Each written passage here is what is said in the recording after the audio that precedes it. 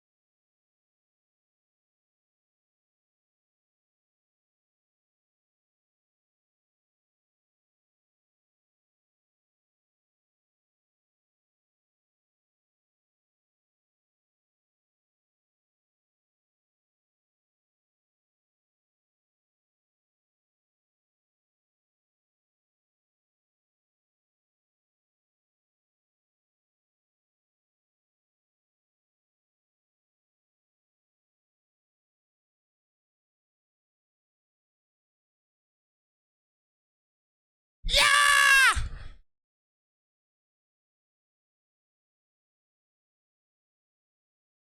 Sorry, I was just making sure you could see me. Minecraft story mode. 7 months H H N N N N N N G G G G G G G H H H H H H H H H H H H. Feeling better today? Yeah, man. Doing good. The 80s. It was acceptable at the time. It was acceptable in the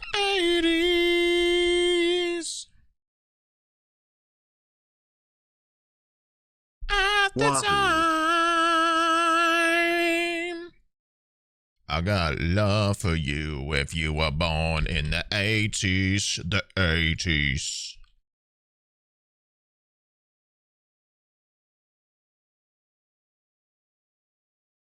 Bro, looking at my chin, like, double chins. The second I turn, like, this is my natural, like, resting spot for my head. The second I rear my head back into my neck, it double chins immediately.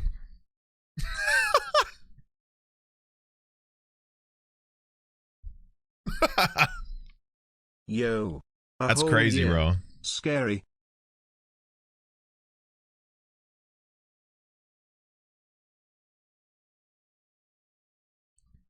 A powerful lack of jawline. It was acceptable at the time. Yippee happy Pride Month freaks. Get to be in the Pride Parade tomorrow, so I'm looking forward to that. W.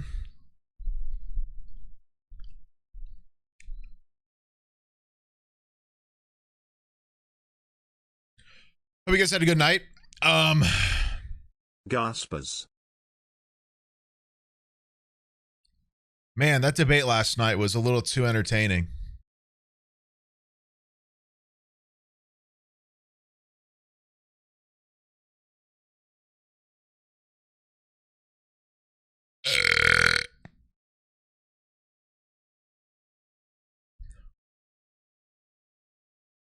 Oh yeah, TTS was off because we had it off during the debate.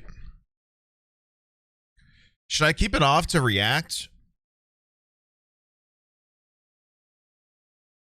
Probably. It was acceptable in the 80s. It was acceptable at the time. It was acceptable in the 80s. All right. Gas went up a whole 30 cents after last night. Somewhere in the US.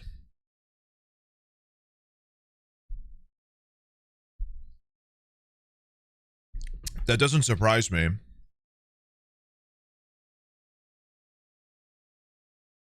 Not now, kitten. Daddy is watching two old white guys in the throes of rigor mortis battle for the fate of our land.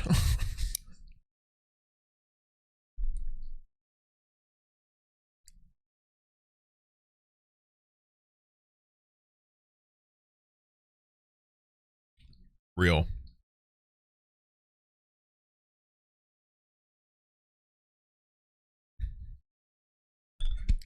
Bye.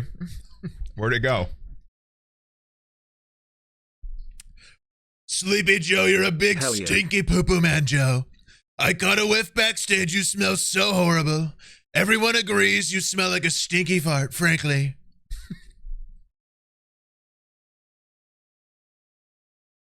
You stinky fart, Joe. You smell like big stinky doo-doo. Everybody's saying it. I didn't say it. I'm just telling you. Everybody said you smell like a big stinky man.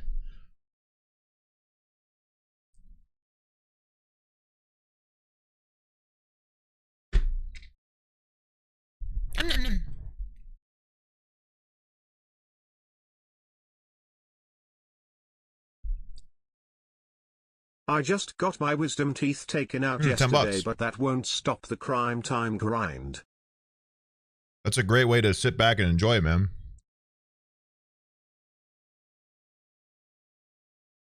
You guys see this clip of Joe Biden today? He like did some speech either like in Atlanta or somewhere else. He sounds totally fine.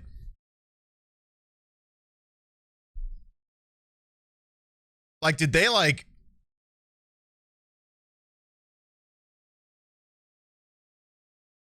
They make him do like vocal warm-ups and shot his throat before he started the other night? Because like...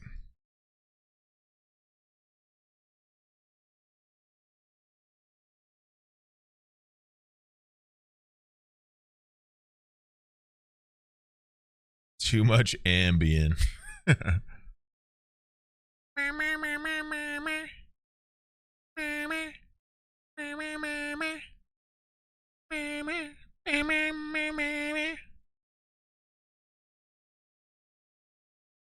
I was trying to see if I could find it, but I guess I can't. Either way, he sounds like...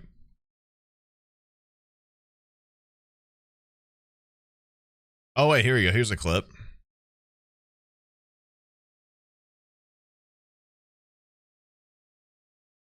Like... I give you my word as a Biden, I would not be running again if I didn't believe with all my heart and soul I can do this job. Because quite frankly... Sounds totally fine. The stakes are too high. The stakes are too high. Sneeg love Sneeg whip. You know, see what I'm saying? Like, I don't get it. What was the problem yesterday? It's too sleepy. He was sleepy. He was afraid of me. He was shaking in his boots. He's scared of his daddy. Scottish freak here. I thought our politics/debates were a joke, but yesterday's debate was so silly. Lamau Sneeg fellow. Right. Anyway, I thought I enjoyed the React Andy a little too well yesterday.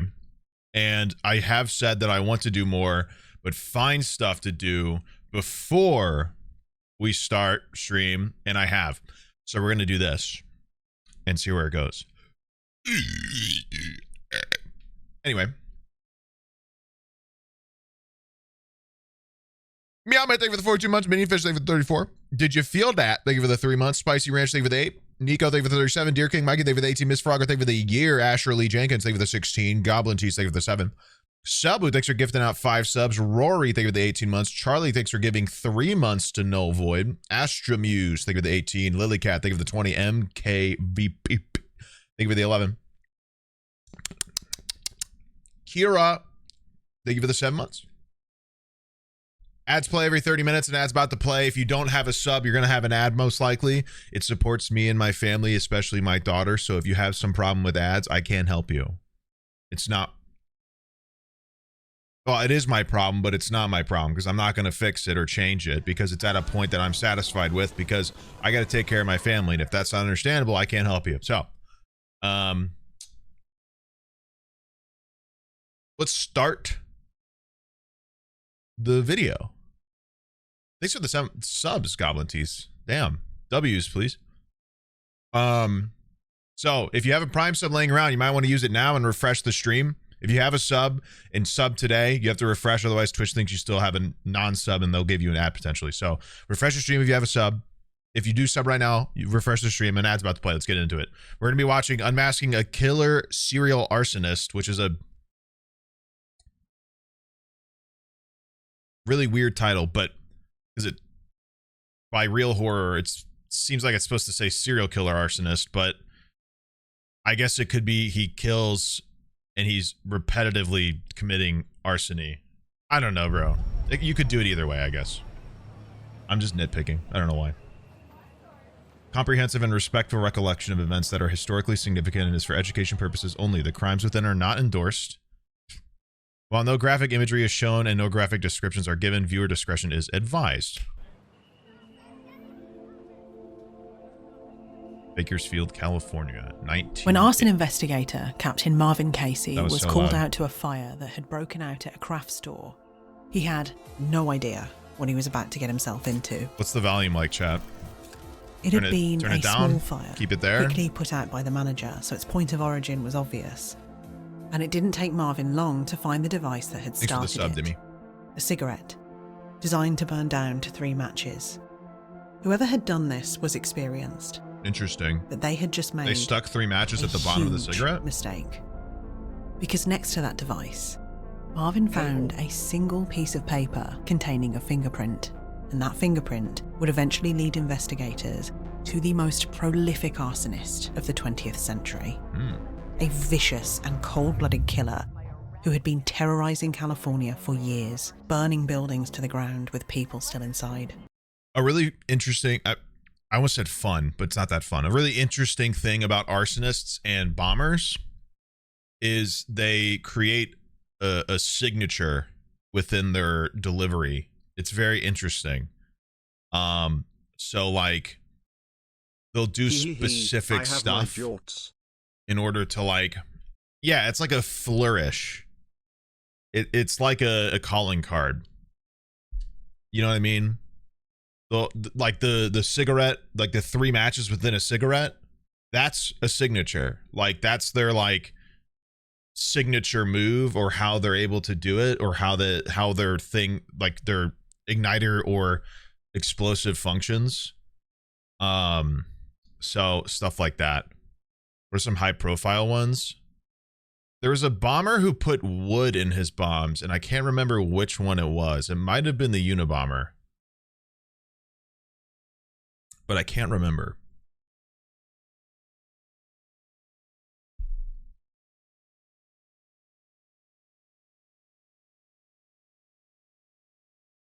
I don't know if I should Google what bombers put in their bombs.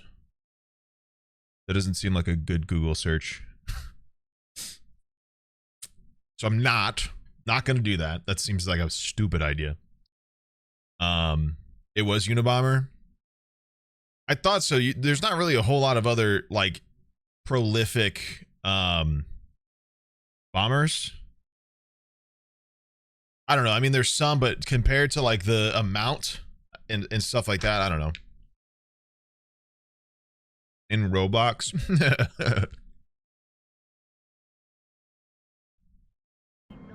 But not only was that man, anyway, arsonists do the same thing. They'll do specific, anybody would have either expected. how they ignite One of it the or most what they put in bizarre it, twists I've what the ever come catalyst across. is, stuff like He that. seems to have unwittingly confessed to it all. And then you start a race against the clock because you're fearful. You never know about a person, you know. We all have our secret got caught and life just that admitted nobody to it? gets into. I'm smarter. I'm better. I can set all these fires right in front of all your noses, and you don't know who I am. Whoa. Okay, Zodiac, relax. At 8:20 with MG Kelly, I can tell that look in your eye. You're looking forward to this weekend. Maybe go out and do a little drinking. I know. I want you to be careful, Drinking. though, because they're out there. P is watching for you. They are not going to let the speeders get by, and obviously if you get caught with The booze, year is 1980, and Los Angeles is now the second largest city in the United States. Is that the Beatles? And in 1981, the city would celebrate its 200th year with the slogan, LA's the place. La's the place. Los Angeles, The Economist declared, has at last become a place to take seriously. Patronising British journalism aside, the growth was hard to ignore. A new skyline had emerged, new freeways, new tourist attractions, cultural institutions, and of course, a how film I feel industry about living that in was Fayetteville, still in the man. halcyon days of the Hollywood It's blockbuster grown era. like crazy. Oh yeah, LA was it. You And by can't the drive time anywhere the city around came here to without host the there being 1984 construction Summer for a big Olympic Games, project. its reputation was cemented. Has definitively left its imprint on crazy. the world. And the rest of us could only watch its frenetic, dreamlike, palm tree-lined growth through a small TV screen. For many, LA really was the place. But while Los Angeles might have felt like the centre of the world to some, to others, it felt more like a city on the edge. Edge of what? This rapid urbanisation had come at a cost. Bro, even in the 80s, their Record highways are levels full of pollution, cars. smog so bad you could cut it with a Just knife, 152 increasing poverty, months left. overcrowding, PG racial 165, hostility, almost PG unfathomable levels of police 165, brutality and PG corruption had all coalesced 165, to make just in Los case it Angeles disrupts the second prime most time. dangerous Fair. city in America, Appreciate it. and a city with a reputation as the serial killer capital. No doubt Los Angeles was a city donning a All glorious LA killers. Ozymandian facade. A mask. On the outside, she was a decadent world-class city, but underneath, she was both seething and chaotic. The perfect place for a monster on the verge of frenzy. It was 1984, and for the past few years, one such monster had been terrorizing the quiet neighborhoods of the Los Angeles metropolitan area from the shadows. A serial arsonist, using the rising levels of crime and general unrest as a kind of camouflage.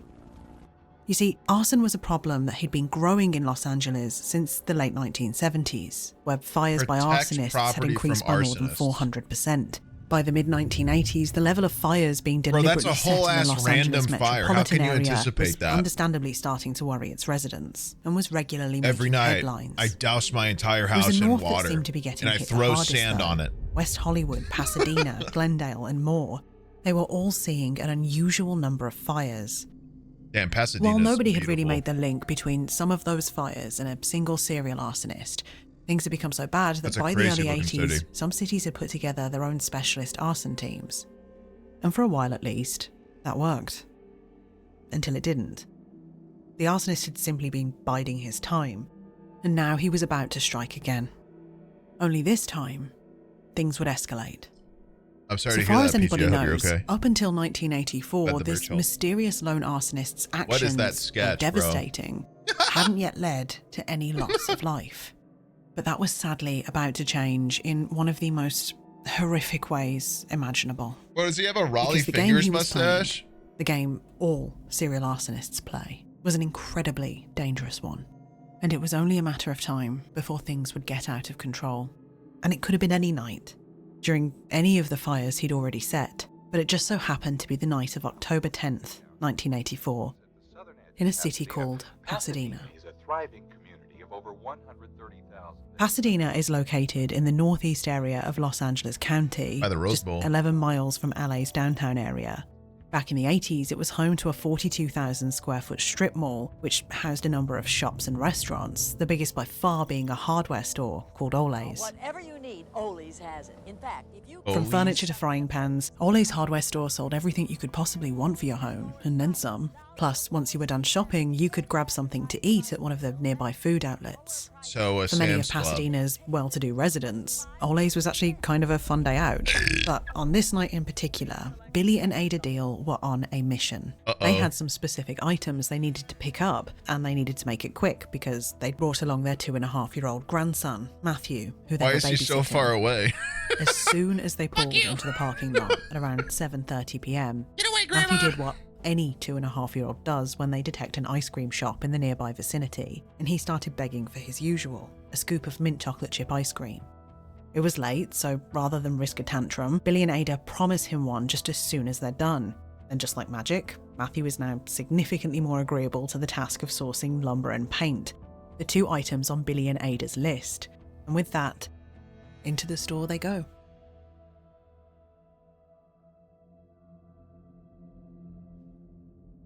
At some point just before 8 p.m, Billy and Ada split up. Billy went to size up some wood in the west side of the store, and Ada took Matthew to the northeast section of the store to look at tins of paint. See, Ole's was at one point 2 separate stores, so it was separated by a large internal wall. I love when stores A sprinkler do this. system operated on the west side, but I don't know why. not on the east, the side that Matthew and Ada were on. At the time, this was technically up to regulation because of the installation of several large fire doors. I love when stores have separation. We were in Alabama for a wedding, and I went to some liquor store. No reason. And when you enter, you could like go left or right, and one side was liquor and the other was beer and wine. I don't know why, it's just super cool. But like the checkout was in one spot. So like the clerks were in the middle of the store, and like one was on the liquor side and the other was on the beer side. It was really cool. I love when stuff is set up like that. It's just very satisfying. Doors in between the two sections, a design that would end up being fatal.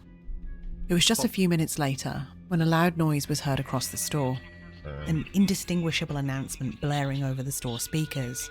Over in the lumber section, Billy heard it and remembered thinking that perhaps it was closing time. It was then that he heard the screaming and saw a number of very panicked-looking workers running through the central fire doors. They were saying that there was a fire and they were yelling at him to leave, but he knew that Ada and Matthew were in that section. So he opened one of those central fire doors. And when he did, all he saw was thick black smoke. Right, created a bit of a vacuum. He ran too. to try the other door, but it was the same. He then ran back towards the entrance, thinking that maybe Ada and Matthew were there waiting for him. Meanwhile, inside the building, Jim Obdam, a young store attendant, was desperately telling people to leave. The fire was spreading fast, and the lights had started going out in that east section. But he knew there were people still inside, so he stayed. At some point, he ran into Ada and Matthew and he screamed at them that they needed to leave, and together the three made their way to the front of the store. I don't know why, it's really funny that he's like, I like the idea. Minutes later, when Jim turned around to check that they were still following, he realised that they'd become separated. But now the lights were completely out and the fire was spreading rapidly, so he did I just really like the idea of there being like big plumes of fire and somebody like telling somebody they have to get out of the room. It's like, yeah, I don't know. Like at that point, it's like pretty established that we should probably leave. Did the only thing that he could. It's He just a crawled funny on his thing to hands me. and knees in the dark, feeling his way along a wall to an exit. Before long, Yeah, he I'm was sure back shock was outside, crazy. breathing in the night air. He didn't realize it at the time because of the adrenaline, but he was covered head to toe in burns. Sitting outside, he watched on as the flames overtook the building and people scrambled out of its exits, some making it out by the skin of their teeth. The speed at which this fire had taken over this I don't like the football-pitch-sized warehouse was almost implications unbelievable. of what It happened was to a grandma matter of and minutes. grandson. Some employees remembered being literally swept off their feet and blown out of the fire exits. One described it as a tsunami of fire. The technical term is a flashover. It's when the entire contents of a room erupt in flame due to an intense heat of more than 1,000 degrees.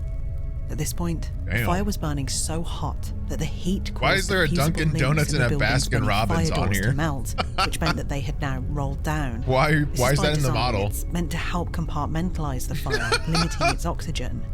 But in this case, Thank you, it also Baskin Robbins, trapped for advertising people this video. inside. And those outside could only listen on, helplessly. According to later reports, those doors could have been opened manually, but at the time, for whatever reason, possibly inadequate health and safety training, no one was able to. Firefighters were on the scene in minutes, but this was a disaster, a huge building full of highly flammable materials and a sprinkler system that only covered half of it. By this point, Billy was beside himself, and he begged the firefighters to help him find his wife and grandson. They told him that they would get them Arsonists out, and definitely they knew really about those tried. sprinklers. They charged the line of fire with a fog nozzle, only to be blasted backwards within minutes. Oh no. And they tried the doors, and Billy tried with them, but they weren't budging. In the end, Billy and those with loved ones inside could only watch on helplessly as their entire worlds were destroyed. Wow, I hate that. Ada Deal, Matthew Troidel, Jimmy Satina, Carolyn Krause. Not just statistics or names in a newspaper, but real people who were loved deeply. Unknown to you or I, but they shared with us the most important yet fleeting of things. A life. And in minutes, I hate that was that. snatched away. The 2-year-old man. Back on the ground, the local fire department was now in desperate need of help, and units from 9 different surrounding areas had been dispatched. But as the unit's fire captain listened into the radio, he was confused, because it looked like units were being dispatched in the wrong direction. And that's because 2 other fires had broken out. One at a grocery store about 3 miles south from Ole's, and then another chip arson rack? attack in a larger supermarket about 6 miles east. The firefighters didn't know it then, but somebody was trying to create a distraction. In the end, it would take hours to bring the fire under control. By morning, all that was left was part of a crumbling external wall and a pile of smouldering ruins. It wouldn't take them long to find the fire's victims. All 4 were found together in the northeast section of the store. According to the firefighters that found them, it appeared that Jimmy Satina and Carolyn Krause had re-entered the store to help others. All were found just 2 meters from the emergency exit door. Oh. Now the extent of the disaster was clear, everybody wanted answers, including the arson investigators that would arrive on the scene. Jim Allen, a California state fire marshal and That's arson awful. investigator, remembered the scene being complete chaos. So He'd arrived close, a little it's after possible Glendale they fire were arson there. investigator It's just the John door was Orr, who had been closed. assigned as the arson explosive supervisor. That's what bothers The 2 me. men were They said that the highly door was closed and experienced, somebody could though open they it, but covered nobody 2 different did. areas, they knew each other well. They could have both been went able to straight get out, work it's just trying the to door figure was out what shut. had happened. They spent hours working their way through the rubble, looking That's what for bothers me. evidence of a point of origin, the place where the fire could have started. But their They investigation tried? They had said to they didn't pause. try. This was now a crime scene, and the They said LASD, nobody knew the Los how Angeles to. Sheriff's Department, would be taking over.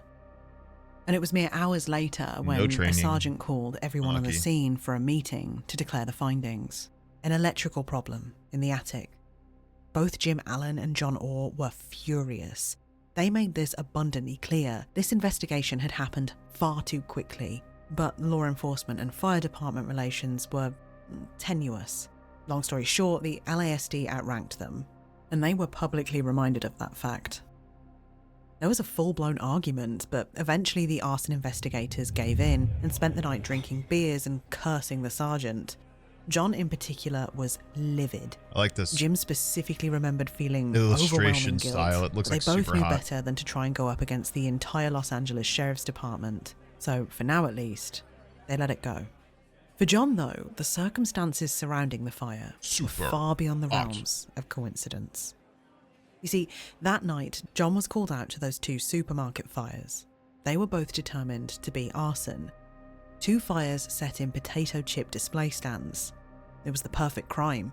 Potato chips are extremely oily and therefore extremely flammable. This wasn't the first time this had happened, though. Cruel logic. In fact, this person was so notorious for doing this, they'd earned themselves a nickname. Potato chip Frito firebug. Bandito. John explained to Jim Allen that he thought the potato chip fires were supposed to be distractions from the Bandito's real fire. The Frito Bandito? What? Arson investigators in the LA metropolitan area had been people compiling were goofy information as about the fuck in so-called the 80s. Frito That's Bandito crazy. for a while now. People were just It was having called, rather fun appropriately, with life, the huh? Potato chip file. She said that's so dead serious. That's the best Frito part. Bandito. Doing this, they'd earned themselves a nickname. The Frito Bandito. Frito Bandito. John explained to Jim Allen that he thought the potato chip fires were supposed to be distractions from the Bandito's real fire. Olays. Arson investigators in the LA metropolitan area had been compiling information about the so-called Frito Bandito for a while now. It was called, rather appropriately, the Potato Chip File. They theorized that this Frito Bandito character was also responsible for a number of other fires which had started in similar ways. You gotta quit saying that, girl. I cannot take it seriously. Similar each time. Frito Fires Bandito. always set in highly combustible materials, always in a retail store, and always during opening hours. And in one of those fires, they'd collected what appeared to be a delayed incendiary device. Ooh. A cigarette, burning down to 3 matches, wrapped in a rubber band. By the time arson investigator John Orr got the news of the suspicious potato chip fires that happened alongside Olays to the investigator who'd been pulling together this potato chip file, it was too late. The wreckage left behind at Olays had been cleared, and with it, any evidence of arson. Super blatant. If this was the Frito Bandito, I think it was a random electrical mishap. They'd just have to wait for him to strike again. And well, wouldn't you know it? Could have been anything, really. Another hardware store, the Builder's Emporium of North Hollywood, went up in flames. Like within days, this guy's just igniting shit. Another, smaller Olays, again in Pasadena, nearly suffered the same fate. Luckily, the fire was put out almost immediately, but it could have been a disaster because thousands were gathered along the nearby street for an annual parade. These 2 hardware store fires should have set a larger investigation in motion, but they didn't. Back then, the systems just weren't in place. Yeah, imagine You see, a cop John not wasn't catching part on a of the trail. Pasadena arson unit. He was part of the Glendale unit. He'd just been dispatched to Pasadena the night of the Olays fire because he was in the area. As for the LAFD investigator and his potato chip file, well, his responsibility was the city of Los Angeles, not Pasadena. All this to say, Los Angeles City is huge, and Los Angeles County is even bigger. And communication wasn't great. It could and arguably should have all ended there. It still is, by the way. This is a common issue, because obviously it's totally fair and expected for police to respond to stuff even outside of their jurisdiction if they're close enough. But police have a really hard time communicating between districts, and it leads to a lot of problems with investigations that cross district lines and stuff because they're just not good in general, but like they're not good at communicating their problems or their information like well, because there's a weird like territorial stuff, and it's just there's not a system in place that's good for them to do so, etc. Because the arson team on the scene of that second Olays fire found something strange at the fire's point of origin. A delayed incendiary device made up of, you guessed it, a cigarette burning down to 3 matches, wrapped in a rubber band. Yes. This was absolutely the same guy, and later on, it would become clear that this was more than just a piece of evidence to be bagged and entered into a system. It was a message from the arsonist. And that message was loud and clear. I'm still here, and not a single one of you are smart enough to catch me.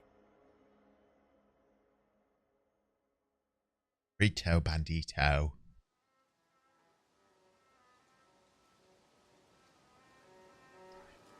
Yeah, it's going to be a cop. The coming of fall in California heralds the arrival of strong winds. Monos in the north, Santa Anas in the south. Sometimes bitingly cold, but more often hot, and always dry. The problem is usually less acute in the north because the intensity of the wind is either less. that or one of the. However, in the south, the variety of heavy vegetation covering the hillsides and mountain slopes dehydrates. That's what I would expect. It becomes an open tinderbox. Ah, California. The American dream writ large. Why you can reach out anywhere and pick an orange, Steinbeck once sardonically mused. And it never gets cold. Well, actually it does. And it also gets very hot. In fact, it's a state that sees more wildfires than any other. According to one bioclimatologist, in pretty much every single way, a perfect recipe for fire is just written in to California. It's hot, it's dry, and at certain points in the year, it's windy too. The Santa Ana and the Diablo winds, as they're known, are part of the state's natural weather cycle, but they massively increase the wildfire risk. They make it a lot easier for fires to spread. And whoever was responsible for the alarming increase of fires on the foothills of Northern California in the years after the Olays fire absolutely knew this. With Olays now bulldozed and the report conclusively stating that it was an accidental fire that had started in the electrical system of the attic, arson and Olays were not to be talked about publicly or privately or even acknowledged, let alone in the context of a serial arsonist. And in the years that followed, residents in the towns of the northern LA metropolitan area began to get hammered once again by a string of arson fires. Glendale, Burbank, Pasadena, Crescenta Valley. Not Crescenta. Fires would break out. I've never been. Usually on a foothill somewhere, usually after 4 p.m. And other fires too, set in alleyways or carports or. Actually, that's not true. I think we looked at a house to rent in Crescenta Valley when we were thinking about moving to LA. And then destruction fires. It was crazy. It was Glendale, the 4th largest city in LA, located about 10 miles north of downtown, that seemed to be getting hit the hardest though. Reported arsons were up 78% in 1985. This was John Orr's territory, and the problem was so bad that he was now part of a 2-man arson investigation unit. Of course, it didn't take long before that unit began to attribute some of these fires to the work of a single arsonist. Likely the same arsonist that had set the potato chip fires, because the arsonist's calling card, that delayed incendiary device consisting of a single cigarette, was being found seemingly everywhere. Was this, the unit began to ask, the Frito Bandito? Quote, it appears his operations have stepped up quite specific. A bit lately. It's really hard. Fortunately, nobody has been hurt, but every time he lights a fire, there's a greater chance somebody is going to get hurt. It's extremely possible. It is possible. It's hard to. This may be shocking, but arsonists and bombers don't exactly have like a group chat. They don't really share their signatures. And it's not really common for people to mimic them because, So the cigarette and 3 matches is a very specific thing. So, somebody else could have done 4, 5, 2, etc. It's a very specific igniter, though. To Dennis Wilson, one half of the Glendale arson unit. And he's not kidding, people were barely escaping with their lives. In one particularly terrifying instance, a basement garage fire blocked a family's only exit from their burning 2-story apartment building. Even the firefighters were surprised that they managed to survive. In spite of all the evidence, that lone arsonist theory was far from a widely held view. Quote, "We're not attributing it to the same person, but we're not ruling the possibility out," commented the captain of the nearby Burbank Fire Department. The fact that the arsonist would take month-long breaks only to come back with slight tweaks to his previous MO certainly didn't help matters. But he'd always come back, and when he did, things would always escalate. By 1986, it was Doug Staub's turn on the Glendale Arson Unit. In the year and a half he worked within the unit, he saw more fires than he did for the rest of his career combined. Whoa. It was bad. Hundreds of acres were being set alight, entire homes burned to the ground. But something had changed now.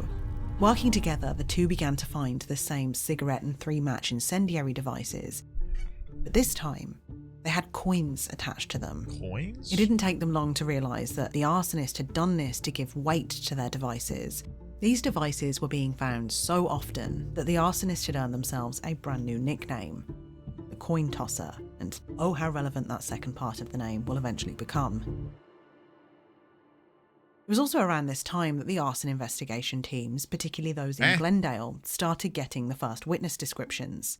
A white man with dark hair, normal height, average build, in his 20s, maybe early 30s, driving a van or maybe a truck. Not exactly specific, I don't but know, it did Frito at least Bandito narrow is it way down. better, but that's fine. Still, as the summer of '86 drew to a Just close, me. the Glendale arson units were no closer to catching the elusive coin tosser, and so a series of bizarre mind games began. At one point, after his trademark Bro, did you device see was that guy's found on a mutton particularly chops? bizarre mind game. God damn, bro. What is happening here? Whoa. Began. At one point, after his trademark device was Yikes. found on a particularly bad hillside fire that had destroyed several homes, investigators began theorizing that tosser the a arsonist term? was Yeah, disguising it's himself British as a slang for, photographer like, and then asshole. returning to the scene to watch, perhaps Oh, maybe they're taunt implying it's a British investigators. person? Then, of course, there was the time he showed up at a gift and home accessories store in Burbank. When the inevitable fire started, the owner of that store wasn't able to get through to emergency services. When she escaped the store, she luckily ran into a deputy sheriff just hanging out in the alleyway. Panicking, she told him she was really worried about the old man living next door. And then this mysterious deputy sheriff quickly sprang into action, jumping the fence to warn the man. When the firefighters he's finally arrived, mysteriously the there, elusive huh? sheriff was nowhere to be seen. Of course, the sheriff was the coin tosser playing yet more mind games, though he had just made himself extremely recognisable to the shop owner, which feels like one of those decisions that will have consequences somewhere down the line. Very That's common. the weird thing about the coin tosser. He makes some pretty risky and brazen choices, yet somehow, he always has this uncanny ability to disguise himself, to blend into a crowd. Every shit, time he's just a Doug guy. and John thought they had something, a suspect, a clear van description, for example, they chase the lead all It's around like he's town. like a and decrepit would guy with always a come to lighter, nothing. like flicking it and shit. Still, there could be With a cigarette with 3 matches in his mouth, being like, yeah, they never suspect anything from me. He's just a fucking dude. This is why people are always so shocked by like serial killers just like looking totally normal. It's like, because they're just normal looking people. They're fucked up on the inside, but like, it's not like they look like, you know, they don't walk around with a knife in hand. You know what I mean? Like it's always such a funny comment to me when people are like, hey, he's just so normal. You just can't, you just didn't expect him to be so crazy or so normal looking. It's like, yeah, we're all just normal people. Like it's really not that big of a deal. It's really like, I don't know, everybody's looking for some like, yeah, some cartoon movie shit where it's a guy like I've eluded them again. It's like no doubt that things were now I mean, maybe they're escalating. thinking that, And but with like that escalation came the risk of making a mistake. But But if investigators were very going to catch common. this guy, that mistake very common for like people who do like arsony, like bombs, serial killing, stuff like that. Very common for them to approach the crime scene to kind of see the damage that was done. It's kind of a, excuse me, there's like a not always a sexual release, but like a satisfaction to it, which is sometimes sexual, but they want to see their work be viewed and interrored stuff like that. Yeah, it's an ego thing. So, very common. Very common. Lots of serial killers did it. Still do it, I guess. Yeah. Mistake would need to be a big one. Something undeniable that would be impossible to explain Which is away. probably not Something common knowledge back like a then. fingerprint. What the hell is on the TV? It's always time to make the donut. Always time to make the donuts. This is Walter Heath at Outpost Freestead, approximately 33 kilometers northeast of Neoleston. This is an emergency and we are seeking assistance and rescue services. Anyone, please respond. I can't see channel points on my Chatterina.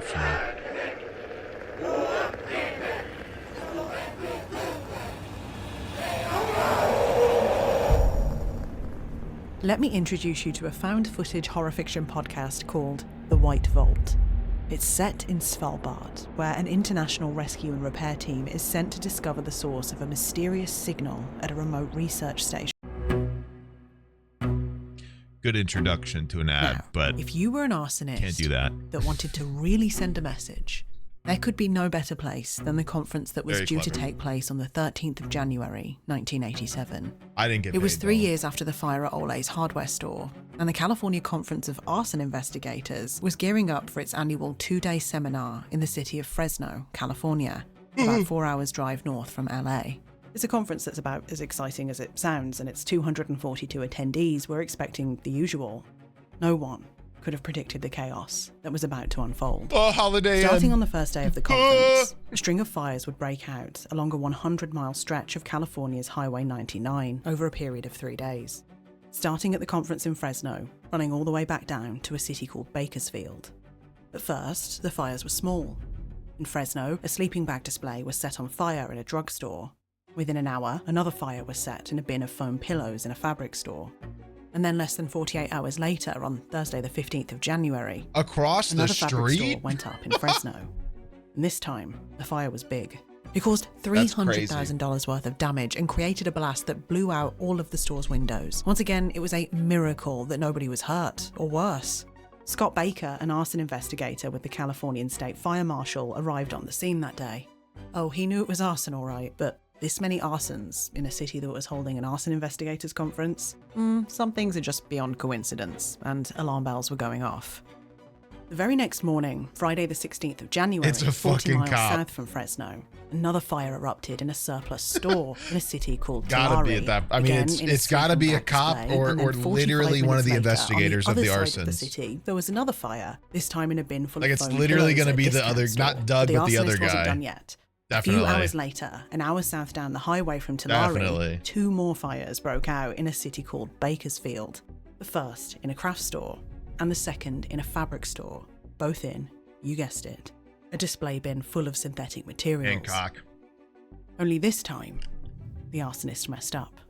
Because called to the scene of the first fire in Bakersfield, the one at the craft store, was an arson investigator called Marvin Casey, and no prizes for guessing what he was about to find. Now, the fire in the craft store hadn't been that bad. The manager Damn, had Rice noticed shot it twice right in a away row. That's and put it crazy. out with a fire extinguisher.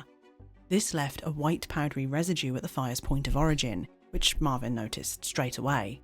It was No, it's a wooden fingerprint. bin They already that found was it. at one point full of decorative synthetic Marvin flowers. is kind of a good name. Damn. Marvin poked his head inside, and right there Marvin. at the bottom, he saw something.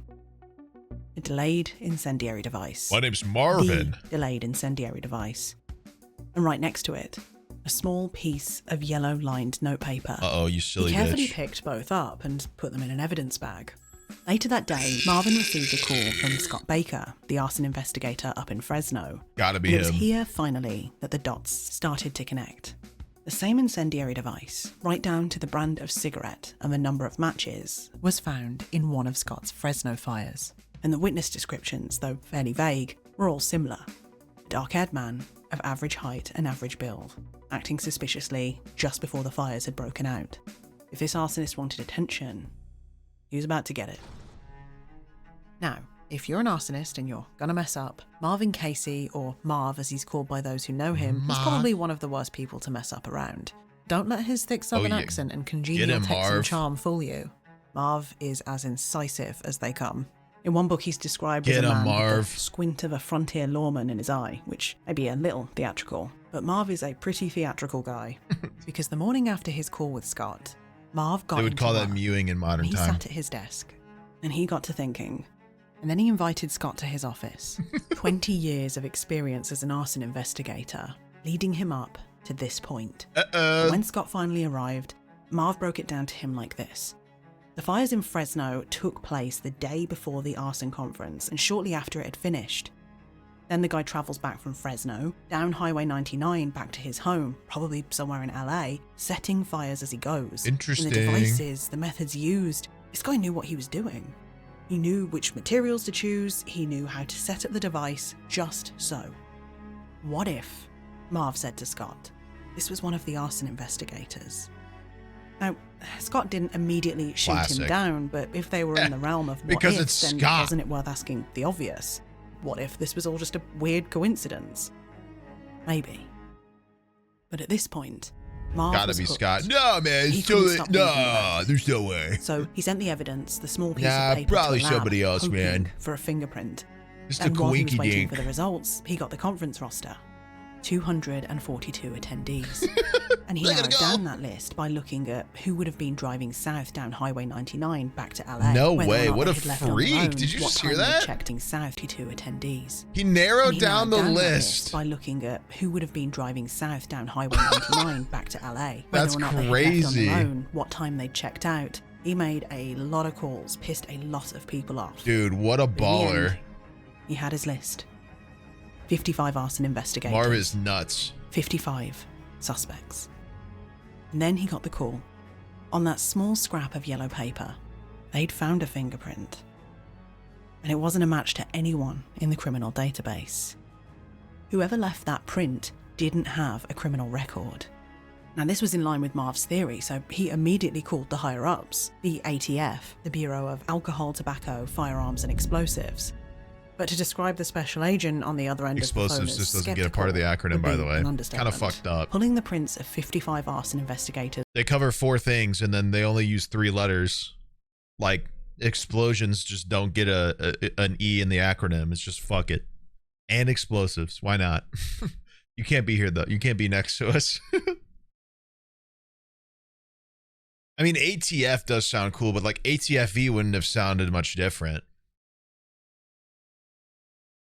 That's all I'm saying. Would mean going to each of their respective fire units and pulling their physical fingerprint cards. And anyway, he said, the evidence just doesn't warrant that. So thanks for the theory, but no thanks, and good luck with it all. Evidence doesn't I couldn't warrant get it. anyone to believe me, Marv remembered. Because they didn't want to believe me. Yeah, well, common problem. That Needless blue to shield. say, Marv was bitterly disappointed. Very common for The whole enforcement thing to had think made all him of an them are outcast. innocent and Many of his fellow incapable of investigators crime. shunned him. He knew that he couldn't take it further. At least, not right now. What? Not without losing his job. He would just have to wait until the arsonist struck again. That wait would be a long one. 2 years, to be precise. But Taps? Where are you guys getting other now know, other letters? our lone arsonist is Explosives not a very good decision maker. is an E. And he just can't help himself. This time, the Arson Investigators Conference was in Pacific Grove, a city on the coast, Tobacco, about arson, 5 hours drive north firearms, of Los Angeles. and It explosives. was the same pattern. Fires along the highway leading south from the conference, all in foam padding or pillows, many of them with the trademark device. Just like the Fresno Bakersfield making up fires, letters? just I like don't the know. coin tosser. This And illustrations, those devices these were wrapped illustrations in are the so same good, yellow bro. notebook paper as the ones found at the first Arson Investigators Conference.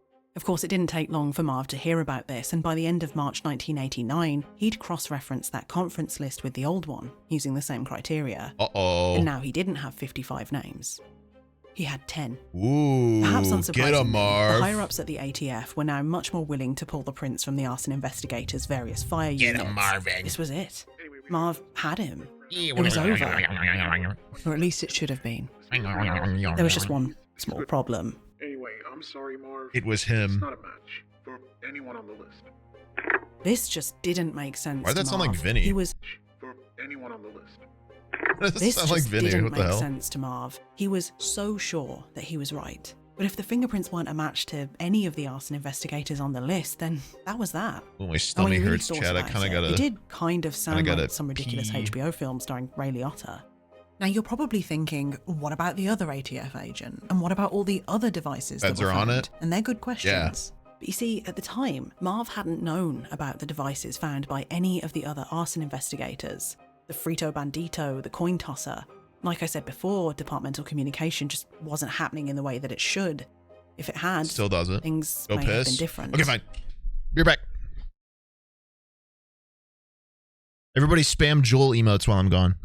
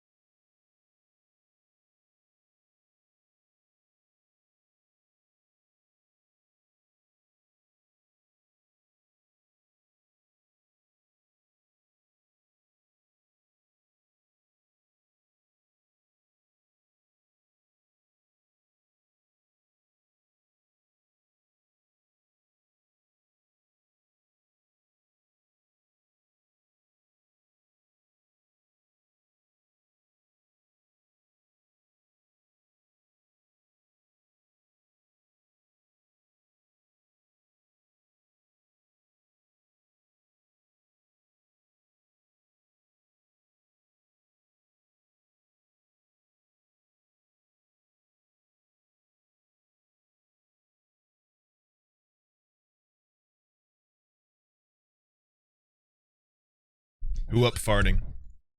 But here's the thing you need to know about Marv. I am. He's stubborn. And deep down, he knew he was right. Me? No. There were just too many coincidences. But what was he going to do? Start accusing a fingerprint expert of getting it all wrong? They'd just laugh him out the door. A small city arson investigator, a country bumpkin, with his crazy conspiracy theories that didn't even have evidence. He knew what they were saying about him behind closed doors. He was a joke to them. Yeah, Marv's a dick. But he knew something else. Yeah, fuck too. Marv. This guy, What kind of a name is whoever he Marvin? wasn't going to stop. Marv knew arsonists, and he knew arson investigators. It was the fingerprint guy This and the guy phone had messed guy. up before. Phone He guy. would mess up again. And once more, Marv was just going to have to wait. Sorry. And he wouldn't have to wait very long. Because this arsonist's fires were messages. And once again, that message was loud and clear. Clearly, none of you are smart enough to stop me. So, I guess I'll just burn it all. Good lord, that's scary.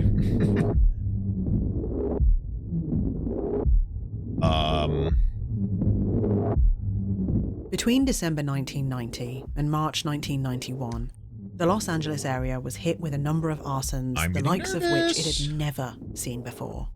The arsonist was back, and he was trying to burn LA to the ground. Store after store after store. These weren't small fires either. Entire department stores were being burned to the ground at peak shopping periods.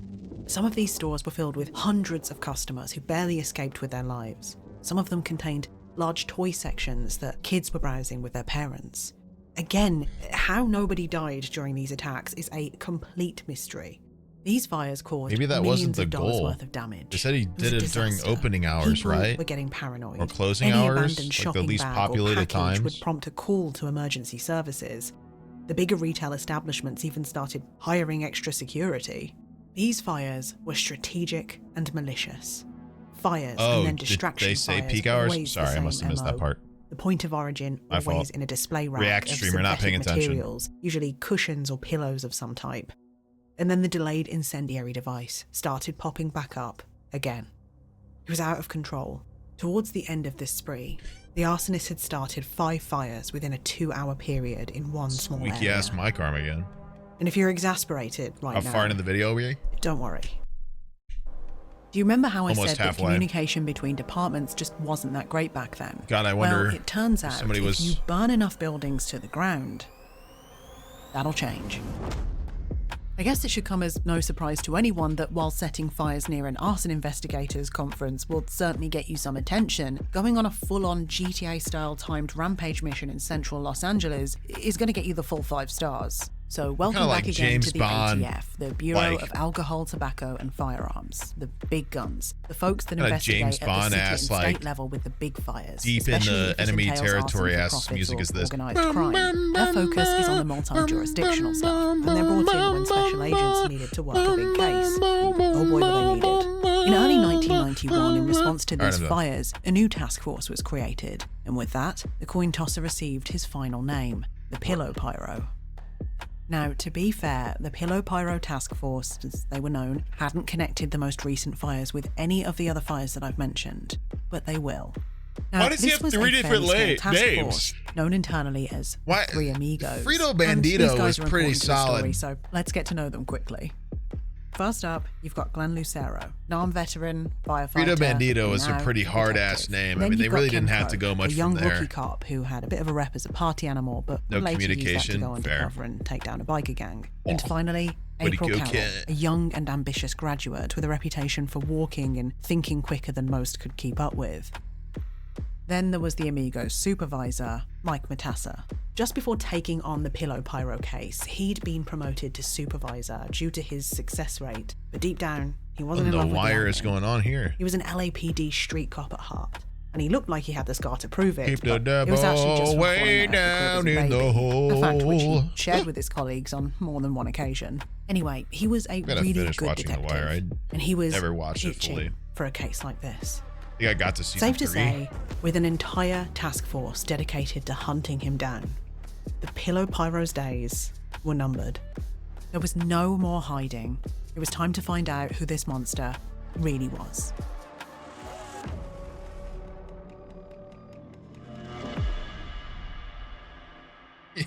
Yeah, name them something With the fires crazy becoming dumb, like more stupid frequent and idiot more killer. aggressive, Matassa and the Three Amigos knew that time Well, that wasn't makes the on their victims side. sound like they're the So the stupid task idiots. force Maybe came not up with a that. plan. They'd seen the pattern in those LA fires. Stupid idiot who They kills had to people start killer. connecting the dots, and fast. They began spreading the word, and in March 1991, a Pillow Pyro bulletin was presented by an LAFD investigator investigating at a Tiny Fire Dick Investigators Dan. regional strike team meeting. This was a group formed by the small foothill cities of the northern LA metropolitan area, mostly attended by any city that didn't have its own big arson investigation unit. That day, the investigator presented the Pillow Pyro's MO, outlined examples of fires, advised on what to Oh my do God, and what to police be on the districts lookout are communicating. for, This and then is handed out crazy. a flyer detailing the signature device And then to they a room never did it full of arson again. investigators. Now, most attendees sat there and listened dutifully, another day, another meeting, but as soon as those flyers were handed out, one of those attendees felt his blood run cold. It was Scott Baker, arson investigator from the California State Fire Marshal. Uh-oh. He'd seen that device before. 4 years ago in Fresno, he and Marv had discussed it to death. And now, here it was, on a piece of paper, Scott. right in front of him. He wanted to speak up there and then, but he had to stop himself. It hadn't exactly been the most well-received theory back then, and if Marv was right, Scott may be sitting in a room with the arsonist right now. So he waited, and then when the meeting was done, he had a quiet word with the LAFD investigator. He told him that he needed to tell him something really important. Not here though, he said. The chairs are Meet me listening. outside in the middle of the parking lot. This spooked the investigator, who probably thought it was all a bit dramatic, but he obliged. And there, Throws in the cigarette middle with of the 3 parking matches lot, at the investigator. Scott shared the theory. He told him everything. And then he dropped a bomb. We didn't just find the same devices that you did. We found something even better. A fingerprint. I'm sure you can imagine the look on Marv's face when the Ooh, a three amigos from the sandwich. Pillow Pyro task force came strolling you. through his office door. He pulled out W all lady. of his intel. One of the amigos, Glenn Lucero, Love you, remembered thank listening you. politely as Marv began regaling his theory in careful and elaborate detail. All the three At the time, amigos are Glenn listening remembered to thinking Marv's that, theory. quote, Let's it was go. interesting, but that Marv had already worked it to death. True, and perhaps more importantly, as they would find out, when it came to that all-important fingerprint, there wasn't actually a match. In contrast to Marv, the amigos were decidedly unexcited about this theory. Still, they took the evidence back with them and half-heartedly trotted out the theory to Mike Matassa. They explained that, yes, there was a fingerprint, but there were no matches. And Matassa, cautiously optimistic, just said, I'm muted because I'm crinkling a lot of paper, sorry. let's run it again. Run it back! Bro said Just we're like running that, it back. The fingerprint was being run through a much more enhanced process, using newer techniques that were more reliable. They now had access to a computer, for example, that scanned the print Look at this and beautiful gave it a sandwich. score. And that computer could scan not only arson investigator fingerprints, but all the fingerprints of all the country's law enforcement officers and anyone who'd ever applied for a law enforcement job, such as a fire investigator who had applied and failed to get into the LAPD 20 years earlier, for example. And I'm sure you can probably guess what happened next. The computer found a match. There it was, clear as day. April remembers having to sit down as she was I told. have the results here for the 1987 Bakersfield fire. Listen, we have a really weird result here. You ought to tell your arson investigators to keep their mitts off the evidence. It was Why does touched this by sound like John Vinny? Leonard Orr, left ring finger. Isn't he an arson investigator up in Glendale? John So what the hell is Leonard this guy doing up in Orr, Bakersfield? the well-respected arson investigator told from you. Glendale that you'd met at the beginning. I told you. The man who had first come up with the theory of the lone arsonist. The man who had convinced his police partners to chase the arsonist all over town. Just wait? Are you serious? There's another twist? The man who had been so insistent that the fire at Ole's was arson. Nobody could believe what they were hearing. What? There had to be some kind Why of would he explanation. why would he Orr, put the of police on all himself? People. He was a leader in his field. Everyone knew about his success rate in finding What, he the get a point of boner origin. about it? At the time, they were all thinking that there had to be a mistake. Maybe the computer got it wrong. It's gotta So be an they spoke to arsonist, Marv guys. We when should they look asked for him. Is there any way that anyone other than you could have touched that paper in a professional capacity? To which Marv answered unequivocally, no. It was exactly as they had expected. Why would John be an investigator at a Bakersfield fire 2 hours from his jurisdiction in Glendale? Right there and then, all Gotta be doubts two went out the arsonists window. then. Of course, on the other end of the line, Marv suspected that they'd found something. They told him that they had, but they couldn't tell him, and he was pretty mad about What if he this. found the felt that he arsonist and had the confronted right to him and know. then got recruited to do Eventually, it with him? the amigos caved and told him. Shivers went down his spine. John had trained him. Glenn Lucero, one third of the amigos, felt the same way. At one point, Glenn had been neighbours with John and had been invited to his Christmas parties. As a fellow firefighter, he'd also gone to many of his arson talks. He'd read the papers that John had written. They were really good. Now, you might imagine that this would be a smoking gun. There would be no way that John would be able to explain this, and so he Hard to would beat immediately DNA be evidence. arrested and charged. But that isn't quite how it worked. Remember, the Pillow Pyro Task Force only knew about the most recent LA fires, and now the string of fires at the 1987 arson conference. They didn't know about anything else. But of course, they knew there would be more. They now had to start looking at every other suspicious fire, which meant that they had to start digging through other departments' files, only alerting those who absolutely had to know, certainly not John. They didn't know it then, but they were looking down the barrel of more fires than they could have ever possibly anticipated. This case was about to go deep. Bro's a freak. Because the coin tosser fires, the Frito Bandito fires, Ole's hardware store were all John. I can't believe they have a DNA match and it's going to go With the depth and deeper. complexity of this case, they needed time. Better still, with the notorious difficulty in compiling solid evidence in cases of arson is a prosecuting attorney's nightmare, they ideally needed to catch him in the act. So more people would have to be brought onto the task force. And on top It of is a that, nightmare, they needed to start 'cause you need to tracking him. get So somebody they applied caught. for a court order to stick an electronic tracking device to... It's what they're alluding to. Prosecution has a hard time with arson cases because, like,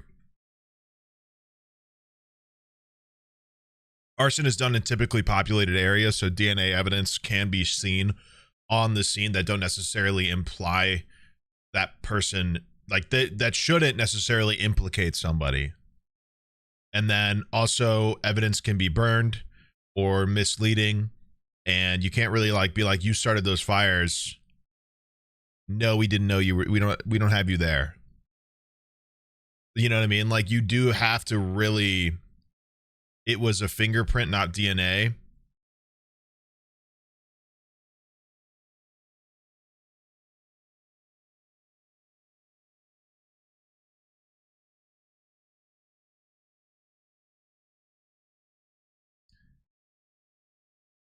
That's the same thing. Fingerprints are DNA. Sorry you had to find out this way. To the bottom of his car. And when they were granted one a few weeks later, they began planning for a stakeout. And their timing couldn't have been Fingerprints are better, pseudoscience. because in a few days... Is that sarcasm?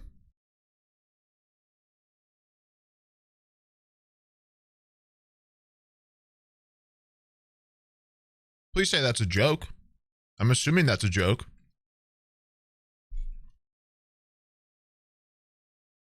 N? Would a fly just fly past me? Fingerprint is pseudoscience compared to DNA.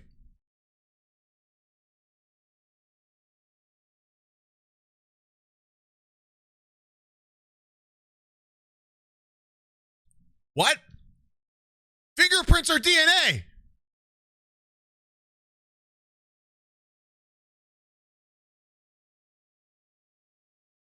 What? Unless you're a twin, you most likely have a unique fingerprint in terms of pattern, like whorls and stuff like that. And when you touch something, if you really press on something, you leave a very distinct fingerprint pattern.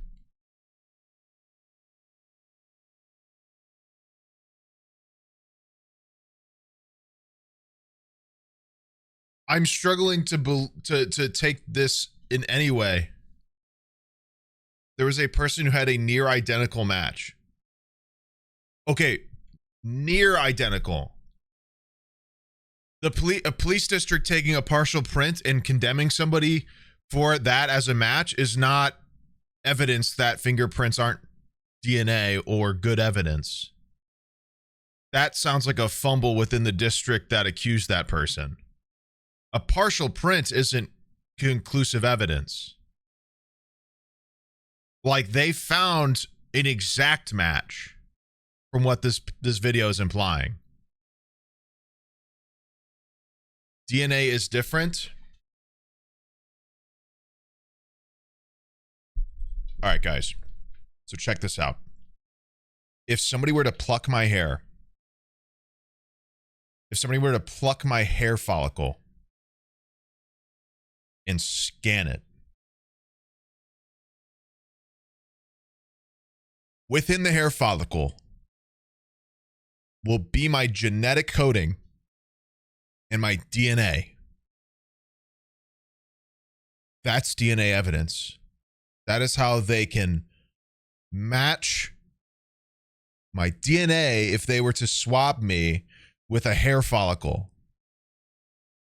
Like when when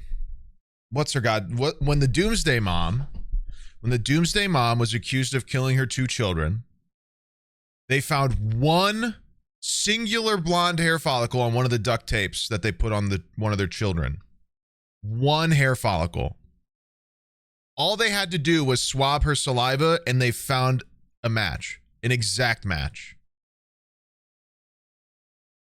I'm not saying fingerprints are extremely reliable, but when a fingerprint is extremely readable, as if it's like directly pressed down, that is a very distinguishable identifier. It's not 100% because there's a lot of factors in somebody touching stuff. Hardness, angle, like the surface, their finger, like did they have, when you touch anything, you leave behind DNA. Like it's literally a theory. Like there's an entire theory of people who we transfer DNA by everything. We touch everything. Anything we do transfers DNA. Like, I am not saying that like genetic DNA testing is the same as a fingerprint scan. I did not say that. Fingerprint DNA is a completely different thing, but it's still DNA. Just because it's not reliable doesn't make it pseudoscience. The terminology you're using to refer to an inconsistent thing, eyewitness testimonies are not reliable. They're very biased or just incorrect. That doesn't make it pseudoscience. That just makes it unreliable evidence. It's not determinate evidence. It's not substantial. Genetic DNA testing can be substantial. That I agree. Fingerprint match isn't substantial, but it's not pseudoscience. Everybody has a unique fingerprint. The likelihood of you getting an exact full-on print, not super likely. Like, unless you straight up plan to, but like, fake science is different than unreliable evidence. Like, does that make sense? I do get what you're saying, because technically a fingerprint does not conclude what testing somebody's DNA within them, within their body, within their physiology would. But they don't go... they shouldn't. They shouldn't go off of a case strictly from a fingerprint. The likely scenario here is they will bring this guy in. Well, I don't know, because it's the 80s. Nowadays, they would bring somebody in if their fingerprint matched. Like if this was a criminal and they were if they were in the criminal database, when you get arrested, you have to submit your fingerprint. And then you're in the criminal database. Like your DNA, your fingerprint, everything. You get put in the criminal database. If they find evidence of DNA, like a hair follicle, like skin, like a fingerprint, they'll scan it and see if the criminal database gives a match. And then they'll bring that person in and then continue the testing. It's not like they see the fingerprint and go, that's the guy. Like, get him. It's evidence to build off of. That's the whole point of eyewitness testimonies too. Unfortunately, people within like court cases, like prosecution, use eyewitness testimonies to bolster their argument, despite eyewitness testimonies being inconsistent a lot of the time. That's a totally different problem. But I hope that makes sense. I mean, I see what you're saying, but like, this is an argument of like terminology, when at the end of the day, it's not pseudoscience. You shouldn't say pseudoscience unless something is totally like there's no foundation on its value. Like the ability to detect lying, pseudoscience. There's not a consistent way to like see a lie, like without prior information or posthumous information, like a certain true crime channel that we've discussed before. Like, you can't see body language or demeanor or tone, etc., and be like, that's a lie. There's not a consistent pattern in which that is a proven fact, because people are so unique and different in their mannerisms and their personality and their delivery and their body language, that somebody could be extremely nervous or extremely off-putting body language wise, but be telling the truth. But they don't know, they might not act that same way as somebody else would in that situation. I'm not going to act the same thing if I get pulled over by a police officer that you might act as. Like, that, something like that is pseudoscience. It's all good, dude. You're not like, I'm not mad at you. It's just, it's a good discussion because like stuff like that, like even though it's like awkward, it creates a cool conversation because you get to clarify, I get to use my degree, we get to have a decent conversation that isn't rude. At least I hope I wasn't. Like I think both of us exaggerated in quite some way, so it's totally fine. I think you used the wrong word and I took that as is, and that's on me. And then I think that like I also was taking fingerprint as like DNA when technically you're right. It's not DNA in the sense that you're speaking of. So it's totally fine, man. I think it's good. It's fun. It's fun to discuss. I think that's my favorite part about being able to use my degree is discussing about it because it's like, this is useful stuff. Maybe not the transferring of DNA, but like there's a lot of very interesting stuff that comes up within the criminology and criminal justice system that isn't given to people within their education. That would be very useful for people to know, like in terms of civil rights and their rights to an attorney, stuff like that. But anyway, this is very interesting. I don't know what's going to happen here. Because we're halfway done and they've found a fingerprint on the scene of a crime and have connected it to the same guy. So I have no idea how this is going to blow out for 40 more minutes, but we're going to find out, I guess. John would be attending another arson investigators conference. You're going into criminology because of me? That's so nuts, dude. I can't believe people go to criminology stuff because of listening to me. Very strange. That is such a wild they were about thing, to play. man. What made me want to study criminology? Stuff like this, man. It's just fun to talk about. Like, I could sit here for days and just discuss the psychology of serial killing, or like fingerprints, or just evidence in general, like. Forensics in general is really cool. Like stuff like this, like the investigative process, stuff like this. It's, despite it being a corrupt system, the processes in which crime is solved and discussed and like concluded is fascinating. The process in which a crime is committed is fascinating. You have to go through a lot of mental hurdles to decide to commit a crime and actually do it. The thought of doing one is way different than the actual process of setting up and doing it. If you planned it out to that degree, even not planning it out and doing it to that degree takes a lot of mental gymnastics.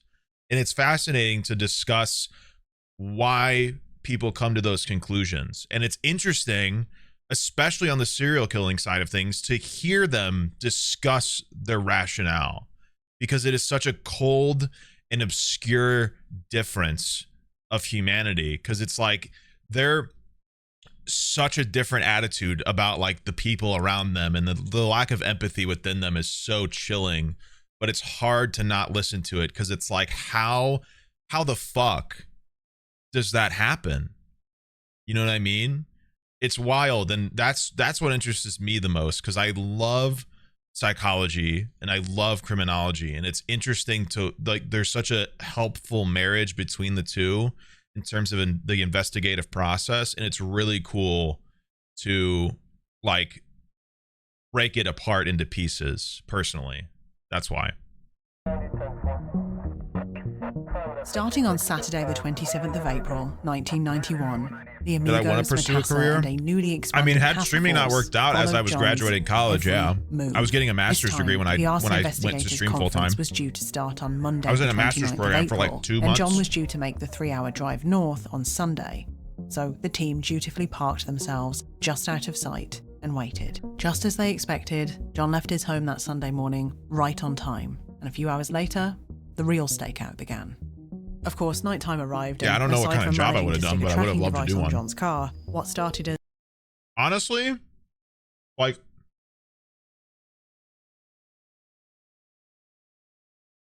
I think being an investigator is very cool. The problem is that requires being a cop. So Like, if we're talking like ideally, being a PI would have been awesome. I mean, that's a very specific and very hard to like get done, get successful job, but the investigative process is a very interesting and fascinating thing to me. And being able to dig deep into a problem or a question in terms of crime is very cool. And it would have been very cool to be able to like do that. I think if I really like being like a homicide detective would have been wild. Stuff like that is like fascinating. I mean, it's not, you know, fireworks and shit like CSI Miami and all the shows that show it, but like I even applied to the FBI don't be mad at me. I applied to the FBI at one point when I was still going through college because I loved the idea of being on the behavioral analysis unit, which is a tall ladder to climb. But obviously it didn't happen. I didn't even get a call back, but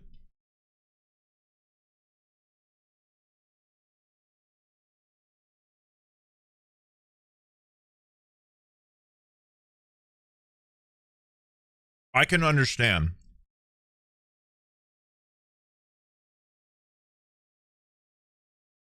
the appeal of certain jobs within like law enforcement. The overall culture, education, and lack of training within it is unacceptable, and it's created a long list of cops who are just not good at their job and are terrible to the environment around them. But stuff like a homicide investigator, like the DEA, like the BAU, jobs like that where you really dig deep into like the psychosis and process of a criminal, I understand that fascination. That's a really, really cool job to me. Now, I'm glad I never had to go into that.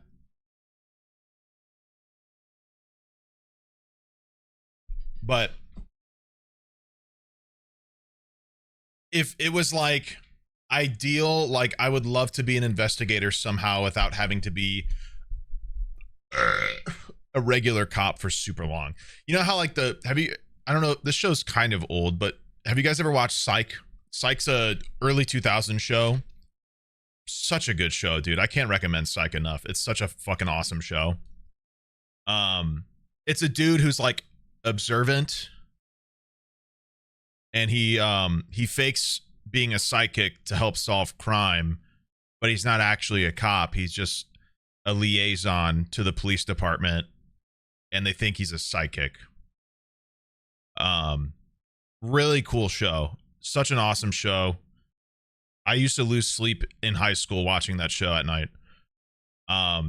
Something like that would have been really awesome to me. Obviously I don't think that's in any way a possibility in real life, but like if we're talking like ideal job, it would be to be like an investigative liaison. That way I don't have to do all the cop shit, but I can still help with the stuff that I find fascinating.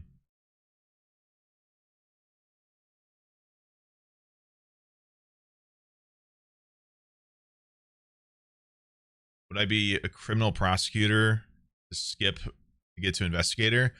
I suppose I could have taken that route. I didn't go to law school though. I didn't shoot for law school. I didn't think my grades would be good enough. And I don't think they were.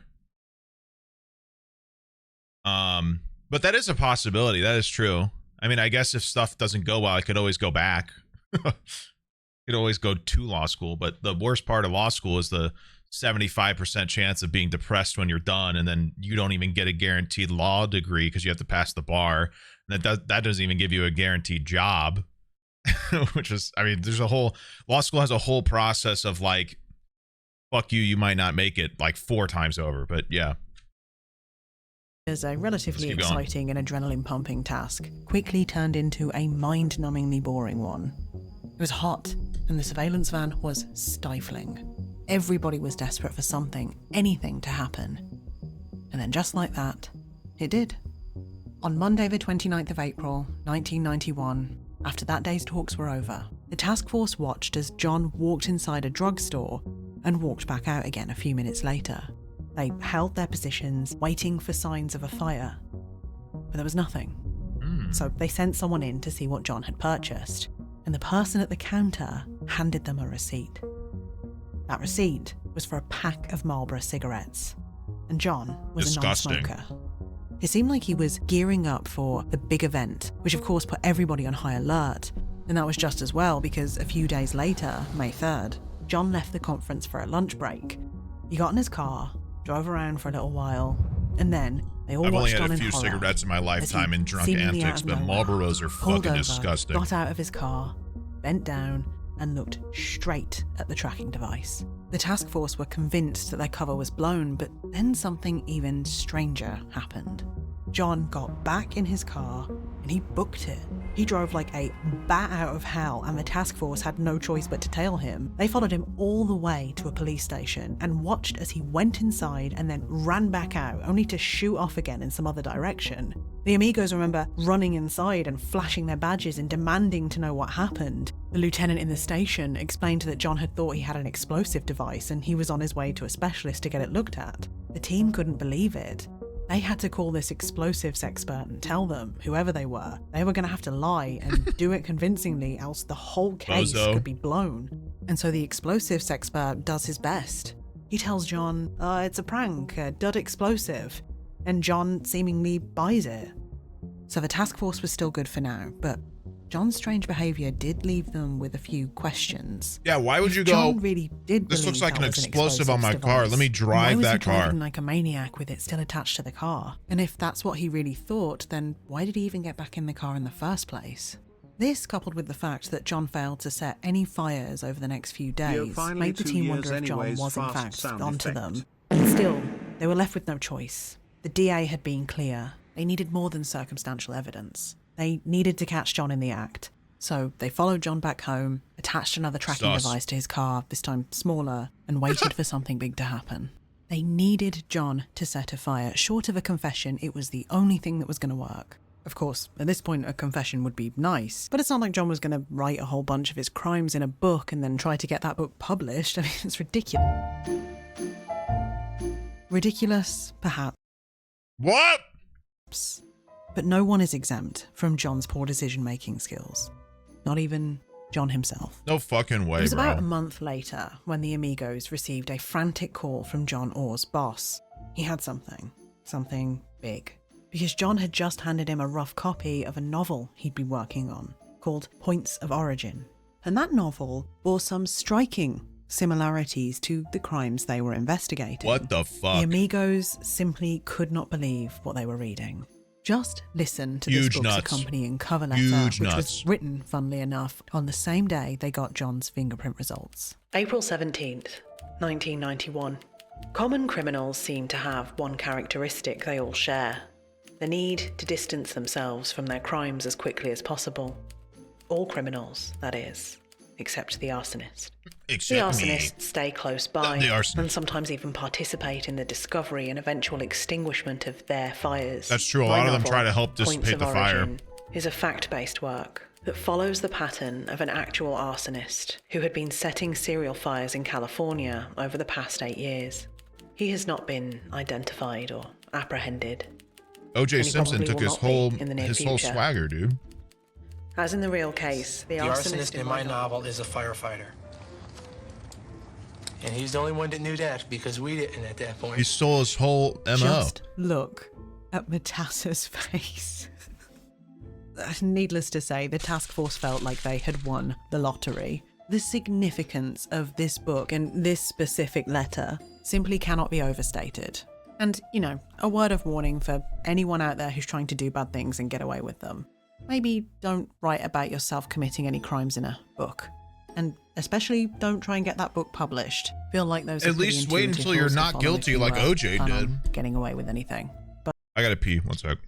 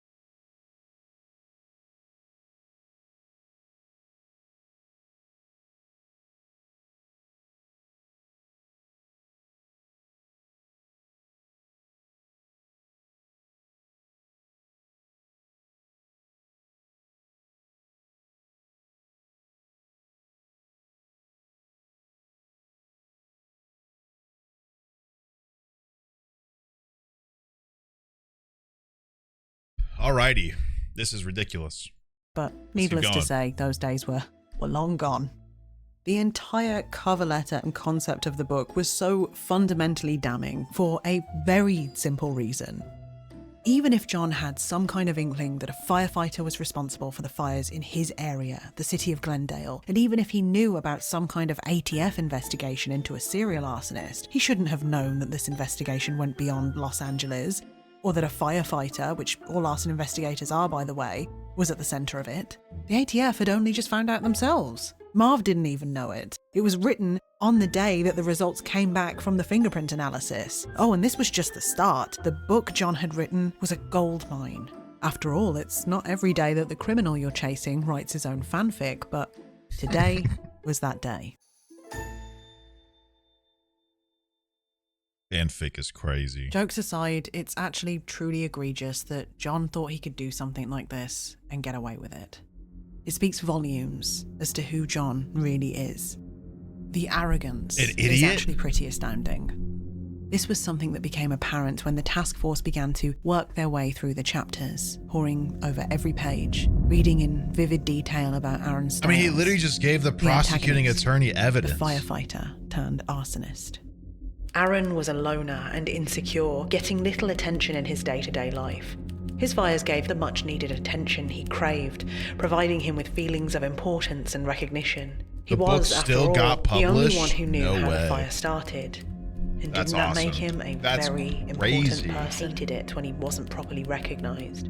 Aaron was so furious that he set a nearly identical fire 2 days later at another hardware store. Aaron reached into his pocket and found a handful of coins. He tossed the device out the window, watching an alley lined with apartment buildings. Each 2-story building had carports off the alley. This fire would start off his day.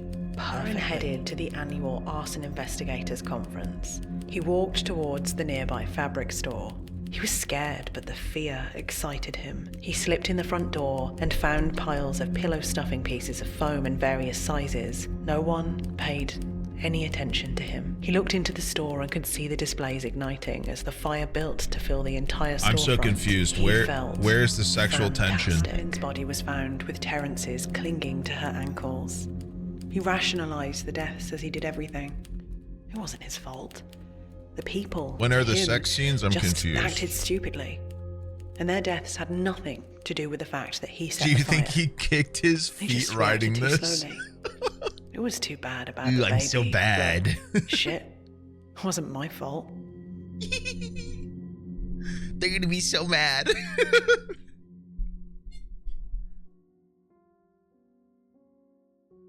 And then he fucked the fire. It was exactly as they suspected. The Frito Bandito, the coin tosser, the pillowcase pyro. They were all Aaron. And Aaron was clearly John. And while this book obviously showed that John knew things about both the arson fires and their subsequent investigation that he simply should not have known, there was more to it. Still a good 20 minutes to this. The other main character I'm not in this convinced book, this is it. Phil Langtry, the hero of the story, the arson investigator that would eventually solve the puzzle and catch Aaron, the arsonist, also seemed to be John. To really understand this, though, we need to look at John's background. So let's go over what the task force would have known about John while they were reading Points of Origin. John was born in '49 into an ordinary middle-class family. There was no real evidence that John had any real issues until he joined the workforce. He'd started out in the Air Force but was honourably discharged by the time he was 22. This was when John had decided that more than anything, he wanted to be a cop. In 1971, he began applying to the LAPD and the LASD, and he passed everything but the psychological exam, where the assessing psychiatrist would deem him unsuitable due to his emotionally unstable, overly passive personality, which showed serious signs of problems with authority. And Sam began applying to the LAPD and the LASD. Is that just everything? Okay, that's just like a show. I was like, what the fuck? Where the assessing psychiatrist would deem him unsuitable due to his emotionally unstable, overly passive personality, which showed serious signs of problems with authority. Not accepting this assessment, John went and hired his own psychiatrist, who said he was, quote, just fine. But funnily enough, this wasn't accepted by the LAPD, and a few years later, Denied by the cops. 1973, he applied for the Los Angeles Fire Department. Ed Kemper got denied by the cops position. because he was too. He failed both the physical big. and written exams. I mean, he was like Finally, 6'8", in 1974, he managed to get a job at the Glendale Fire Department. He's like almost 7 feet tall. Mostly because there were like hardly any like applicants, 300 and the something job was pounds, the maybe worst behaved of 400. its kind in the country. But John found Back this then job they were to like, be you're too, unexciting. your So weight and he height began is working as too a much. security guard at a 7-Eleven and then at a Sears department store, where he caught 30 people in the first month, telling everyone who would listen that he had a, quote, cop's sixth sense. John, of course, was not a cop, something he was painfully reminded of in his pursuit. John was not a of cop. He was an department he was the store lead shoplifters who arson hardly listened to investigator. him when he attempted to chase them down. On more than one occasion, a real cop would have to get involved, which irritated John to no end.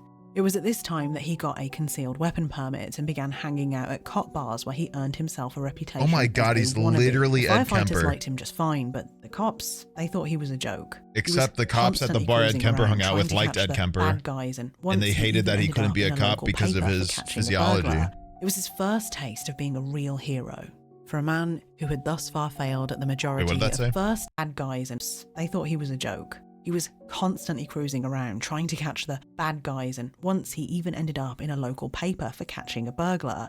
It was his first taste of being a real hero. For a man who had Bro thus was far LARPing. failed at the majority of his most important life goals. Stop he was right now there! actively being mocked by those in a position he so Bro's desperately Ian wanted in to those be old in. Smosh This videos. feeling was pretty damn intoxicating. Even if behind closed doors he was reprimanded for illegally carrying a firearm in his capacity as a firefighter. Oh my It was at this God, point, Hunter the Biden? late 70s, that the arson fires started becoming a problem. So much of a problem that the Glendale Fire Department needed their very own arson investigator. Someone to hunt down the evil serial Oh, arsonist, do it. a role that John was more than happy to oblige. However, John couldn't carry out his role appropriately without a cop by his side, who could actually make arrests, which, L. as I'm sure you can imagine, was humiliating Hunter for Biden, John. yeah. And Hunter Biden got found guilty like a week or two ago for carrying a firearm without a license. Or maybe it was something like not disclosing a firearm. It's a very, very specific charge. But you know, Joe Biden's son's a criminal. Therefore, Joe Biden's stupid and bad.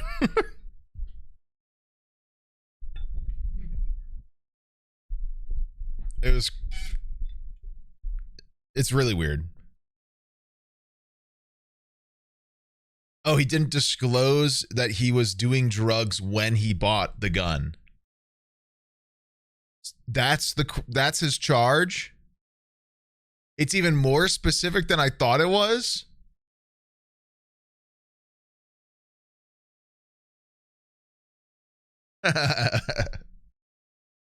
I bet a bunch of right-wing people are like, yeah, got him. Fuck you. You're such a bad person.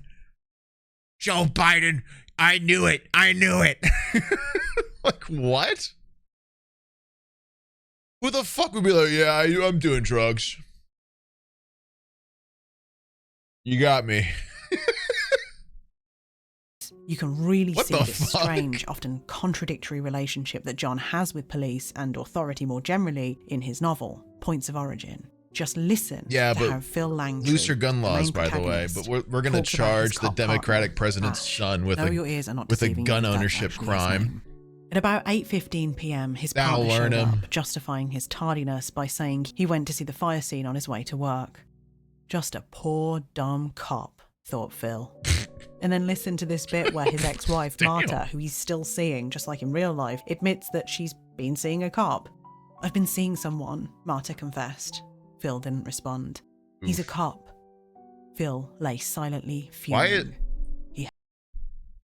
Why is Marta illustrated here, but not Phil? Why has she got the Tomb Raider ass boobs and body? Hated cops.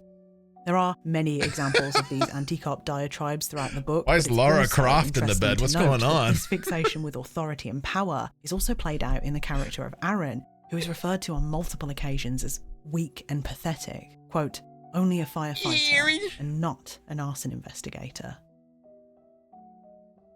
In the end, Just like in real life, it's clear that all Phil Langtry wants is for the cops to listen to him, to see him for the hero that he really is. In the last few chapters of the book, having convinced law enforcement of his superior intellect, burned himself Phil is, a job. fully in charge of the hunt for the serial arsonist, with everyone, including highly experienced special agents, putting aside their, quote, professional jealousies of the arson investigator, and allowing Phil to literally lead entire SWAT teams on high-speed chases and to kick down doors and wave his gun around. And just like in real life, civilians want to see some ID because, and I cannot emphasize this enough, John is not a cop. And then Phil, starts shouting expletives at these poor people and waving his gun around, asking them if that qualifies as ID. Of course it didn't, on the grounds of either common sense or the law. But those things never stopped Book John or Real Life John, who was frequently issued warnings. Not for impersonating a cop, which he did. This isn't some typical American guy thinking what gun ownership can get him. As a cop, taking things way too far, overstepping his boundaries. On one occasion, he was seen leaving the office in tears after one of these warnings before self-exiling into the forest for several days, only to return to the office when his fire chief dangled a promotion in front of him that would allow John a clear beacon of mental stability and emotional control, or is this peace him? officer status, which meant he could now carry a gun on the job. This is real, right? This isn't even the book? Guns meant power, something John was desperately covetous of, but far too weak to actually wield responsibly. Later, he would say of this canon event, and I quote, "An arson investigator wasn't totally a firefighter or totally a cop. We were bastard children, especially to real cops. But I had news for them. I wasn't a wannabe. I was a cop, whether they wanted to believe it or accept it. Full-time arson investigators in the state of California are defined in Penal Code Section 830 as law enforcement officers." Not sure who he's trying to convince here. Though I really don't want to, it would also be remiss of me not to mention the fact that Points of Origin contains many, many sexually explicit scenes which are so graphic that I can't read them out to you without violating both YouTube guidelines and told you guys. social boundaries. I knew there would be Truth some is, sex in John were at least in part sexually motivated. This pathology is something that John would offhandedly bring up to his colleagues on more than one occasion, and also in professional interviews where he once stated, quote, "Fire is an arsonist's friend, his lover. It's his fire. Sexually motivated fire setters treat their fires like that. Bro definitely jerked off to the fires. They're lovers. They instill no way he confidence wasn't in in the alley behind the stores Not being to be recursive, but I cannot overstate just how congruent this book is with John's experiences. I say this because at a cursory glance, if you didn't know the finer details, you might assert that John, an arson investigator, burned is his just wiener. writing what he knows. But the devil really is in the details. John can't help but slip up in this book. It almost feels deliberate at some points. Of course, it was pretty obvious to the task force that this book was a window into John's mind. It may not have been well written, it may not have even really made sense at points, but it nonetheless allowed the task force to really understand the true nature of what they were dealing with. Bro, this guy is fucking hilarious. Just like in real life. Both characters, yes, the arsonist I'm the and hero. the arson investigator, were John. Now having this more in-depth understanding of his psyche, they knew it wouldn't be long before he had to set another fire. So they prepared their case and they waited. That's so awesome. The process was painstakingly slow, but John was being followed 24/7. He just had to set one fire. One? And then, in November 1991, just as they predicted, John did just that. The tracking device placed him at an arson fire at Warner Brothers Studios. His wife had been working there at the time, and he was seen using her keycard to enter just moments before a fire broke out. Bro tried to burn his wife's job down? What an idiot. The amigos and the rest of the task force made their way over to John Orr's house and placed him under arrest. There was no worming his way out of this. Given all that they now knew, it was hardly surprising when they found a mountain of evidence stashed in his house and car: camcorder footage, incendiary devices, a pack of cigarettes, rubber bands, a badge which would allow him to impersonate a police officer, even the yellow-lined notebook paper. There were also additional chapters and drafts of his novel, as well as letters to editors which revealed much more specific details about his fires. You can only imagine the sheer look of joy on Marv's face. He wasn't allowed to take part in the arrest, he'd asked, but he knew all about it. He'd been right. The whole time. Marv. he'd been right. That's gotta feel so fucking good. In the face of such being like the overwhelming cop with the evidence crazy that Matassa idea of a and the cold amigos case, and then it carefully gets displayed actually all like over the solved, and interview it's room during John's first what you and thought the only whole time. interrogation, That's gotta go crazy. everybody had expected a confession. But John didn't just deny any wrongdoing. He played completely dumb, telling his interviewers that they were crazy and that this was all a complete fantasy. And honestly, if you didn't know about the sheer weight of evidence that was about to be brought against him, you might be inclined to believe John. John certainly They probably believed didn't tell John. him. Just listen to this statement he gave to a journalist while he was out on bail and awaiting trial. Quote, "I won't say it's ruined my career because after the trials are over with, I fully intend to go back to work. I'm not going to give up a $70,000 a year job, a career that I've developed. It'll set me back a little bit, yeah, credibility-wise, but I fully expect to be exonerated, and to hell with it, I'm going back to work." Of course, when trial time arrived, it would become quickly apparent that there was only one place that John would be going. And it wasn't back to work. Slammer! In July of '92, John was found guilty for the majority of the Fresno arson conference fires. Not all, but enough to earn him 30 years in prison. The defense tried to argue that it could all reasonably be a coincidence. Bozo. But it was hard to argue much of anything. What with the fingerprint, the testimonies, Yeah, coincidence. including Just Marv's, his fingerprint, and the evidence found at and the John's same home, cigarette, including this and the same ridiculous and letter rubber that he'd sent home bands, to and a the same literary yellow agency as a pitch paper, for his book and a on book June with all the 3rd, descriptions of the 1991. crimes. My work is a fact-based novel of an ongoing investigation. And finding A him at a serial site he arsonist almost is setting committed fires to throughout setting the on West and is fire. quite possibly a firefighter. The series has been going on for over 5 years, and I was even considered a suspect at one point. In early May of this year, I found a radio tracking device attached to my car while I attended a training conference. Ironically, my protagonist experiences the same situation. I'd already written the chapter dealing with the protagonist being tailed before I found that I was being followed. By the way, I'm not the arsonist, and the investigation here continues. My work is fictional. So John had known that he was being followed the whole time. He knew that the task force suspected him, yet he chose not to say anything, not to even attempt to provide evidence of his innocence. I'm not really sure how he thought that one was going to play out, but And then he safe to tried say, to do a no one fire screws anyway? John harder than John screws himself. Now, there is, of course, a glaringly obvious piece of the story missing here, because that first trial had been about financial damage, It's risk not to me, life by the and way. property, but not about the thing that mattered the most. Murder. The fact that John's actions had taken 4 lives. And there's a reason for that. Yeah, I wonder what the charge is going to be. Because the district attorney, in a masterful move Could be that showed first-degree an extremely manslaughter. sophisticated understanding of John's psychological profile, had set up a trap. Oh. And John walked straight into it. On the 24th of Pause. March, 1993, looking down the barrel of another trial for the Pillow Pyro fires, plus the second round of arson conference fires, John took a plea deal and pleaded guilty to 3 more counts of arson in Los Angeles, on the proviso that he be allowed to serve all of his sentences concurrently and be paroled in 2002. Yeah, but he got charged for when the he'd be crime where he 53 killed years somebody old. in, right? Oh, but make no mistake. John was doing the calculations. In his mind, he could whittle down those years with good behaviour, or perhaps get rid of it altogether with multiple appeals. I bet one of those His crimes thinking is was the crime exactly where they what the died, prosecution had in which banked they on. can. They could have gone for all of his crimes at once, but by doing things in this order, they had used John's arrogance against him. Specifically, his deeply held belief that no one was really smart enough to recognise the full extent of what he'd done. The prosecution knew it would be fairly easy to get John to admit to these quote-unquote lesser crimes in exchange for less time behind bars, something he never would have done if all those charges were lumped together.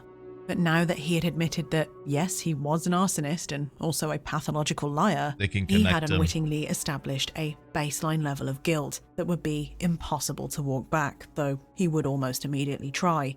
Now, going into further trials, Awkward. no reasonable person would entertain any notions of a conspiracy, and Actually, it would be he wouldn't have taken a significantly plea less for difficult that to convince the fire world that John because was they can't so double much try more than, him. by his own admission, But an arsonist and a pathological liar.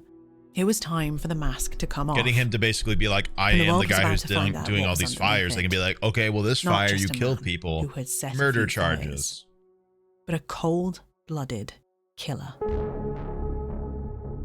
Ooh.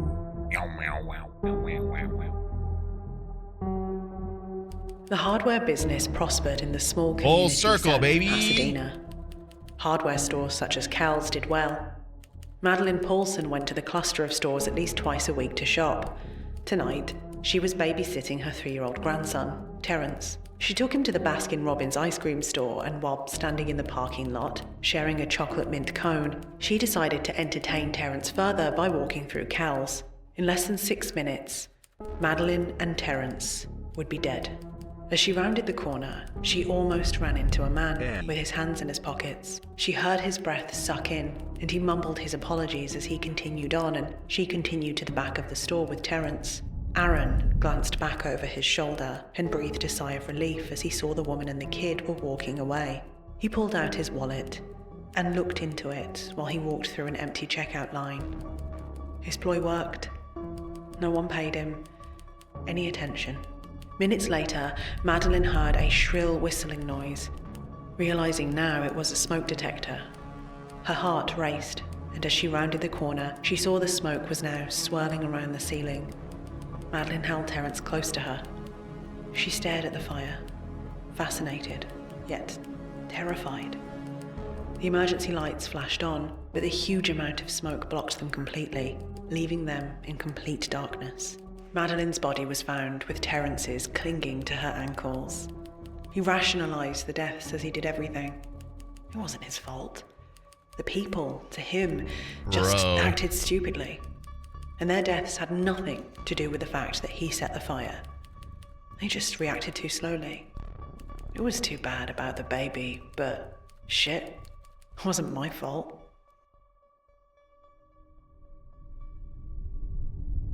I mean, pretty specific. Very specific. While he'd swapped a few names around, the fire he'd set at Ole's had been one of the first chapters in his book. In May of 1998, it was read out in full to the courtroom in the presence of those that had lost their loved ones in the fire. It wouldn't be first degree, I don't think. I would doubt it. It's going to be hard for them to establish. First degree is like you plotted to kill people and you have stated that, or there's evidence of like premeditated killing. They don't have proof of premeditation here. Unless he's written in the book that he's going to go and start a fire and kill people with it. But it seems, even based off of the language in the book, he's literally dissociating from the killing, saying, well, it's not my fault. They didn't react fast enough. Clearly, the goal there wasn't to kill.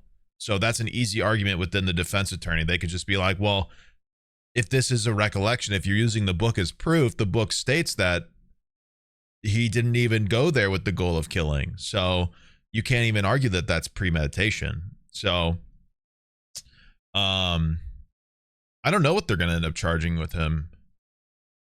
Probably second degree. Worst, like minimum manslaughter, really like first degree manslaughter, but probably second degree. But it's important that you know, as the rest of the court did that day, that John chose to describe their final moments in an unusually horrifying amount of detail.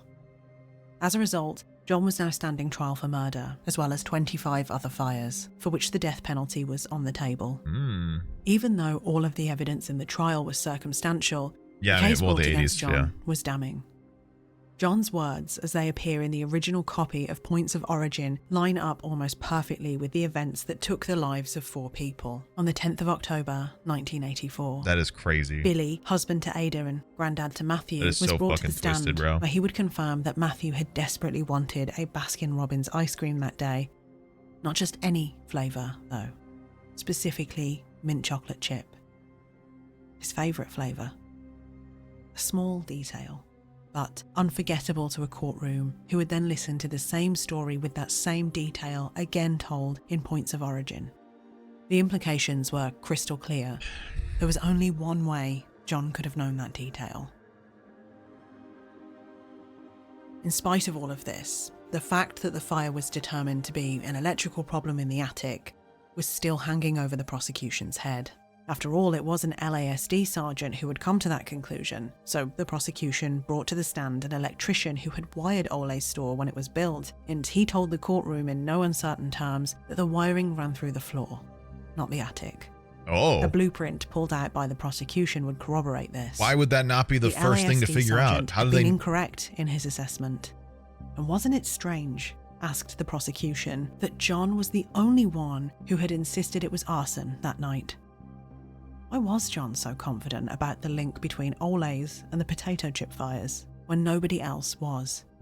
Because he's an idiot. Further to this, the court also heard from many of his colleagues how John had stonewalled investigations by, for example, claiming that he'd interviewed people who'd seen the serial arsonist when in reality he'd undertaken no such interviews. They also heard how John was notorious for being on the scene before firefighters had arrived, and when he was on the scene, they heard how he was unhelpful, preferring to give media interviews which gave away vital and confidential information about the so-called serial arsonists, or he'd take photographs rather than actually help put out the fires while they were still active. He was on the case. John was He was the chief arson identified investigator. by a number of witnesses as the dark-haired, average-looking white man that had plagued investigators for years by a number of people, including the owner of the gift store in Burbank, who would testify that the deputy sheriff she'd seen in the alleyway, the one that had helped the old man but was nowhere to be seen when firefighters arrived, was without a doubt John Orr.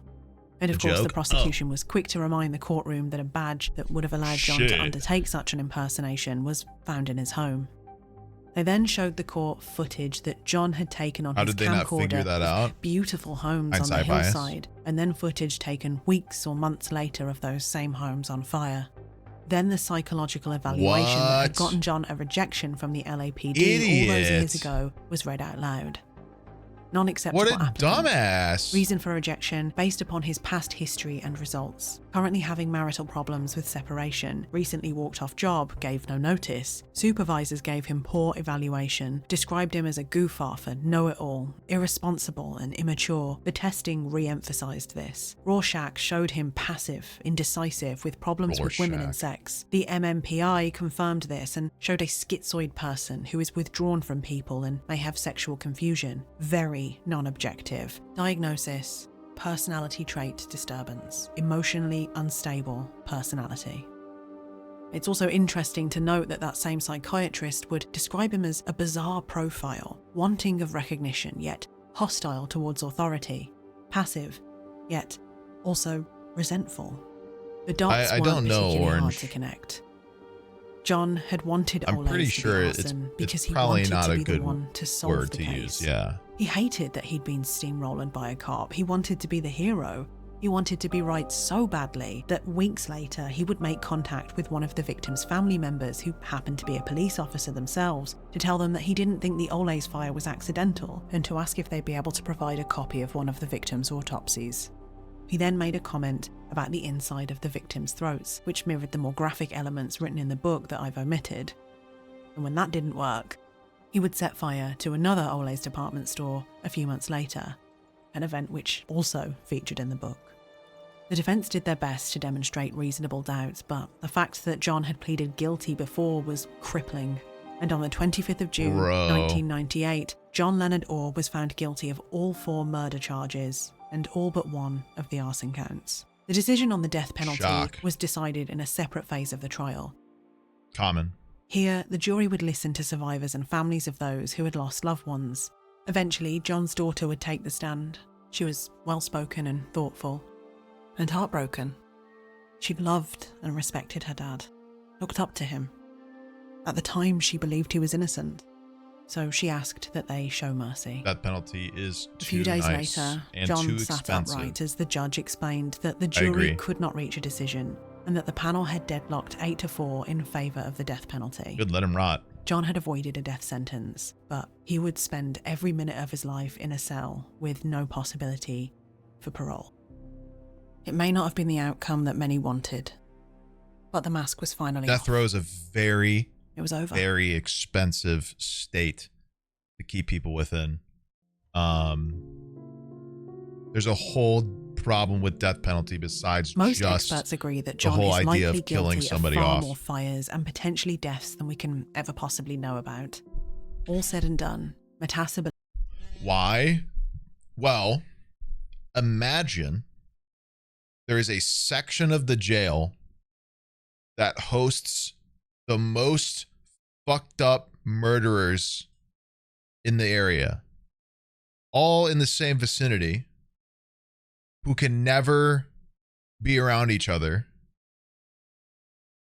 and have to be left alone, like isolated, like monitored constantly.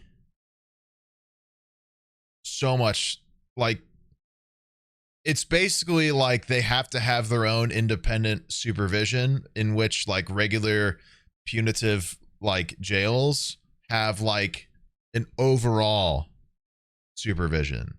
Like there's cells, there's blocks that cells are in, and like those prison officers watch over. My mic arm is so squeaky. Those prison officers watch over a block, but death row is its own block, but each cell is basically its own block, because like there are so many specifics to keeping like a killer who's gonna die from doing something crazy, because if they're already gonna die, why the fuck does it matter? You know, that's sometimes the rationale for some of them, is like I can just do it because I'm gonna die anyway, so I might as well try to kill this person. You know what I mean? Because it's expensive. There's a lot of like security and observation and stuff like that, on top of how expensive the drugs are to cause lethal injection, which is the main format of the death penalty nowadays, due to the idea of it being not cruel, because of the first initial drug that numbs the body, and then the fentanyl barbital that poisons and stops the heart.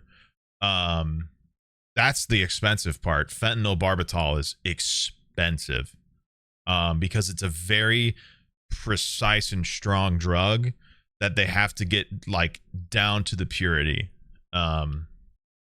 which is very hard to accomplish. But it costs a lot of money, because there's a lot of semantics and specifics, etc., to keeping death row inmates in a stable environment that doesn't allow them to corroborate or commit more crimes, on top of all of the other services that they need to maintain their life in prison. They basically have to have their own prison observation and independent prison team taking care of them, but also at all times making sure nothing goes wrong, etc. It's a very like expensive and dangerous eggshell process. Yeah. Wouldn't a bullet be cheaper? I mean, yeah. There used to be a death penalty called the firing squad. This was a common death penalty in a lot of states besides the chair, where 5 or 6 people with a rifle. This is a very old method, by the way. 5 or 6 people with a rifle would line up in a row and aim at the guy they were going to kill, except only one of them had a real bullet. The rest of them had blanks. None of them knew. And they would all fire at the same time at the heart or the head. I'm pretty sure it's just the head, whatever. But none of them would know if they pulled the trigger, so they don't have the guilt of killing that person on their hands, despite being the one willing to pull the trigger in the first place, which never made sense to me. But yes, also another expense, thank you for mentioning this, is a death sentence trial, because you can't convict somebody of a murder and also convict them to death. You need to have a completely separate jury and trial process to decide whether somebody gets the death penalty. That jury also needs to consist of an entirety of people who would be willing to flip the switch themselves. Like, you cannot have a single person on a death penalty jury who wouldn't pull the trigger in this metaphorical sense. All of them need to be comfortable giving the lethal injection. Even if they're not necessarily going to, that person needs to accept and like sincerely say that they would be willing to involve themselves in putting this person down. Also, there's tons of botched injections. It's not a very like determined or fully safe, secure way, uncruel way to kill somebody. There's plenty of ways it can go wrong. And they have.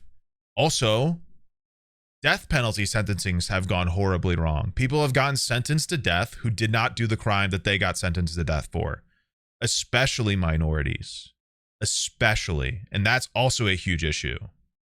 Is loads and loads of minorities, especially early on in America when the death penalty first started coming through, a lot of minorities got charged with crimes they weren't accused of, especially during stuff like the Jim Crow era. And then, like, if they got into the legal process and stuff like that, like, they would get death penaltied, even if it wasn't fully proven. Like, because there was that much of a prejudice against especially Black Americans at the time, but even now, it's terribly inconsistent. There are more people who have been wrongfully killed from the death penalty, most likely, than there as guilty. Very likely.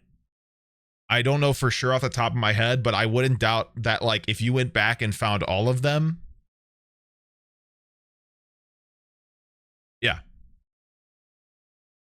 And once again, that's a totally different judicial process.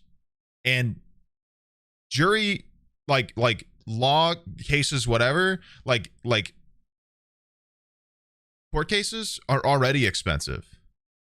In fact, a big reason why plea deals are so pushed and accepted, and like 80% of people who go to court take a plea if they're even close to guilty or think they might end up getting guilty, is because the time and the cost of a court case is a lot. Because you're paying all of those people. You're paying all of the jurors. You're paying all of the prosecution, all of the defense, the judge, the bailiff, the transcriber, like all of them. Every single day per the hour is every time it goes on. And then you throw in a whole second court case.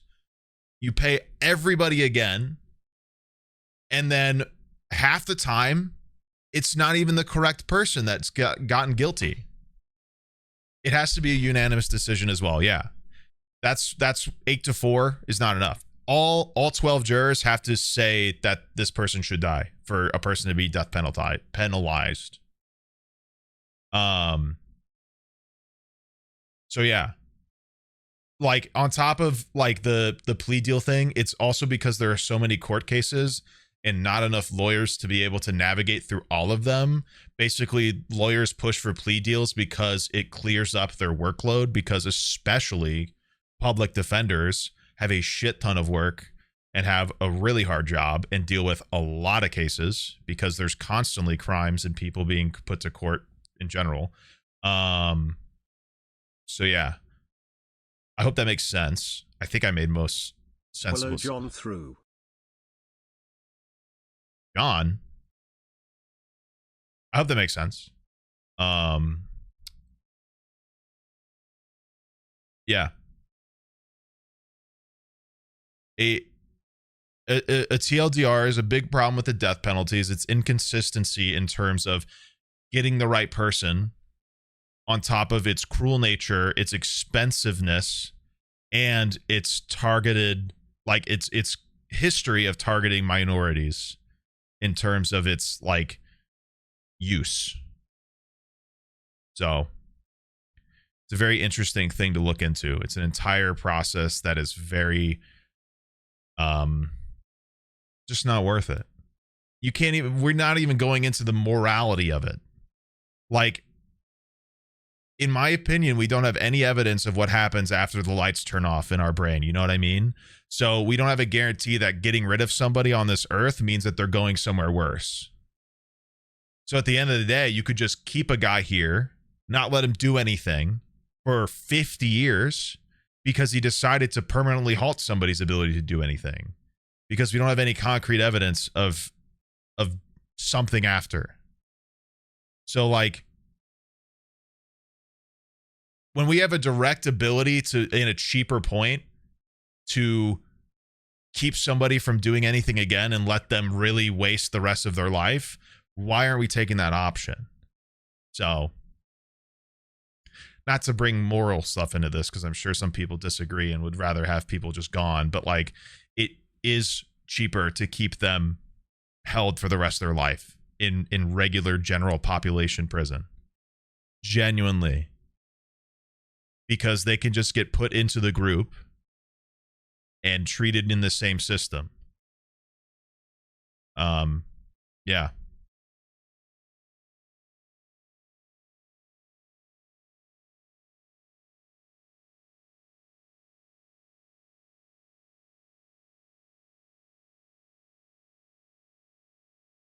Anyway, let's finish up this video.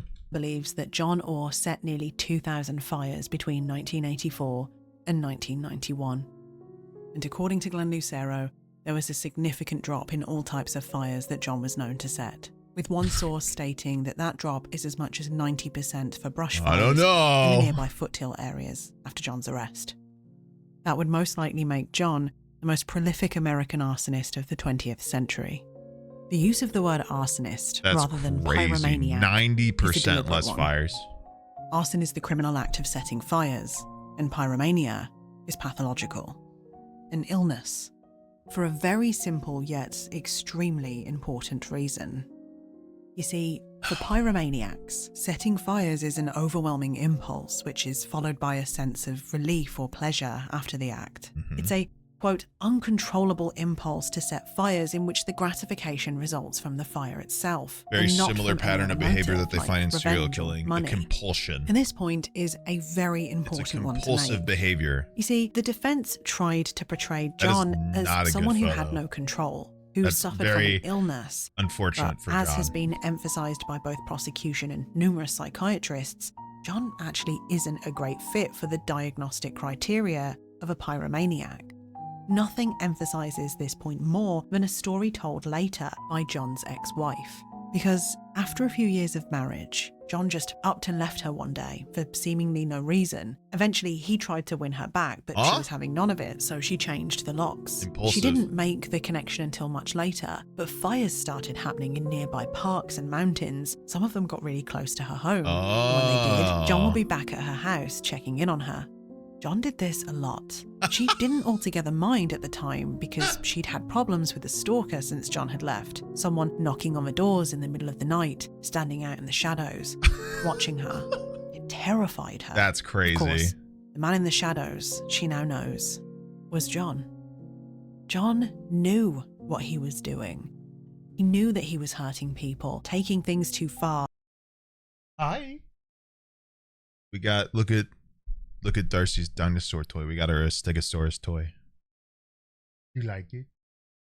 Yeah. Yeah.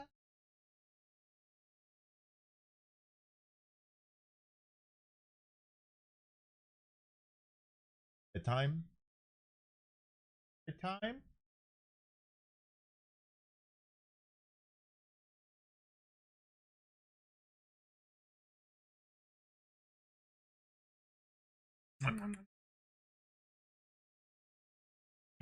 She said dada.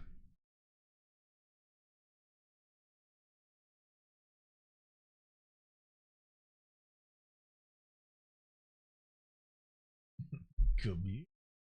Somebody get ya. This is my baby. What do you think? We went to a baby, like a toy store today, and this is the one toy she laughed at. So we had to get it. He's a Stegosaurus. Oh, back to mom. Bye.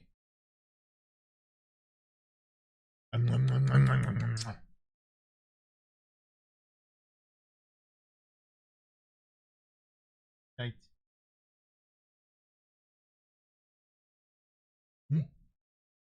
Whoa. Woo. Woo.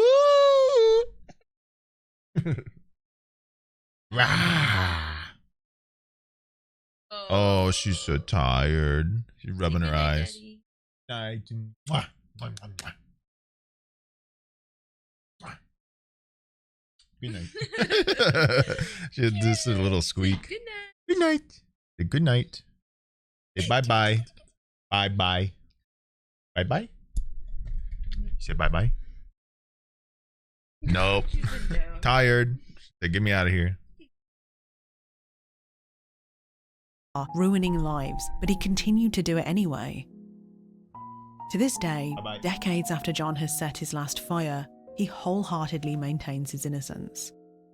He's even written a book about it, not points of origin, but points of truth, which can be summarised as, you're all wrong, it's all circumstantial, and I'm at the centre of a conspiracy. Over the years, many journalists have seemingly been stumped by John's behaviour, unable to make sense of the story they've just told. Does John really believe he's innocent? In those quiet moments inside of his prison cell, does he really believe that he is still the hero? No. Some have pondered if perhaps this vehement denial is the only thing that allows his fragile psyche to live with what he's done. Very I don't know if possible. those are the right questions to ask. Wahoo happy But you 16 do have to months. wonder, why did John write Points of Origin? Why write about crimes that you committed? Was there a part of John Orr that was trying to make sense of a deep internal struggle? As many have suggested, was this John's way of actually helping to catch the bad guy, which was, in the end, himself? Or was it just his way of bragging? Was he just so arrogant that Very he really interesting. thought everybody else would be too stupid to notice if he confessed to it all and swapped a few names around? While these are certainly interesting discussions to have, it's worth remembering, I think, that when it comes to any question that tries to get at the heart of why John has done what he's done and why he continues to deny it in spite of all the evidence, John provided us with the most important clue a long time ago. After his arrest, still putting on the pretense of innocence, John was asked about why arsonists do what they do, and this is how he answered. Quote, "A murderer is an aggressive individual that confronts their victim and kills them, physically facing that person. An arsonist is weak, non-aggressive, an insecure type of personality. In other words, Interesting. arsonists are cowards, even if he can admit what he did to himself. He's far too weak to say it out loud to the people that needed to hear it the most. Interesting self-report. John's thought process is deranged, but I don't think it's particularly complicated. And anyway, if you ask me, I don't think it really matters what it John just thinks. seems that like cognitive John's band of dissonance is heroism playing a was always factor, an and he's act, just trying to whether he distance thought it or himself from what he not. did. A mask to hide the monster underneath. I don't know. It's just a weird And self-awareness, all though. masks eventually slip.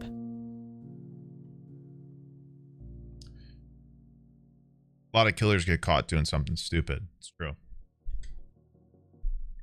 That's a great video. Wow. I loved that. That's good stuff. I'm subscribing. Whoa.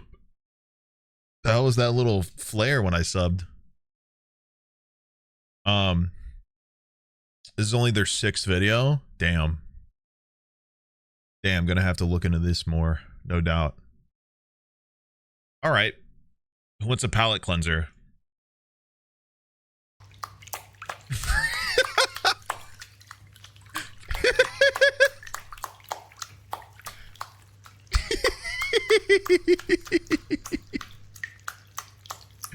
Look at him go. The Bubble Master is back to entertain you.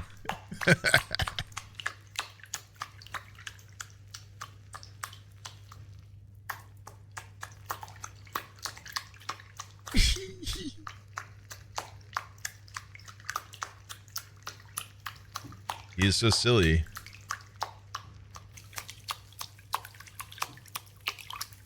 He's still what? He just keeps going. Still going.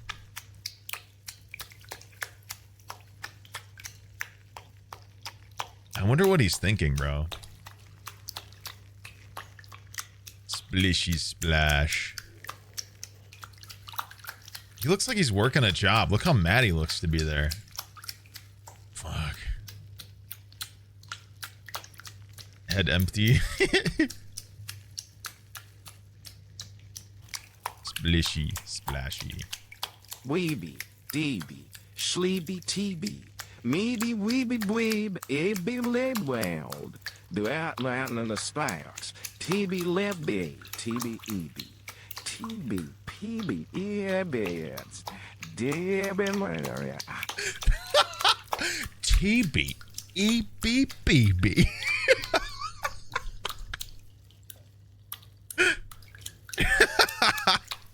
That's a good one. Me when I stim a little too hard.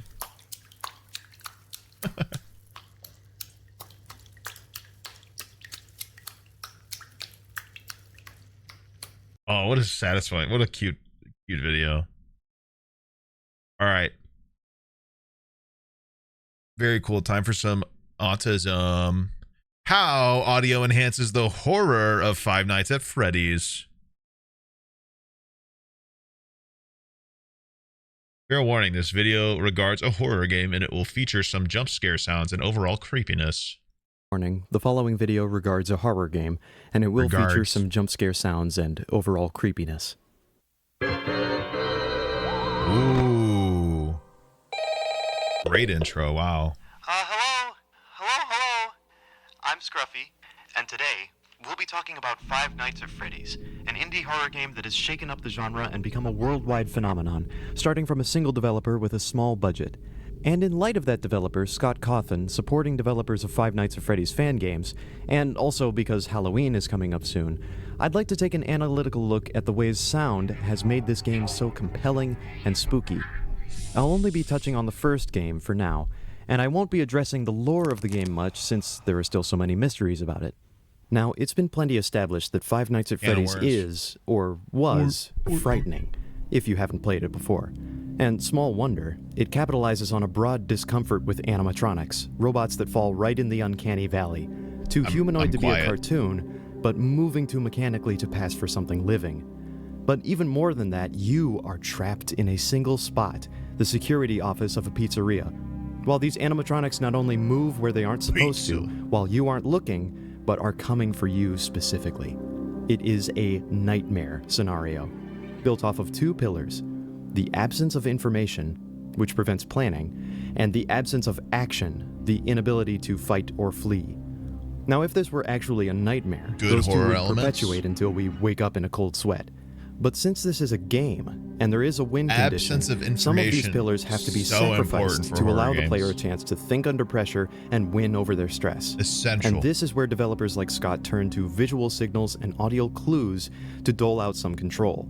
I say clues because while a map of the pizzeria and camera feeds of the animatronics are clearly helpful visuals, it's more complicated when it comes to audio. Some audio works to your advantage, giving you information, and some audio works against you, muddying information, creating unknowns, and even contributing to the absence of action feeling. Let's break down each of these, starting... This is going to be very fun for me because I'm a very audio person. Like, when I play like Dark Souls games, and you'll see this when we play Elden Ring in a little bit, I dodge. If I'm able to dodge based off of a sound, I do that rather than the visual cue.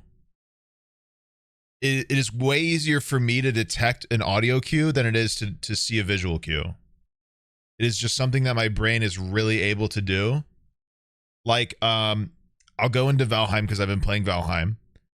Enemies with bows have a very specific draw animation, and basically you can hit the block button half a second after the audio stops and get a perfect parry. Like, there's the timing of the audio is somehow satisfactory and able to correspond to me better than watching the physical timing of the visual of them. Like, I'm able to hear stuff way better and time it way better based off of that than anything else. So I like this kind of video. This is going to be fun for me. With the advantageous audio. That is, any audio that helps you form a plan and figure out how to survive. In a scenario with absence of action, you are desperate for information like this. Although at first, nothing you hear seems advantageous. It all starts out unknown, which is yet more stressful. It's only after you spend some time in this environment and listen for patterns that you start to pick up where advantages lie. And the sound files of FNAF confirm this line of thinking. For instance, there are 4 different sounds for pots, pans, and oven doors clanging about. Must be important, especially when you can hear these sounds even without using the camera system. Initially, this sound is a stressor, but eventually you can pick up that the sound is louder when you look at the kitchen camera, which only has an audio feed. And then you pick up that Chica, the chicken animatronic, is nowhere else to be found. So all along, this sound was actually trying to help you understand that Chica is currently in the kitchen. And going forward, you can determine that without using the camera, saving you some power. Not every advantage in the game has an audio clue, but the ones that do are well designed. The kitchen. Another one you'll hear is Freddy's voice whenever he moves into a new room. There are 3 versions of this sound. I never knew this. I knew about the kitchen noise. That's pretty obvious. I didn't know about the different tonal differences in Again, this. This can be heard on camera or off, so initially it sounds like some otherworldly threat is just laughing at you. But eventually, with enough camera usage, you can tie Freddy's movements to his laughter. I didn't know this. In fact, Freddy's difficult to see on camera, and you've got to conserve power anyway, so for some players, it could be easier to count the times Freddy laughs to indicate how close he is to the office. The audio may be unnerving, but since it forms a pattern in an otherwise unpredictable environment, it's advantageous. Now, there's other audio that forms patterns but doesn't give you an advantage. These are just good old sound effects. I never knew that. Scored directly to what happens on screen. There are the sounds of the camera feed failing when an animatronic you're watching suddenly moves. Why is TTS out of stock? There's the sound of Foxy running down the hall to indicate you have a very limited window of time to save yourself. Oh my God, and the sound of him banging on the door. Pang of anxiety from that. These sounds are consistent with their actions, but the player never really picks up help from them. You don't listen. They're mainly to me? immerse you more in the environment. I didn't say that. And you'll notice most of them are we're listening to this. That is, most of them are sounds that the in-game world would be making. Yeah, guys, I saw the There Pigman is videos. one sound that doesn't seem diegetic, however, and that's an audio stinger when Chica or Bonnie appear right in your doorway. Hey, man. That sound is not manufactured by a camera or machinery, and I don't think it's meant to come from Bonnie or Chica. It's more of a classic horror music cue that makes you jump a little more at something sudden. A stinger. In fact, I think it's extended technique on a string instrument slowed down 100%. Here it is. Is that a Freddy viola? Or violin? I'm not sure about that. The little sounds at the very end remind me of handling a violin, but suffice it to say, it is non-diegetic music rather than an in-game sound. I never thought about it. What These sounds could that don't be? help or harm you. They just make the world more real, direct, Gotta be a distorted and intense. instrument. And now, we get to audio that's special for a horror game. Audio that's actively trying to scare you, or even working against the information and actions you have. Let's Important. And, you know, last time I talked about a game who does this well but doesn't do anything else well, people got very mad at me. But this is a very essential part of horror, but isn't the only thing to make something a good horror game. Like, you can't do just detrimental audio and make a good horror game, because the second the player understands that the audio is meaningless, it doesn't matter. And then you dissipate what was referred to earlier as the absence of information, and that detrimental audio becomes non-diegetic, therefore non-essential, non-threatening, non-intimidating audio. So you can just walk through the game totally totally nerved, not unnerved at all, totally fine, complacent, unenthused. But last time I brought this up in a game that you walked half the time through with zero punishment, everybody said I was an idiot, so it's fine. Unpack the different ways audio can deter you from beating this nightmare. First, we have what I'm calling muddied information, audio that isn't clear or that blocks other audio signals. For instance, the cameras make haphazard static noises when they experience interference, or when you can hear one panning back and forth. The little bit of audio coming from camera feed is also garbled. You know, it's put through a couple of audio filters to simulate a poor transmission of sound energy. So all in all, you hear very little straight from the source. Plus, there are other sounds getting in the way. The loudest distraction by design is the fan in your office. This remains on for the entire night, buzzing incessantly.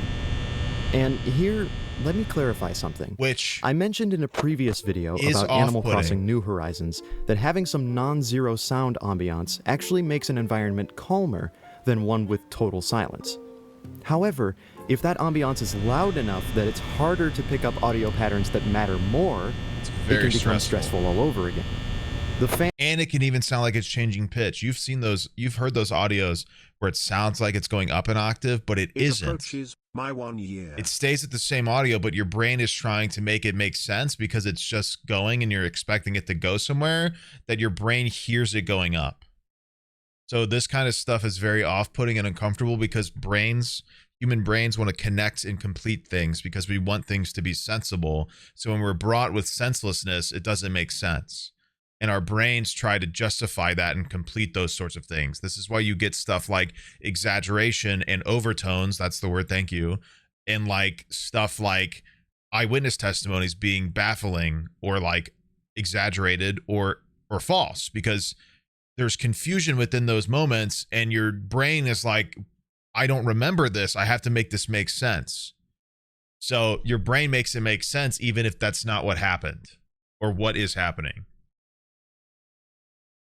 Fan does quiet down when you're focusing on the camera, but that's using up power. Also why so people hear things when it's silent. Of sacrifices between you and the game here. It's why people have a lot of auditory the more power scares you when use things are and the more you eerily conserve silent your because power, the more their brain wants to put stuff there behind filters, distance, and noise. And then here is the truly devious part. Hidden beneath the noise of that blaring desk fan are not only the sounds that impart information, but other sounds that don't, and are either meant to confuse you or just scare you more. Sounds like this strange swirling noise. Classic.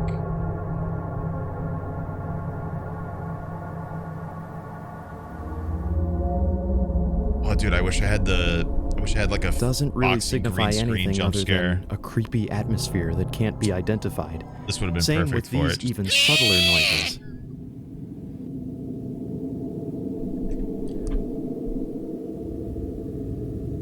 Wait, that's fine. We can just do this.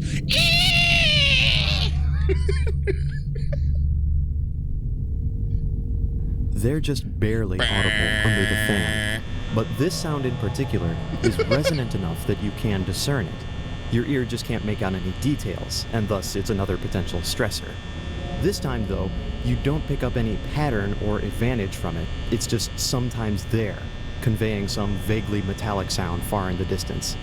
Other red herrings fit a bit more specifically in the location of a children's pizzeria. Sometimes you'll hear this room recording of a pipe organ, internally called Circus.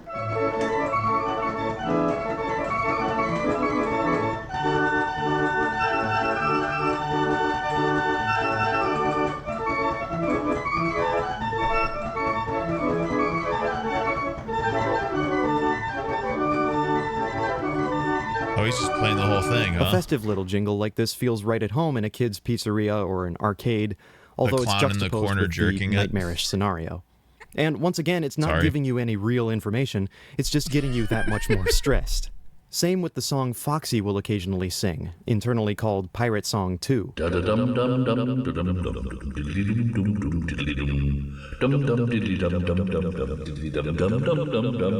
You can hear both that and Circus anywhere in the game, and this one specifically can be traced to Foxy's stage, but it doesn't signal anything about Foxy's erratic behavior. Very cool. It's misleading clues mixed in with the legitimate ones. One more misleading clue interestingly begins as a legitimate one. At the start of each night, you receive a previously recorded phone call from another employee who has been dubbed Phone Guy. His call on the first night sets the scene, tells you how you're in danger, and what actions you have to keep animatronics at bay. He keeps things vague, partly because he doesn't know all there is to know about animatronics, and partly because he's skating around the suggestion of mortal peril to try and keep you from quitting. But as the nights progress, you realize that the animatronics will start moving even while this call goes on.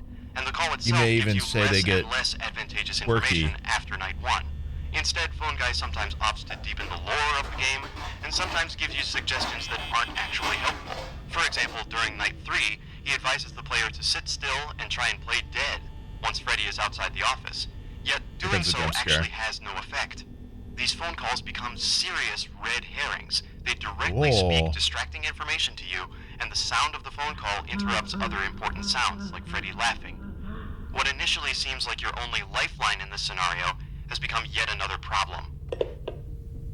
Now, the last category Never of really thought detrimental about it like audio that. isn't That's true. necessarily messing with your ability to parse other sounds. These are sound effects that make you feel like you're dealing with a supernatural threat. I gave the following sound effects a special category because they're a lesson in themselves for crafting horror game sounds.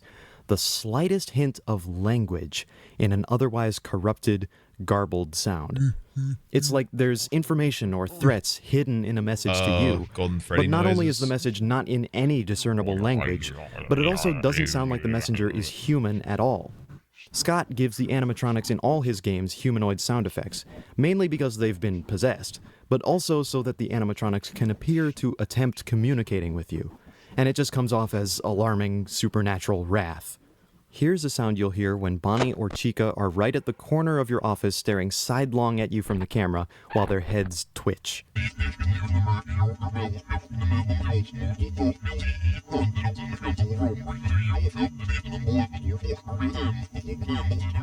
This only happens after night 3, when you've been with them for a while, so it seems to convey the animatronics' aggression ramping up.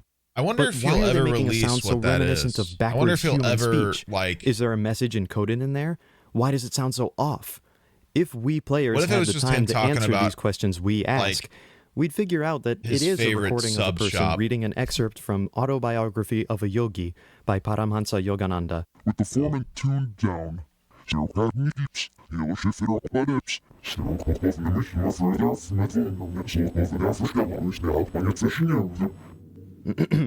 Similar to animatronics going in the visual uncanny valley, sounds like these go in an audio uncanny valley, where they're definitely closer to language than any other sound in this library, but they're too distorted for you to recognize who made the words or what they mean. But your These brain wants it vaguely to make vocal sense, sounds are and that's littered stressful throughout that it FNAF doesn't. 1, from quick flickering hallucinations to Night 5's phone call, which is another garbled, lowered passage from Autobiography of a Yogi, talking about how marvelous mechanisms will make lives easier in future generations.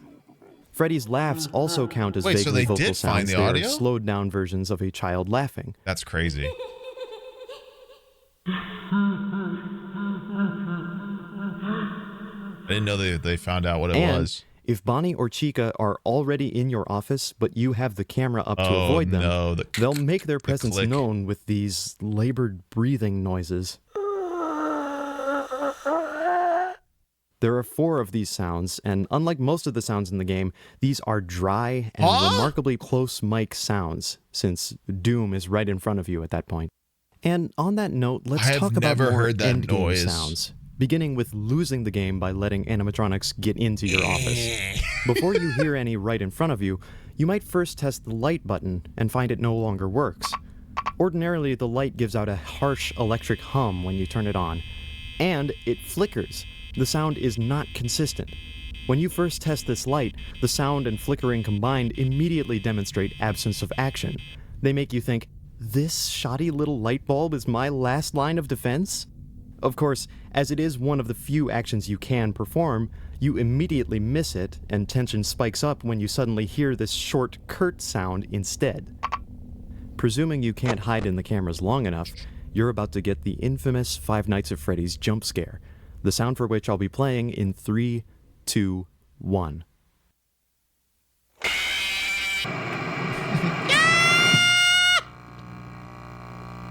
Yeah. It's pretty well known at this point that this is a cut-off, overdriven sound of a child yelling. It's a woman's scream from Which fits Inseminoid the lore behind the 1981. game, and again, is just vocal enough. If you're unlucky enough to encounter Golden Freddy, this sound is slowed down 100%.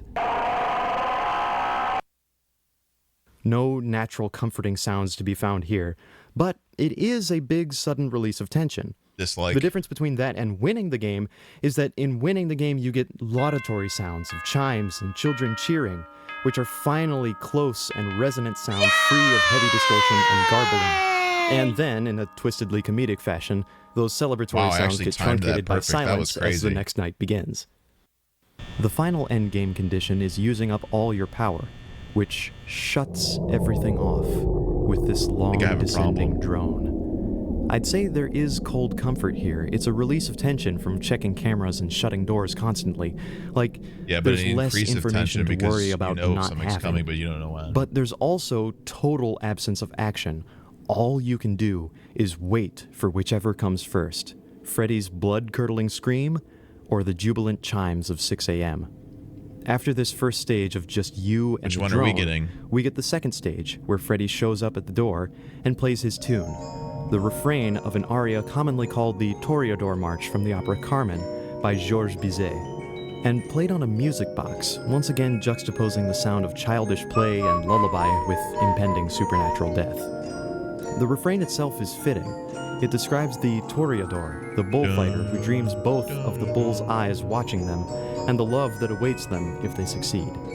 Good metaphor for this moment, only to be cut off again by the final stage. Total silence, total darkness, no more information, no more action, no more...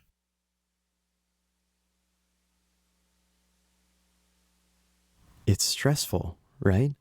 I'm not going to play a jump scare here. I'm just showing how a little silence goes a long way. All of these sounds go a long way. They perform functions beyond just a scary atmosphere. They deal in the information and agency with which the player controls the game. FNAF 1 doesn't solely rely on sounds to create its atmosphere or to play with the player. The sounds are rather a supplement to everything else. The animatronics don't make any noise on camera, and they still prove scary enough just to look at, especially when they stare right back at you. But then the sounds as they approach the office enhance the experience, supporting the frightening visuals with unsettling and unnatural voices and noise. It's not the only way to craft a horror game soundtrack, but it's a token of playing to audio's strengths, and that is how Five Nights at Freddy's turns a nightmare into a game. I'd like to thank my friend Wolfgang for helping me put together the script. He just said exactly what I tried to convey, or what I tried to convey. Back at you. But then the sounds as they approach the office enhance the experience. Supporting the frightening visuals with unsettling and unnatural voices and noise. Experience. It's not the only way to craft a horror game soundtrack, but it's a token of playing to audio's strengths. And that is how Five Nights at Freddy's turns a nightmare into a game.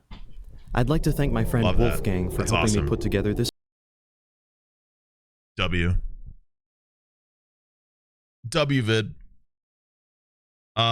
Okay, I gotta pee. Do you guys want to watch this? It's a video about pranking crypto games, apparently. Cryptocurrency and NFT. Quick 23-minute video. No. But it's clowning on them. It's not supporting it. It's bullying them, apparently. We're watching it. Fuck you guys. I gotta pee.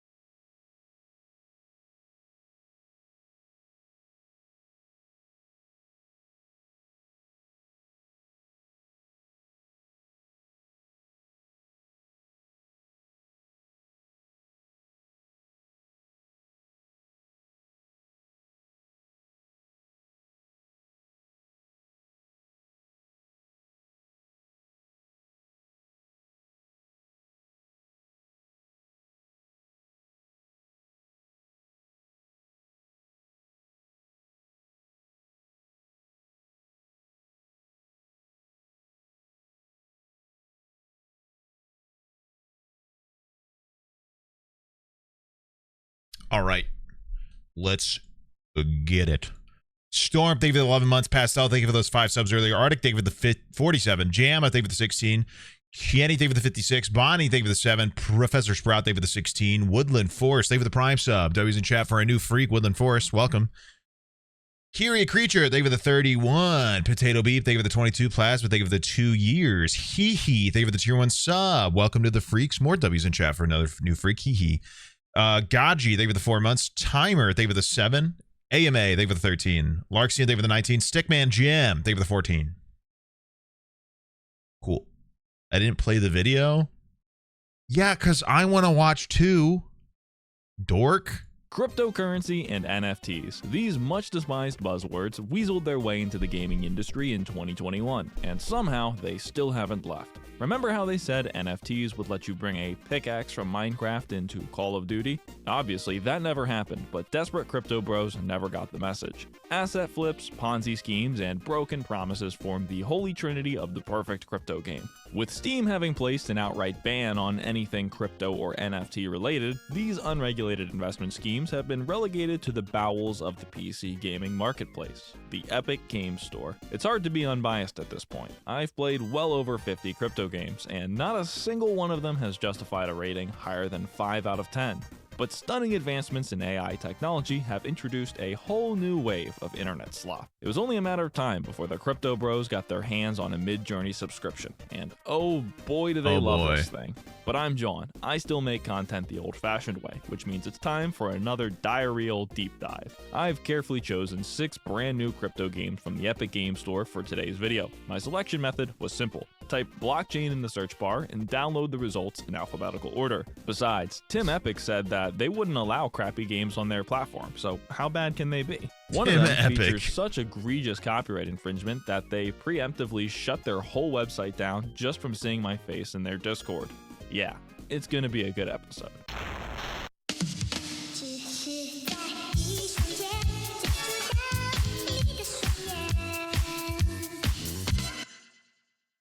Awaken is a fighting game and open-world metaverse built on Ethereum blockchain. Within Awaken immersive gaming world, players will have a chance to immerse themselves in the traditional combat domain with real interactions seamlessly integrated into the The store page features no gameplay footage at all, or screenshots, just 4 seemingly AI-generated images. After launching the game and signing up for an account, my eyes are immediately cursed with the image of a smooth, nude man. Looking to the top right of my screen, I noticed that I was assigned a Bored Ape NFT as an avatar. Whoa. Funny, NFT bros are now stealing from each other. Aside from the profile page, none of the other menu options seem to do anything at all. They all say, the feature will be available in later version of the game. We apologize. This leaves us with only one working option. Captain No Cock. It looks like my clothes finally started rendering, thank God. Pressing this button transports us to some sort of hub world, devoid of any life. Aside from the advertisements plastered everywhere, there's a terminal in the center where we can queue up for a match. I can guarantee that there is not a single other player online, so instead of waiting in the queue forever, let's try a custom match. Can't do that either. It still requires 2 players. It's worth noting that this game is a total resource hog, despite there being nothing going on. I thought that it might have some sort of crypto miner, but after digging through the files, I didn't find anything suspicious. Just 2 gigabytes of Unreal Marketplace assets, the crypto game standard. With nothing else to see in-game, it's time to turn to their website and social media pages. Equally confusing, as even here, there's still no gameplay footage. Even their Discord server is devoid of any conversation. It contains nothing but a few hundred people who spam GM every few hours. Awaken is a strange ghost town of a game. But don't worry, they'll be releasing their very own NFT collection and token soon, so make sure to invest. Somebody already did. -100 out of 10. Played Right is a multiplayer melee battle royale game. Up to 20 players fight in a magical style arena with only one survivor in the end. Developed by the Singapore-based Lusheng PTE Ltd, Blade Right is currently available in an open beta state on both mobile and desktop platforms. Whoa, check out those jiggle physics. They sure got their priorities straight. Generally, I'm not much of a fan of mobile games ported to PC, especially when they don't bother to rescale the UI. Blade Right is no exception, as it's plain to see that their priority was in creating a mobile-first experience. That being said, I'd be lying if I said that this was unplayable. While unpolished, the core gameplay is actually pretty smooth. The controls work just fine on a keyboard and mouse, and if it wasn't for the oversized UI elements, this could pass as a PC exclusive. The game begins with an introductory tutorial explaining the different types of attacks, special abilities, and craftable items. Blade Right is your typical battle royale, mixed with a minor MOBA element. 20 players drop into a map with a shrinking safe zone, and the last man standing wins. Combat is strictly melee, and you have the ability to a battle dodge, roll, royale and at this block camera attacks. angle would be Each one of the game's kind of classes good also though. has a unique ultimate ability Would be that can fun. be activated once you fill up this flame bar. The bar is filled by dealing damage, either to other players or one of the many NPC enemies scattered across the map. My character's ultimate allows me to turn completely invisible, which is overpowered, especially since you can continue to fill your flame bar while hidden, which allows you to basically stay invisible as long as you keep attacking. But I'm pretty sure that every match was against bots. All enemies have a complete lack of object permanence, and as soon as I went invisible, they would just turn around and walk away. As I mentioned earlier, Blade Right has a bit of a MOBA element. Before each match, you can select a few items to take with you into battle. These items have a variety of effects, such as increasing your damage, health, or armor. However, you I don't just think get about these like the effects for one free. guy Each who's match, you'll need fallen to kill for the this game NPCs that spawn in the map to gain currency. and This spent currency money. is then used to activate one of the items. These items are gained through opening reward chests, which are randomly dropped from NPCs in matches or as He rewards doesn't for realize winning. he's been fighting Chests bots the whole require a time key to because he's open, not which good can be enough at a purchased game using to the game's realize that they're premium like currency, fake. gold. But this gold currency isn't even a crypto, it's just your regular old microtransaction. They even offer a variety of different purchase sizes, although unlike most games, they don't give you a discount if you purchase in bulk. Oh, you recommend the $400 package? Recommend? Of course you do. You can craft and upgrade items outside of a match to increase their power, and you can also trade them on the in-game marketplace. However, this doesn't use crypto either, it uses gold. So, what about this game uses crypto? I'm actually not too sure. Their website features an NFT collection, but these appear to just be your run-of-the-mill randomly generated JPEGs. It looks like they have some items that you can buy using the Solana cryptocurrency, but there's only 5 for sale, and there doesn't appear to be any purchase volume. While on their website, I noticed that Battle Right has a partnership with G2 Esports, and they have some videos of a tournament that they held a while back. Esports orgs and crypto sponsors. Where have I heard that before? Anyway, I highly doubt that any G2 members actually play this game any more than their contractually obligated minimum. Returning to the game, I continued to browse through the available features, but found myself quite confused. There's a lot going on, but not much is explained. The translation is also pretty bad, with some dialogue boxes just being in Chinese. In the end, this is really nothing to write home about. There are dozens of these mobile battle royale games, and I'm not in the target audience. But does a game like this really need crypto? No, of course not, but we already knew that, especially when they already have a fully functioning cash shop and marketplace without it. But Blade Right is far from the worst crypto game I've ever played. I'll give it a 4 out of 10. It's not really my type of game, and it seems like it could easily become pay to win, but I'm sure somebody out there will play this.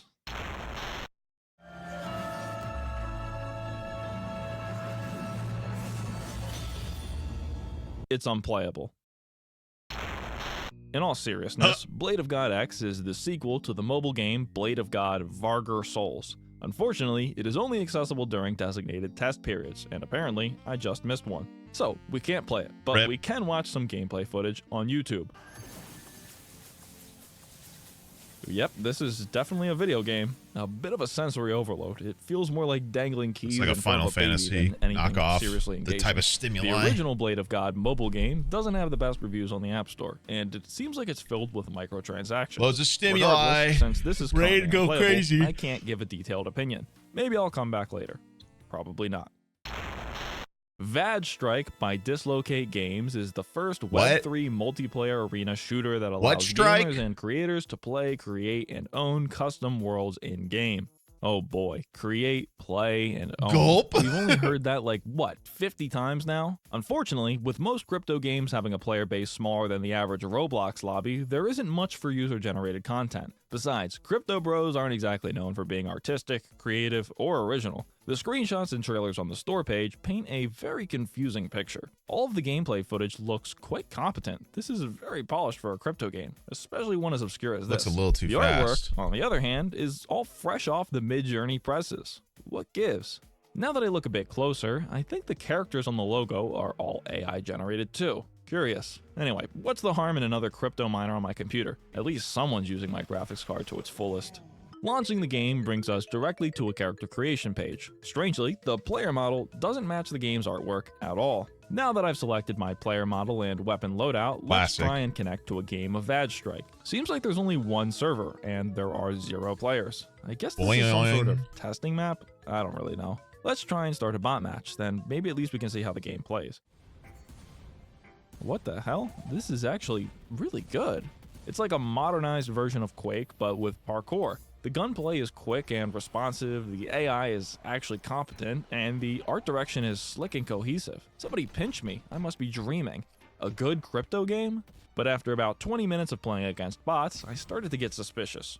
The Vag Strike and Dislocate decals placed around the map seem really out of place. Please stop calling also, it that. Why would they make all of their promotional material with AI if they actually had real artists? And most importantly, this is actually a great game. Golly, I wonder. Could never. This skepticism led me to delve further into the game's files. If they just stole some other game and slapped the Vag Strike 100%. label on it, then maybe they left some evidence behind. Interestingly, there's a file named Steam App ID, despite this game being from the Epic Game Store. Opening it shows an app ID of 967460.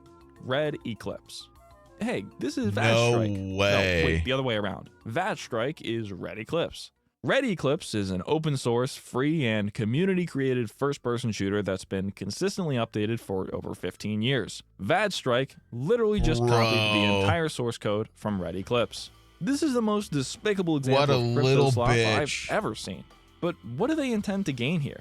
Let's dive a bit deeper. I bet people played this game when he released this video, and that dev was like, by a company called Dislocate Games, which I've certainly never heard of. A visit to the Vag.pro homepage results in an AI-generated ocular assault. My god. They've used every buzzword in the book to describe the open source and modular Vag engine, which they absolutely did not create. But they must be pretty popular, since their official Discord server has exactly 10,053 members. Wow, what a specific number. It's almost like they purchased 10,000 bots and then had 53 real members join, especially since the majority of these accounts were created on October 14th. This same logic can be applied to their Twitter page of over 37,000 followers. Jumping back to their website and ignoring the horrendous AI art, we can look at some of the other things they have to offer. What the fuck is happening there? First up, the official Vag comic. This abomination features 85 worthless pages of AI-generated slop, coupled with text taken directly from the official lore of Red Eclipse. Nevertheless, the fierce battle did I just see that? Was that of what was once a most slur? powerful consortium in the galaxy, in the system of the Red Vag. As far as the crypto aspect of the game goes, there's actually nothing currently for sale. However, they do mention a future token and NFT collection launch. Is it appropriate to go back to that? AI generated. There! I mean,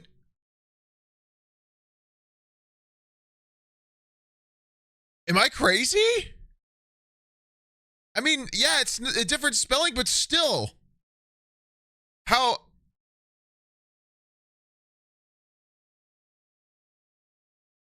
It's spelled differently, but how else would you say it?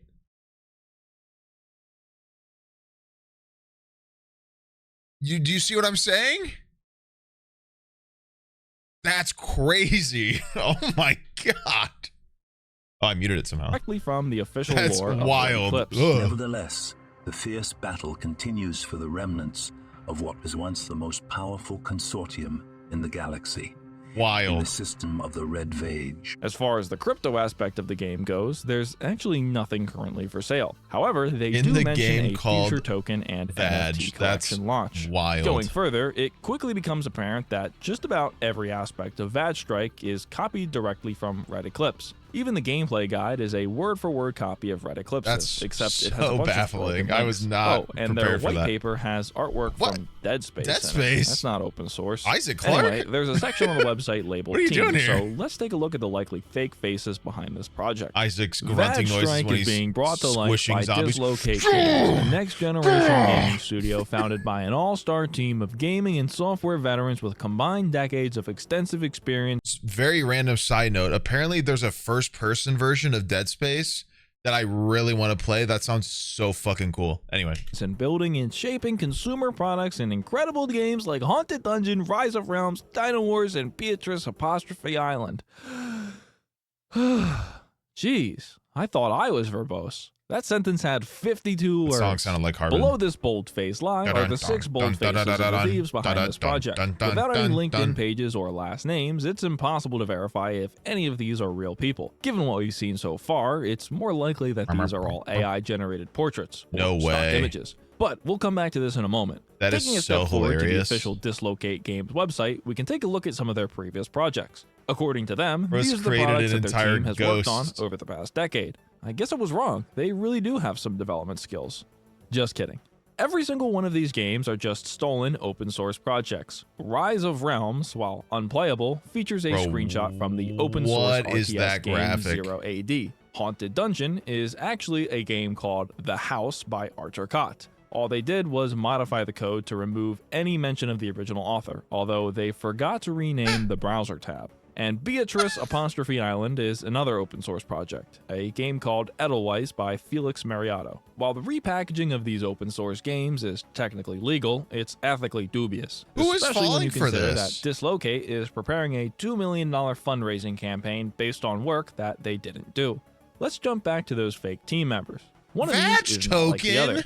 Gideon K. There's a link to Gideon's very own website where he shares a heartwarming story of his life as a Nigerian Crypto's entrepreneur. cool! There is a list of all the companies that he's founded, although not all of them seem to link to active websites. The first, called Ravel, advertises itself as an invoicing platform. I signed up for an account, only to find that the website has no discernible functionality aside from asking you for your credit card info. A subscription to this service costs $1,000 a month.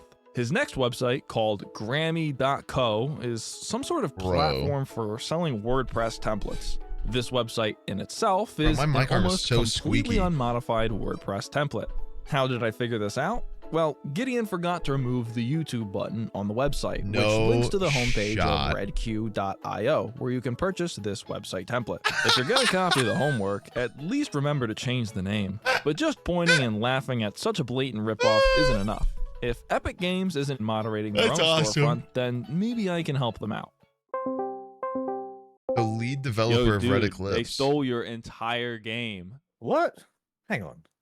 Quinn is the lead developer of Red Eclipse, his pride and That's joy cool. for the past 15 years. After informing him that someone had stolen his entire game and relabeled it as their own, we decided to play a little prank. We jumped into the Vadstrike Discord and asked if we could speak to their lead developer.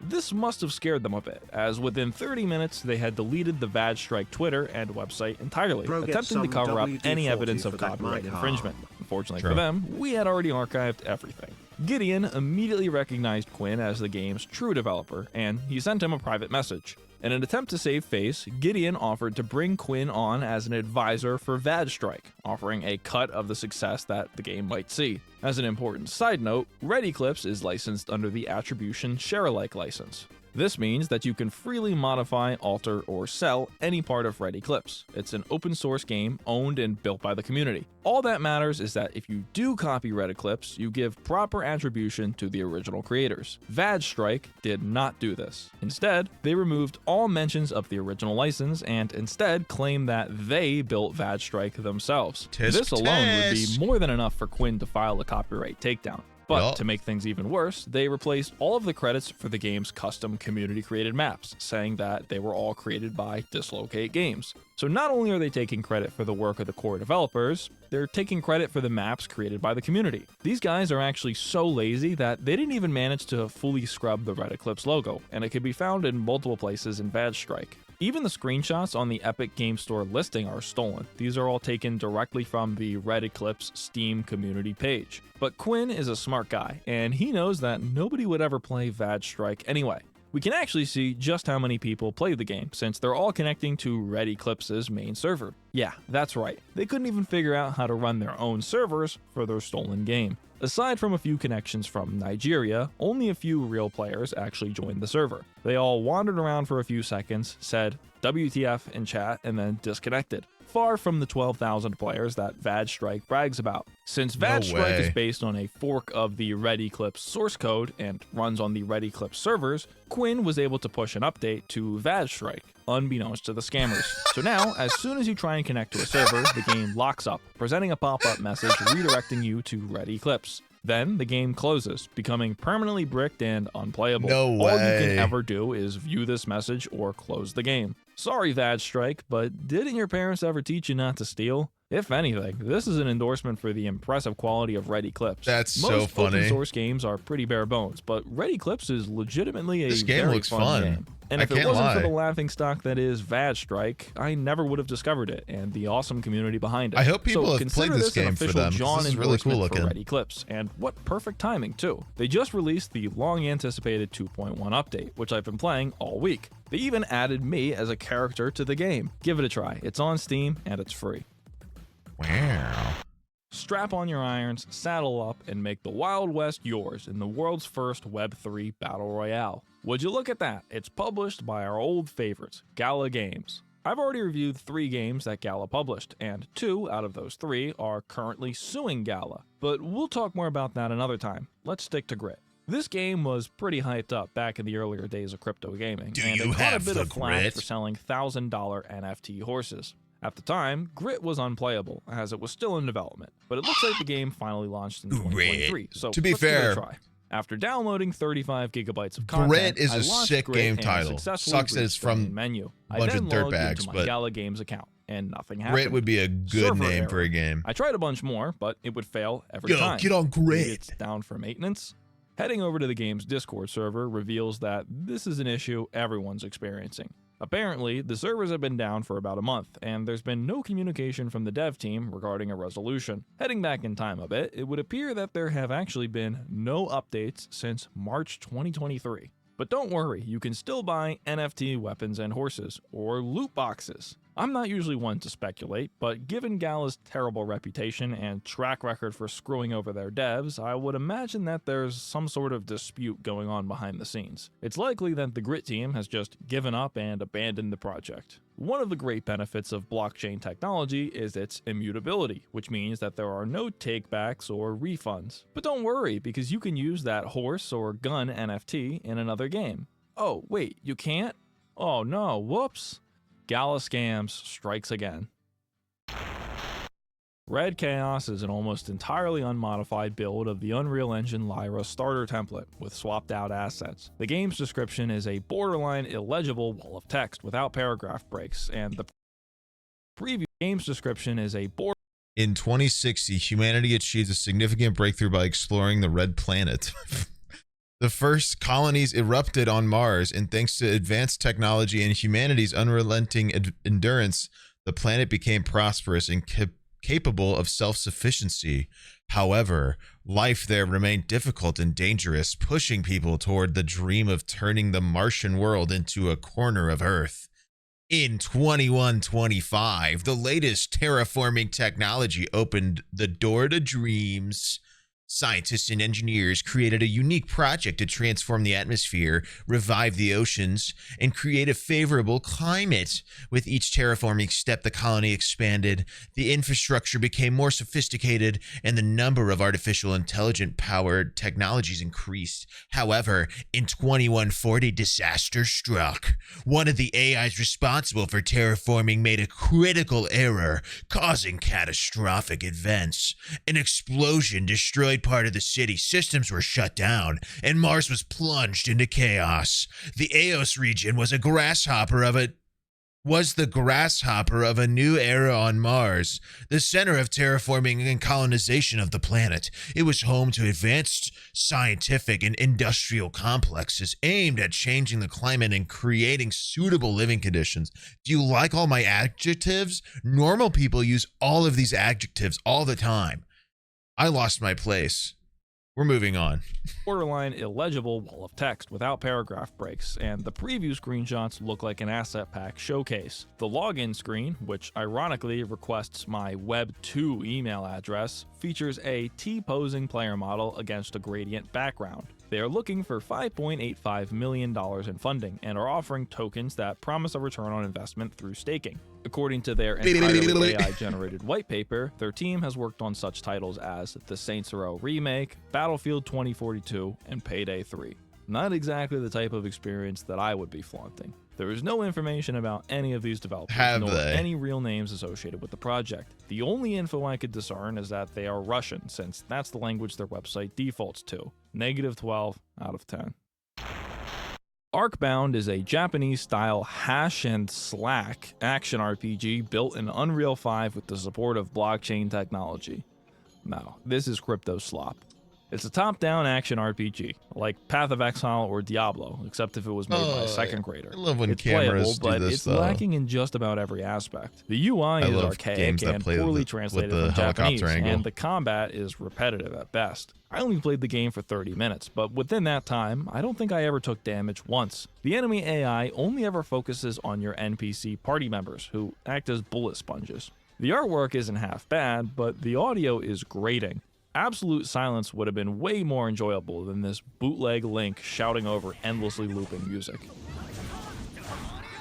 Fittingly, Arcbound offers a tremendously uninspired gameplay loop, barren of any originality. Non-differentiable, randomly arranged dungeons, and a hub world with endless fetch quests. I guess there's something to do with NFTs somewhere in this trash heap, but I couldn't stomach it for long enough to figure it out. After clearing my already flooded hard drive of Arcbound's 2GB footprint, I headed to the game's website to learn more about the project. Yeah, who am I kidding? I don't give a shit about any of this, neither do you. These crypto craps just blend together at this point. Always the same, sell the bare minimum product at a premium price, hoping that gung-ho, short-sighted marks pile in. Surprisingly, Arcbound seems to be getting called out in their own Discord server, where a player noticed an interesting coincidence.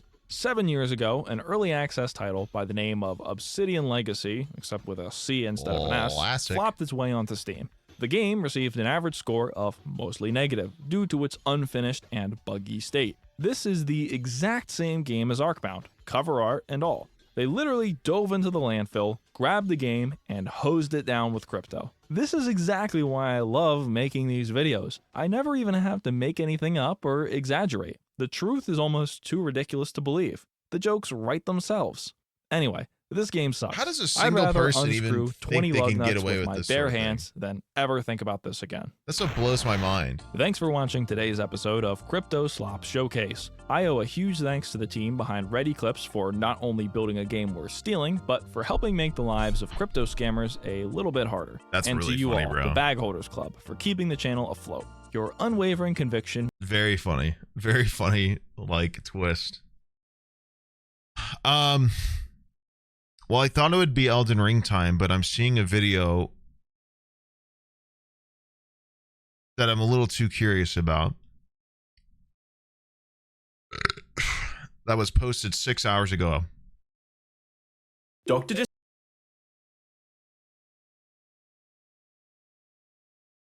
What are your thoughts? Because this is a very fun story to me to watch. That says 9. I opened it 3 hours ago. Then I opened it right before stream, so I'm interested. I'm interested in watching this. It's only 15 minutes.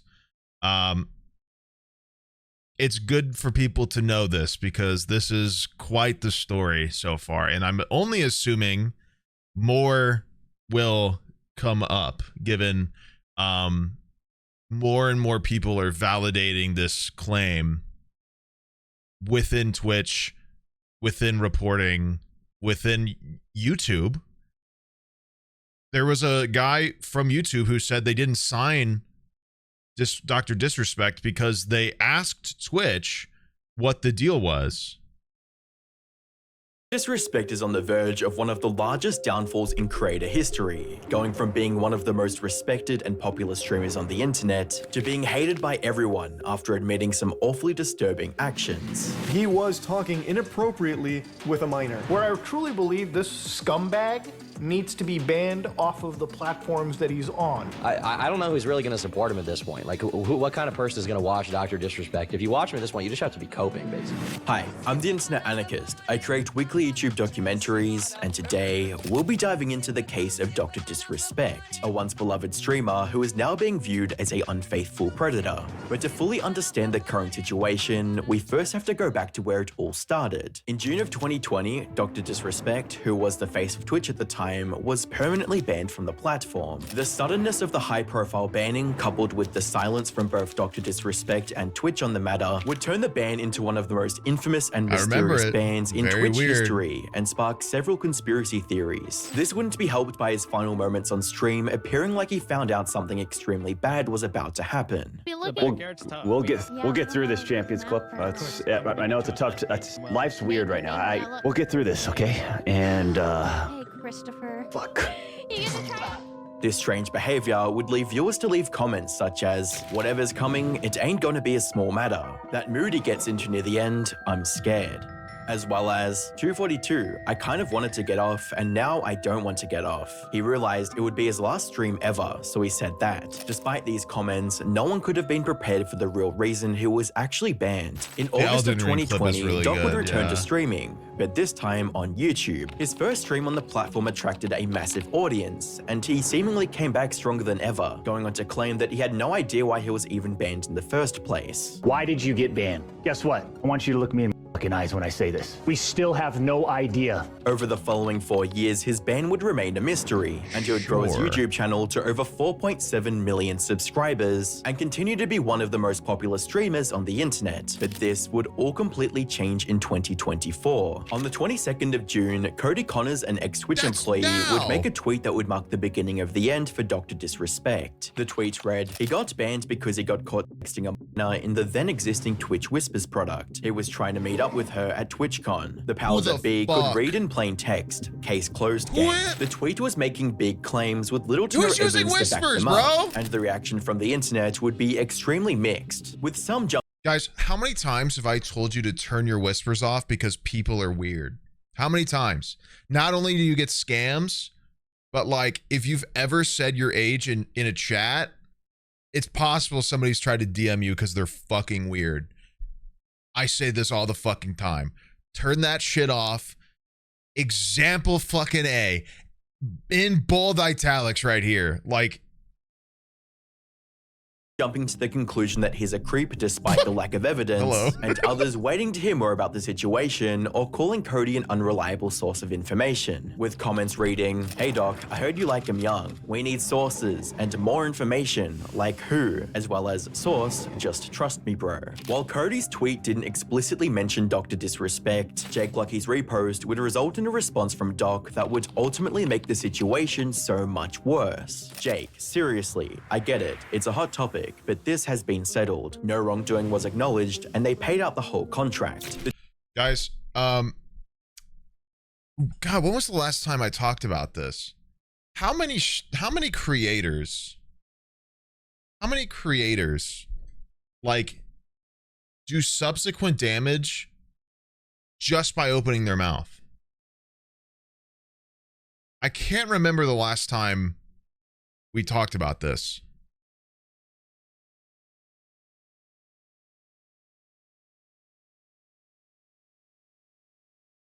There was a specific situation, and I can't remember what it was.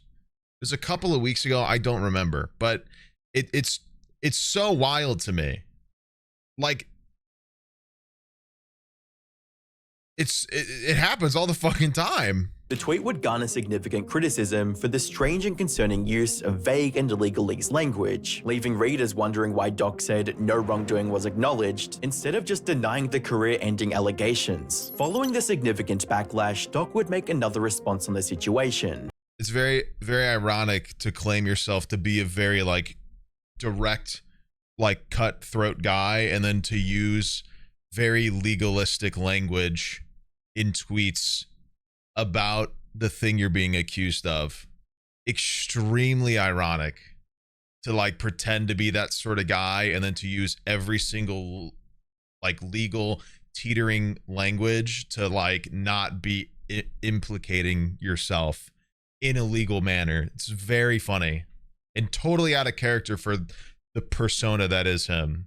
So it's, I mean, people caught on to it immediately, obviously.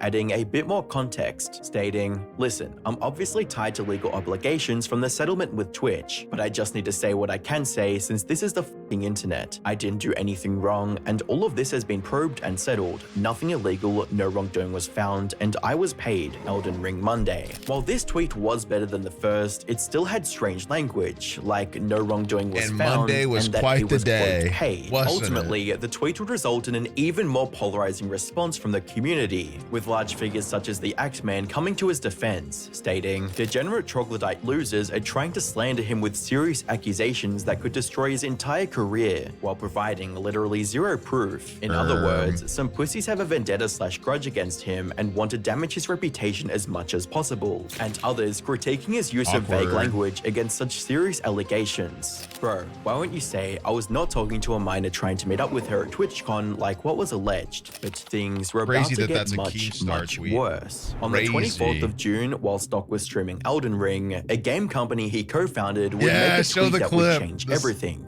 crazy Reading, clip. on Friday evening, we became aware of an allegation against one of our co-founders, Guy Beam, aka Dr. Disrespect. We assumed his innocence and began speaking with parties involved. And in order to maintain our principles and wonder if he'll standards as play a it. studio and individuals, we needed to act. For this reason, we are terminating our relationship with Guy Beam immediately. While these facts are difficult to hear and even more difficult to accept, it is our duty to act with dignity on behalf of all individuals involved, especially the 55 developers and families we've employed, along with our community of players. The tweet went live while Stock was streaming, and viewers claim this is the exact moment he saw the post. You know how you run things. Yes! Listen, listen. Why is it sped up?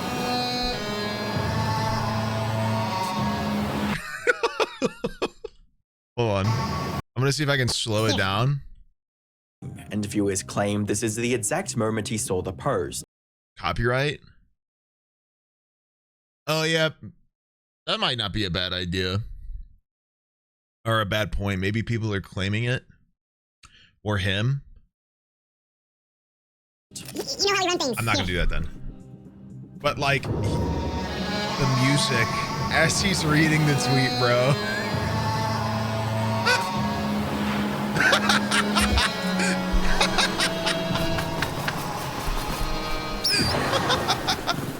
Towards the end of the stream, Doc Nuts. seemingly came to terms with reality You and what was cannot awaiting make- him in the like, near future. you cannot I think script it. when I say step away, I think You either have cannot to relate this script that, to bro. Midnight Society, but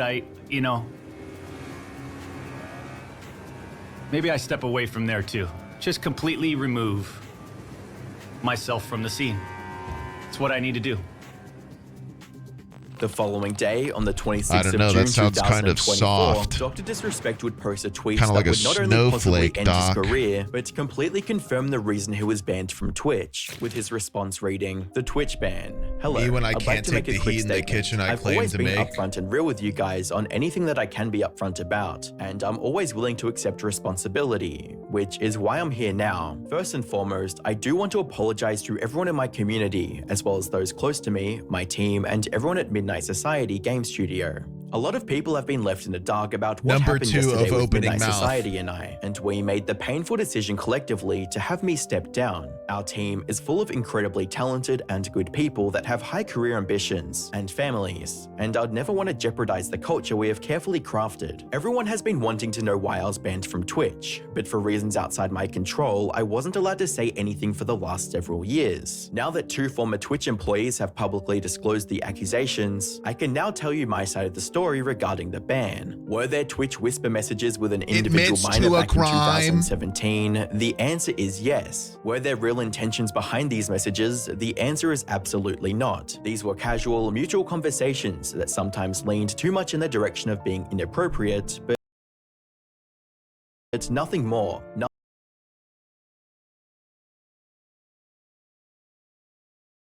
I mean, I already tweeted this, but like,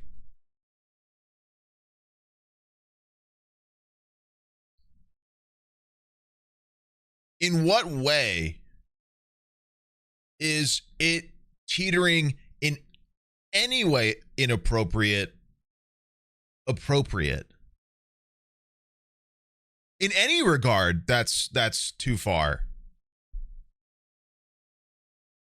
How is this even like a nuanced point? You can't sort of be inappropriate.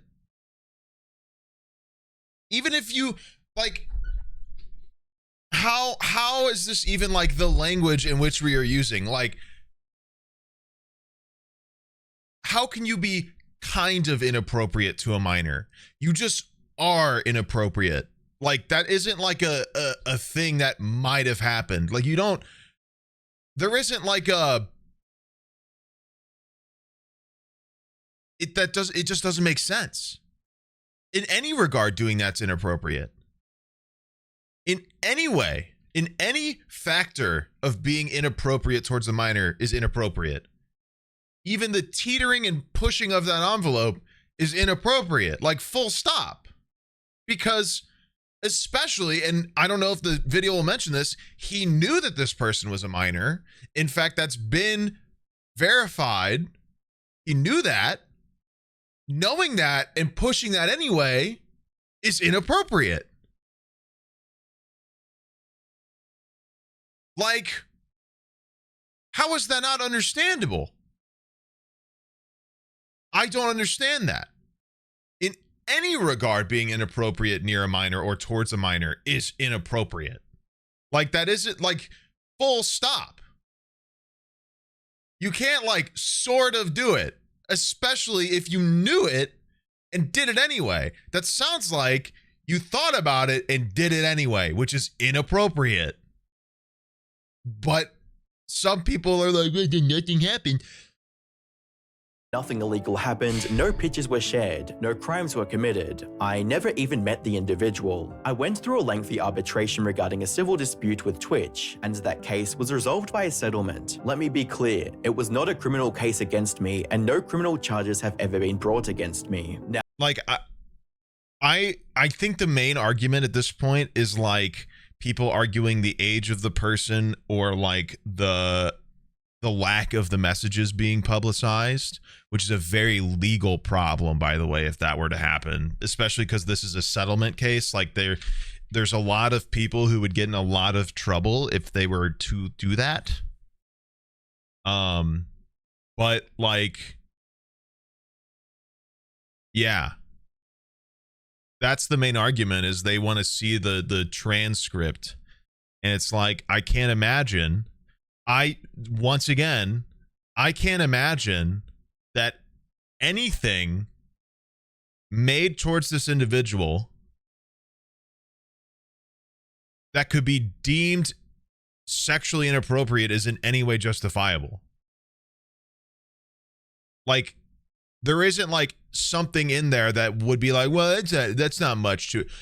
It is, though. All of it would be. That's the problem, is of course we're not seeing it, because I guarantee you he probably does it. If this is very true, he would not want this to come public, because any segment, any inch of inappropriate behavior towards a minor that you fully knew as a minor is a pretty substantially coherent and inappropriate decision. And any sign of inappropriate conversation within that text would damn him immediately. Like, there isn't any escape from that. There isn't. That's crazy. And like, who's to say in 2017 when this happened? I mean, I don't know, actually. Because it happened in 2017. They banned him 3 years after, right? In 2020. That's the timeline, right?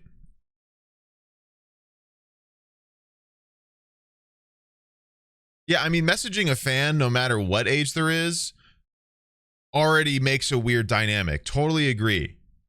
I have messaged fans before, but not for like no reason. I have some people do I do merch with some people who watch me before.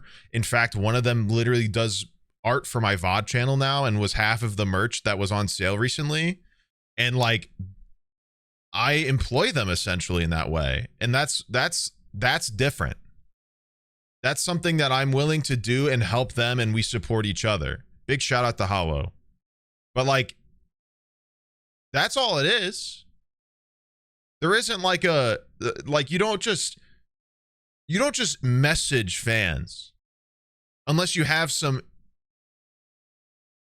malicious intent at the end. I'm not saying for sure, but it's not very appropriate. It's not a very appropriate thing to do.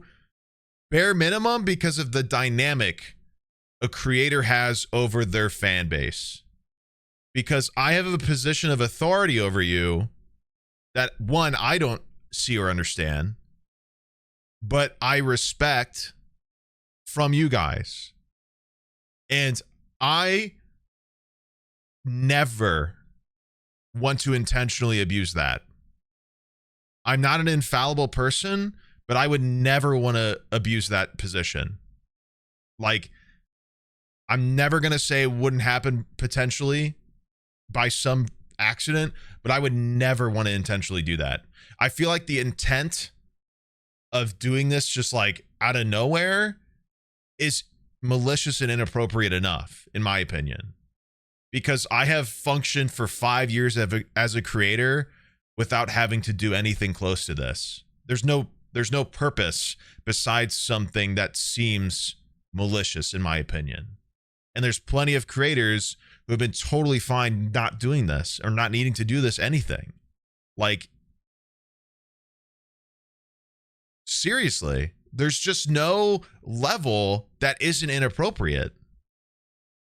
It's such a weird piece of language to say too much in the direction of being inappropriate, but nothing more. How do you sort of be inappropriate? That there isn't like somebody concoct a situation that's sort of inappropriate. Nobody takes something sort of inappropriately. It's either appropriate or inappropriate. Socially, that's the rule. People don't sort of take things the wrong way. It's either taken correctly or not taken correctly. It's really hard to find some sort of nuance there. You don't just like kind of make an inappropriate joke. Jokes aren't kind of inappropriate. They are or aren't. There isn't like a gray area for this type of situation. You can't like teeter this line. There's no line to teeter. You go over or don't. I just don't see a situation in which that it isn't, you're just in there. In my opinion, I guess. Nobody fucking cares what I'm saying. I'm sure there's plenty of people coping with absolute max, like lefty loosey on the gear to like huff it as much as they can to think that he's still being a nice guy and not actually doing anything wrong. With like, who gives a shit, really? But like, I just don't see this. Like, I don't see this being like the language and the disassociation of the intensity of what this implies is very telling to me. Like, just from what I've studied, like the legalistic language, the shrugging off of his own action, like too much in the direction of inappropriate, but nothing more, deems that he doesn't see what he did as wrong. He doesn't see what he did as wrong. The language he's putting there is distancing himself from the severity of this. That is very disassociative, like, language cognitively. Like, he is removing himself from this bad situation because he clearly doesn't see it as bad. All these people do, and he's removing himself from this bad by saying that, well, it wasn't that bad. Like, it's not actually anything illegal. That is very, like, distancing language. Like, there is a lot of legal and distancing language in this message. It's very wild to, like, digest.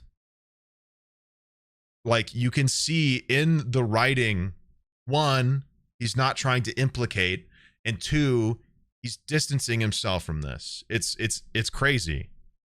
And on top of it all, he uses the argument that nothing illegal happened. You can be a piece of shit and never break a single law, man. That doesn't get rid of the stank on your body. You're still going to smell like shit. Like, you're still going to smell like shit and people are still going to want to flush the toilet, man. Like, even if you've never broken a law, if you stink like shit, you're going to get flushed. There isn't like, not being caught legally doesn't exonerate you of being a piece of shit. A great example is To Catch a Predator with Chris Hansen. Obviously, that show took a turn, but did a lot of the people in that show get full on arrested? No. Like arrested, charged with a crime, sent to jail? No. A majority of them didn't. Because they didn't do anything illegal. Because they were stopped, first of all, which is the morally correct thing to do, is to step in and stop it from happening. So a minor, especially in these situations, isn't ruined for life. Like fucking ruined for life. We're talking like a child's entire future is spun and changed because some fucking dude can't keep his stupid ass dick away because he's got some stupid perversion. Like, how is this an argumentative point?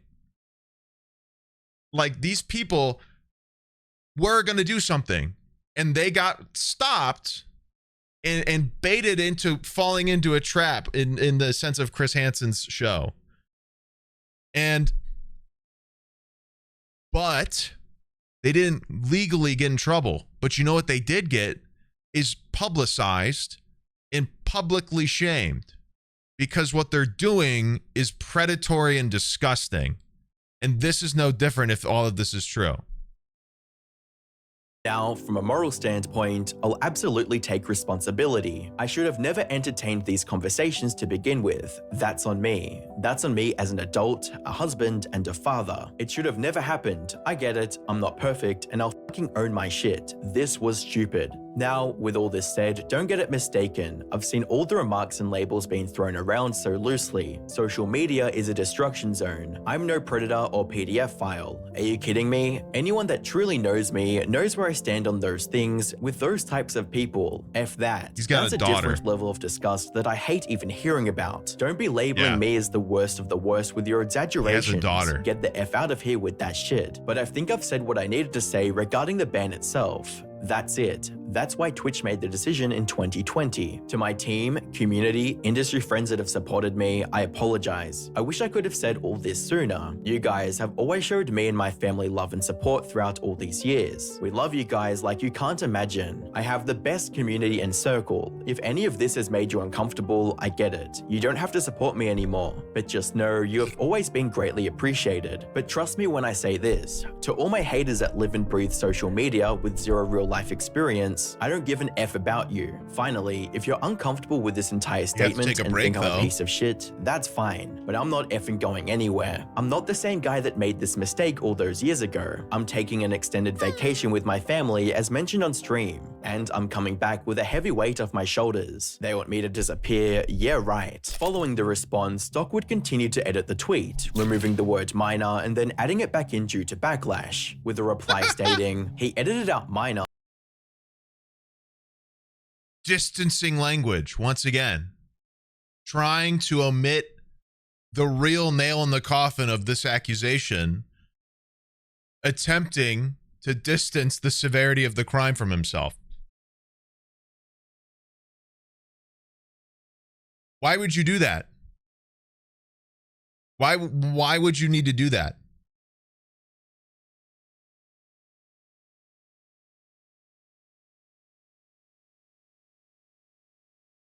It's a very interesting decision.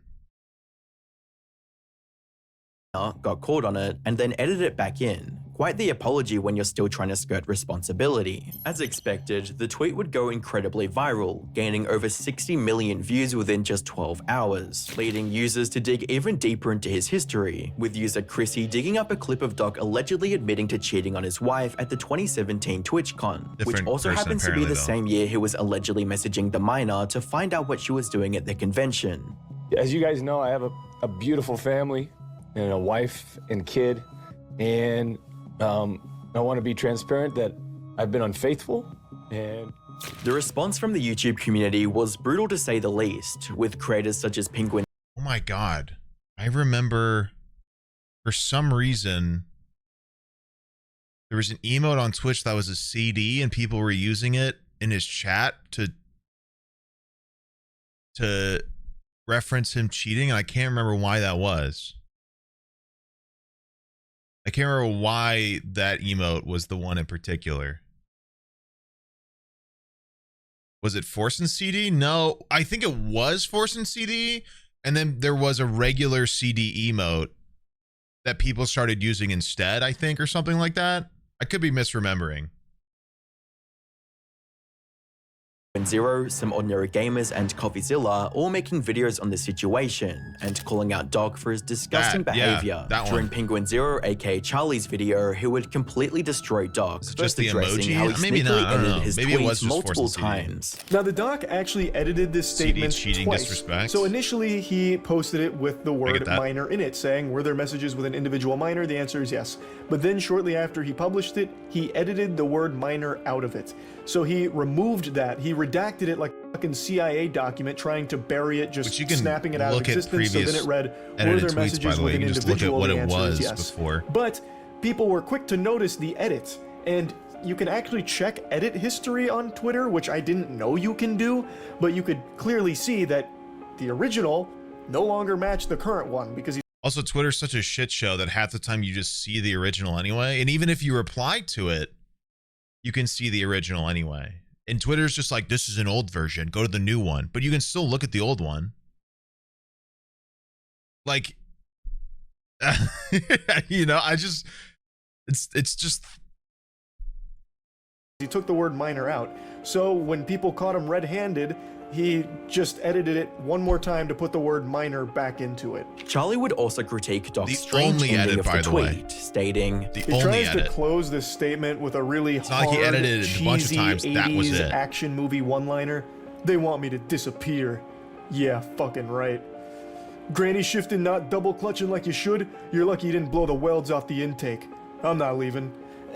Takes a break. It's really kind of ridiculous to put that there with accusations like this. Finally, Charlie would counter the argument that Doc possibly didn't know the age of the minor he was talking to. Now, what's not clear and what a lot of people are coping with is that maybe Dr. Disrespect didn't know the age of the person he was communicating with, but I truly feel if that was the case, Dr. Disrespect would have mentioned that, saying that he had those communications with this person that he believed was of age but turned out to be a minor. I think if that was the reality of that situation, if he truly communicated with someone that he thought was of age but turned out to be a minor, I think he would have mentioned that in this statement, but he didn't. He didn't say that he was under the impression he was communicating with an adult.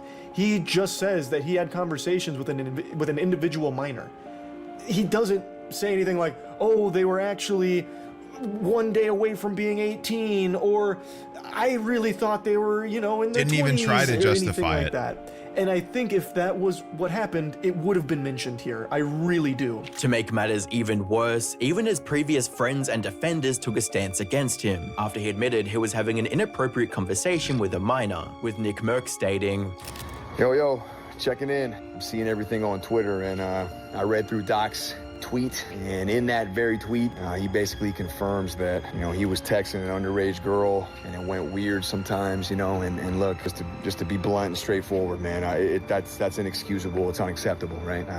No excuse for something like that. And with the Act Man stating, what's up, everybody? This is the Act Man here, and this is my final verdict on the Dr. Disrespect situation. As you might have seen, I've been pretty vocal about this on Twitter, and Doc has finally given us the truth. At long last, we know why he was banned. and it's not good. So first I want to read this part where he says, it's the most important part of his tweet. Were there Twitch Whisper messages with an individual minor back in 2017? The answer is yes. These were casual mutual conversations Crazy that for him to sometimes just lean admit too that. much in the direction of being inappropriate. I've seen enough to catch a predator to know when somebody is using language to soften the blow, to downplay what actually happened. You know, it's a strategy where you can admit something you did that was terrible, but you can maybe make it seem not as bad as it actually is. One question looming on everyone's... Was that not what I mentioned earlier when we were talking about it off the tweet? Is that not what I just said earlier? Very typical language in terms of a criminal distancing from a crime. Very typical language. Super like hollow wording, super like gap creating within the conversation. It's very once you kind of pick up on it and understand if a guilty person, and this isn't obviously full on 100% true or provable, but a lot of the time when an accused person is the perpetrator and tries to get out of it or justify it, they use distancing language because they themselves cannot rationalize doing something. And they also are trying to dance around the fact that they did it by trying to make it seem okay in some regard. So you see it a lot in crime. Exactly what I said earlier. Mind is what is going to happen to Dr. Disrespect. Based on his response, he's planning on taking a break and returning as usual. However, only time will tell if he'll make a comeback from such disgusting and character-ruining behavior. Whether he was legally charged or not, that does not change the court of public opinion. And being in your late 30s having inappropriate interactions with a minor is career-ending no matter how good your reputation is. I think Mudaha put it well. You know, at the end of the day, right? At the end of the day, it's just this inappropriate. Is just a gross thing to be doing. And there is no defense for this kind of behavior. And I firmly believe, like, as, you know, even on YouTube, like, this guy shouldn't even be streaming anywhere. Like, what is proven is if you are interacting in a negative fashion with anybody that is a minor, you are not to be trusted on any social media platform whatsoever. It really seems like this is the beginning of the end for Dr. Disrespect's reputation and career, with new articles coming out from inside sources claiming he did know the age of the victim and was sexting with them, YouTube removing him from their partner program, and his YouTube channel losing over 50,000 subscribers within just days of his response going live. The more information that comes out revolving around the situation, the worse it begins to look for Dr. Disrespect. Over the coming weeks, it's likely that he'll lose hundreds of thousands of subscribers and possibly have one of the biggest downfalls in recent creator history, alongside Illuminati, who lost her entire audience. Click the video on screen to find out more.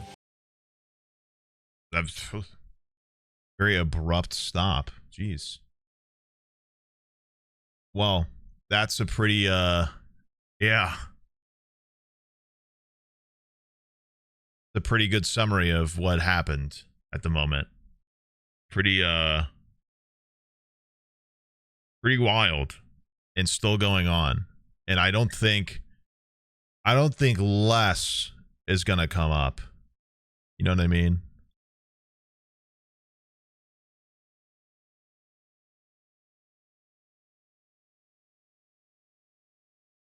Has there ever been another instance where Twitch just flat out bans somebody for no reason?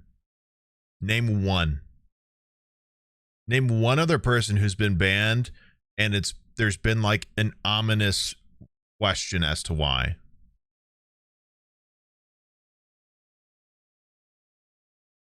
Not really.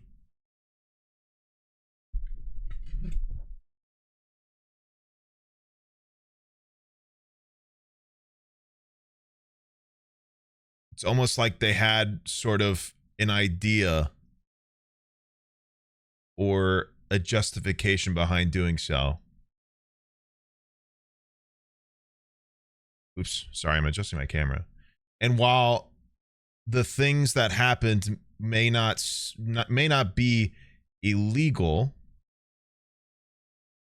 it's inappropriate, and I think I think Twitch stepped in and did the morally correct thing, despite having to pay out the contract for terminating early.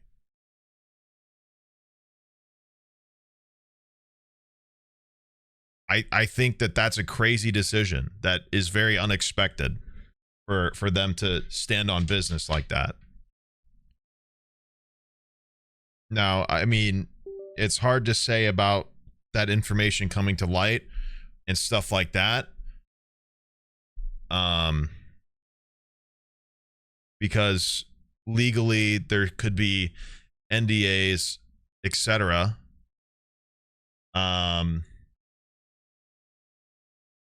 Also, you really threaten the person who was being groomed by trying to publicize these conversations and the evidence to deal with them. You really threaten this person's life. And all it will bring is bad people to their doorstep, because there will be plenty of dismissive behavior or justifiable excuses by people if this person who got messaged and reached out to is publicized. Like, full stop. Like, there will be plenty of people trying to find an excuse as to how this happened and why it's okay or whatever. I don't know, it's just a bunch of disgusting shit. I mean, I said it earlier, like, there's not like you can't sort of be inappropriate. There isn't like a sort of inappropriate thing. It's just inappropriate. Like, there isn't like I mean, there's plenty of nuance in the world, but there isn't like...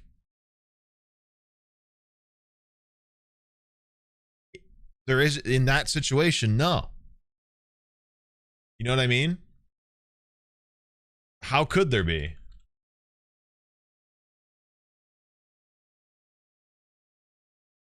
Just name one. Name something like that.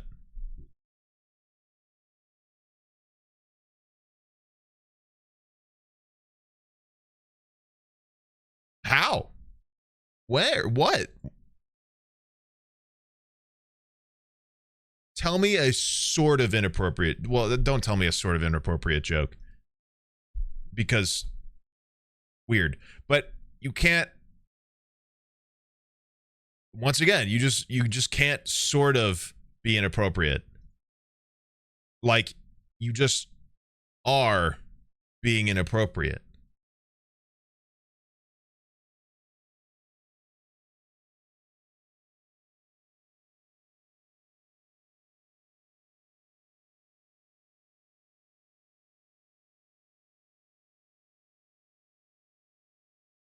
Yeah, I mean, this is coming from a guy whose chat talks about dicks and balls and penis all the time. That's not appropriate, though. It's not sort of inappropriate, it is inappropriate, but there is an understanding within the community that, like, it's all for fun. There's no grossness behind that. It's just like, the context is important there. It's an inappropriate joke. It's not sort of inappropriate. It is an inappropriate joke. But the people involved, there's nothing behind that. There's nothing else there. I don't know, man. It's crazy. It's crazy. It's time to play some Elden Ring. I'm done. I react Andied for the first time in a long time. Crazy. Who am I? It's been 4 hours. Who the fuck am I? Where the fuck am I? Oh, this is the wrong account. This is Chud Gunky. I was playing this on my my Steam Deck earlier. I kind of like the idea of getting through to the DLC on a very underleveled account on my free time and seeing how it goes. But that's my own journey, not yours. Time to go to Bob Guy. Chud Gunky is my journey and my journey alone. Without us? Yeah, well, my views drop dramatically when I play this game, so I can't constantly play it. Just when I feel like it.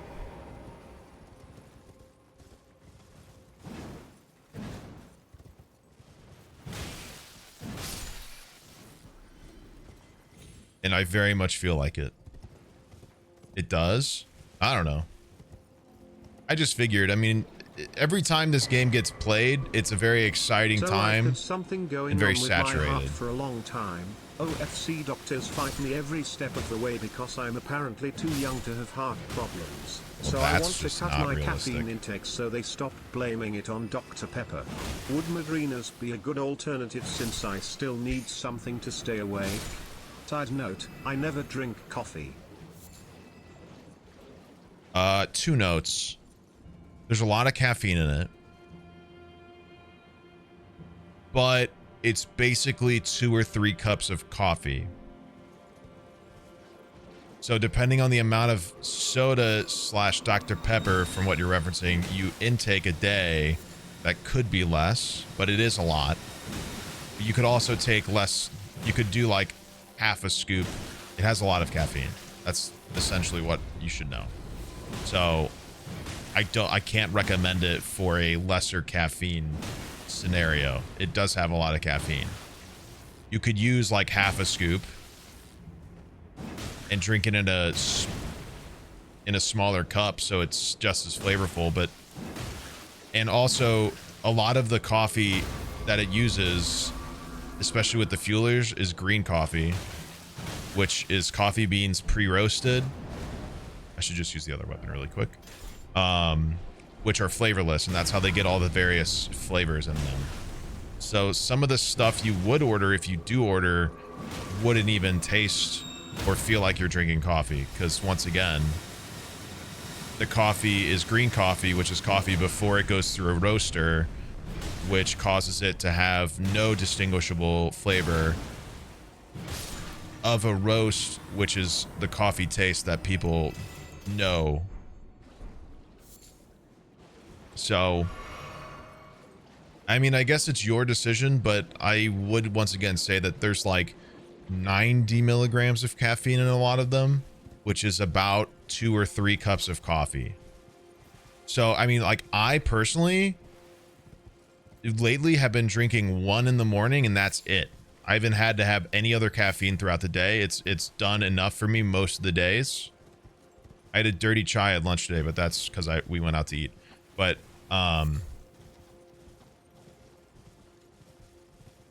yeah, it gets me through the day half the time, but I can't recommend it as a low caffeine like supplement just because it isn't low caffeine at the end of the day. But yeah, you could have the portion. You could, you know, drink it in a very long length of time. You could do a lot of stuff with the fact that it has a big caffeine amount. But yeah, I don't know. That's going to be something you'd have to decide. But I mean, I told you all I can really tell you about it.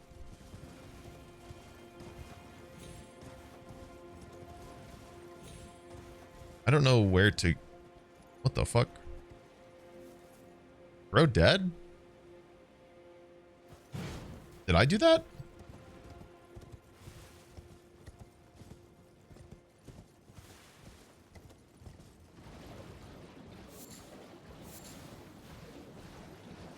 I've personally not tried like half of a portion.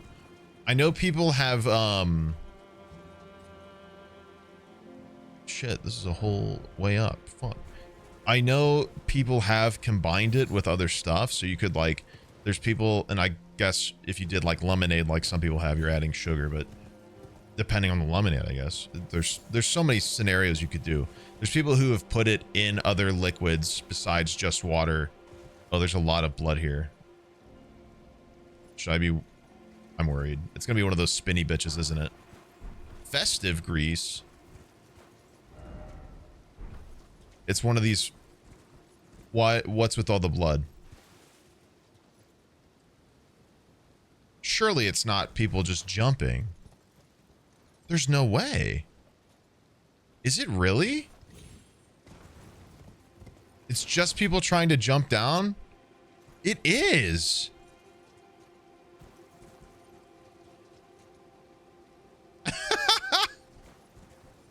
It's literally just people falling and eating shit. Because they're trying to get to this down area. Sneak in chat. I don't want to be a bother, but speaking of Madrinas, the tracking website said my order was delivered earlier today. It was not, and I'm worried it got lost or something. Has anyone else had shipping issues? I'm sure someone has, but I'm pretty positive you could reach out to their email and ask them. I would contact them because they would most likely solve it for you. What the fuck? Bro's tweaking. Whoa. Bro's twerking. All right.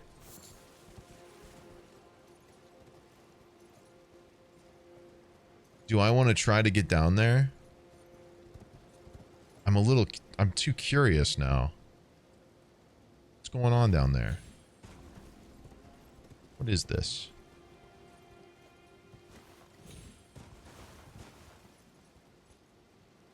The boba ones have less caffeine on average. That's true. I suggest checking the nutritional statements on each flavor because it's different. Strawberry boba has 17 milligrams per serving, but honeydew has 34. Fuck.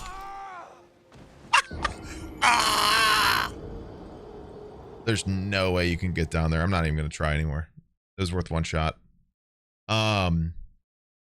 Yeah, I mean, that's just good advice. I mean, if you're interested in one of the flavors, just look at the nutritional label that's probably on the pictures when you look at it. That'll have good information for you in terms of caffeine amount. For sure. It's a good call.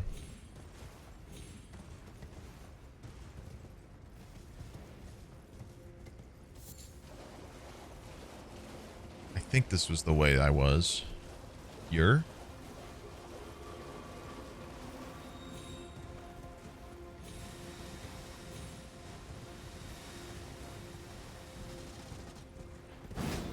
I missed. Bye. Gotta go.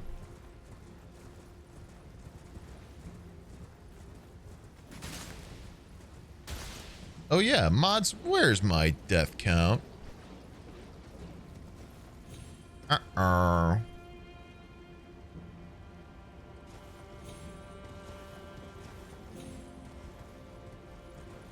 That guy said poop in my chat. That's crazy. W poop. I'm an infant.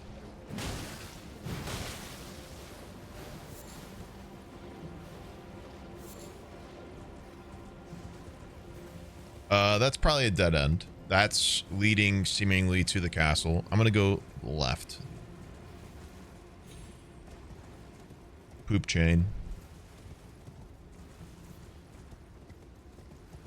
My recommendation for less caffeine: legally prescribed meth. I'm joking, of course, but being prescribed medication for my ADHD. I was about to say, like, what, treated my Adderall? sleep and wakeful issues. Turns out treating an underlying issue will solve a problem. I might actually have to get on an accelerant myself. I'm finding Wellbutrin isn't managing my mental needs as best as it was, which is totally fine. These things happen. What the fuck? What is happening here? What is this?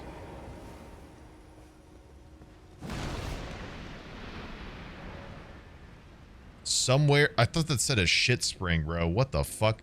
Somewhere a spirit spring has been unsealed. Peanuts. Very cool. Was it this? Was it that, or was it a different one? Oh.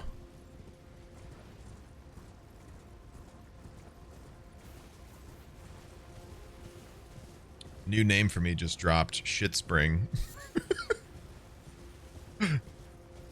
It's another cookbook. Talisman of the Dread. Jesus. What a title. Raises potency of magma. Magma. O Baal, Tyrant Drake, do your wounds yet ache? Is your fury still yet to crest its zenith? How did you get your ADHD diagnosis if you're comfortable sharing? I went to the doctor. I went through my doctor, but the place they sent me is so shady and weird. I'm trying to find a different place possibly. Been asking around, figured I'd ask you. Well, Wellbutrin isn't a stimulant, therefore a regular doctor can prescribe Wellbutrin, so I never had to go to a psychologist to get prescribed Wellbutrin.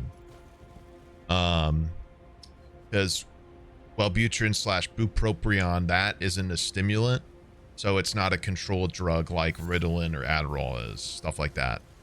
So I didn't need to go beyond my doctor, who gave me a test at the time in which I immediately realized I did have ADHD within 2 questions. I was like, oh! So, it was basically on the spot from there. She gave me some Wellbutrin, and I've kind of just navigated through there, or from there, so. Which I think it does help with my anxiety in a way, but I think my ADHD gets so rampant that it doesn't do... There's just a variety of bloodstains here. Which I'm going to assume is because they didn't hit the thing that opened up the shit spring, so I'm going to go ahead. Yeah. LOL.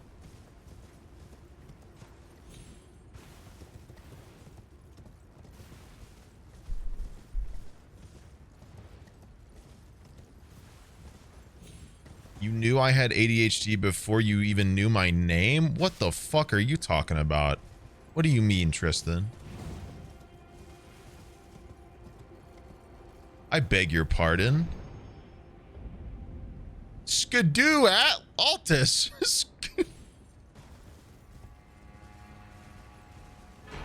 It's Shadow Atlas, but whatever. Skadoosh. We're at the Skadoosh Castle.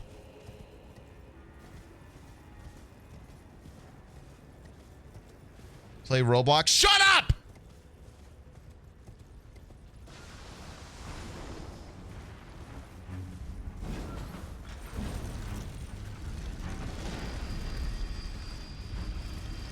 Oh my fucking god.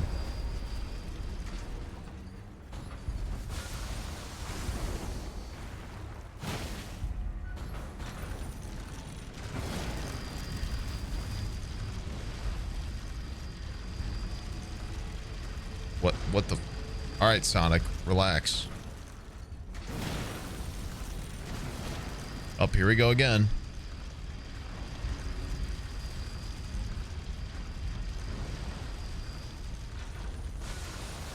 Oh god. Well, there I go. I never got my souls.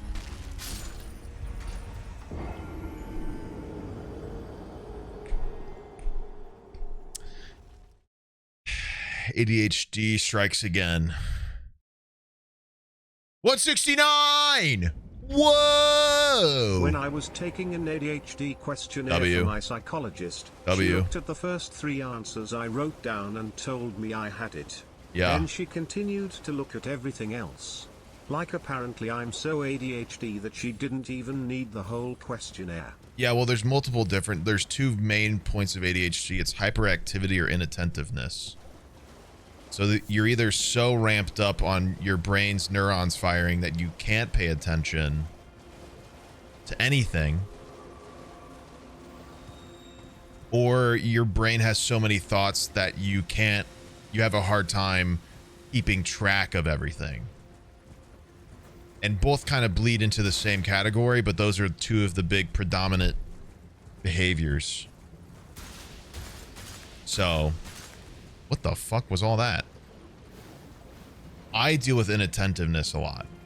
As you just saw, I literally forgot I died and didn't go get the souls that I lost from dying, and then just died again and lost 100,000 souls, which is almost a level. So, and I'm disabled. Pick a struggle man, Lamau. You won the lottery, dude. Damn.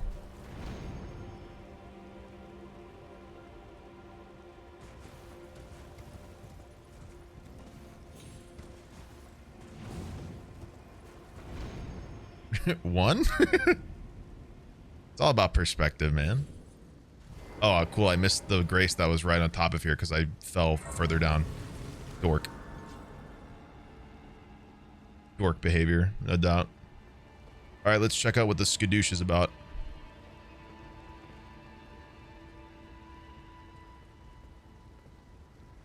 I'm looking around for traps. I'm looking around for bait.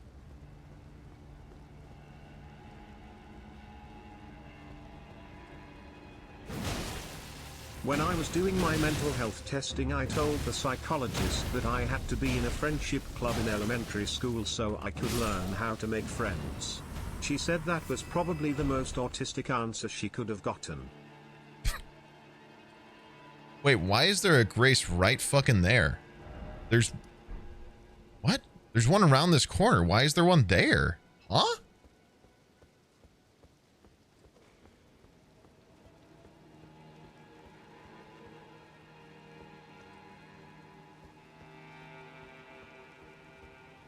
Good at making friends now? Well, yeah, that's because you've established a baseline to go off of.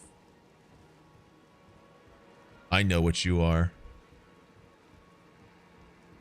You've learned a behavior that works. Not picked it up naturally. You relatable fuck!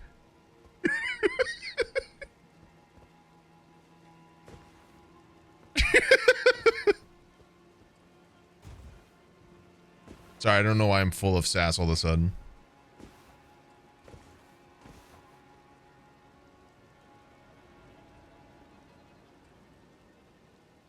Is there anything I can drop from down? I'm just gonna drop. Very cool. Sass is in the large pot. Dude! I didn't even tell you guys this, dude. Oh!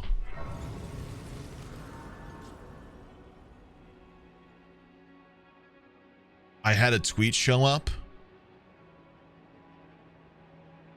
and I couldn't resist ordering it.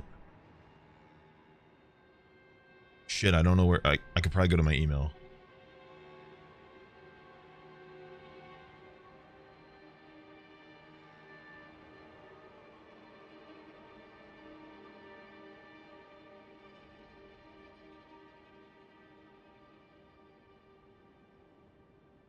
Not going to pull up the order because that's going to be a great way to show everything about me. This. Check if it doesn't dox me. Check it does dox me. Okay.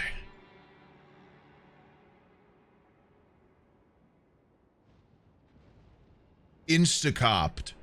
Instantly copped this, dude. It's literally an Alexander Elden Ring mug. And you could put the little top on it. Isn't that so sick? I can't wait. I'm so excited. It's so cool. I hope it is actually a good one. I hope it seems like a pretty legitimate website. 44,000 that's 27 USD, by the way, for anybody who's curious. Which is really good.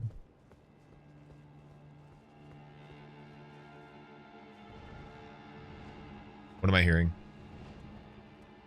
I'm hearing noises that I dislike. Oh. Bozos. My bad. Hi chat. Haven't been here since like 2021, 2022. He's taking damage over yonder. What do you mean? New merch? He has a kid now? What am I hearing? Nah, you must be joking. I'm gonna go watch him try to get the rare axolotl on Minecraft and drink Madrina's blue pompberry. This is a joke, but it has been a while. Hello Sneeg and chat. Welcome back, dude. Jump scare. Minecraft server jump scare. It's crazy how you could mention more than one server that I've been a part of and the owner's a bad person. Isn't that crazy?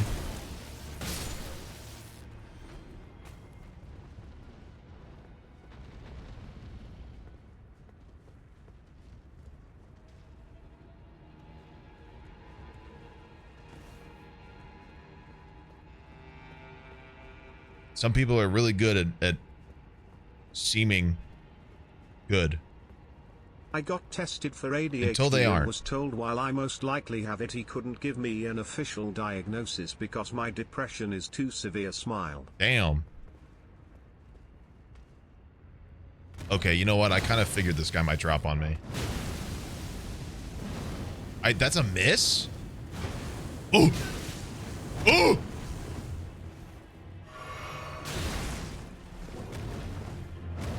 Don't sneak me. A guy can't be honest? Fuck it.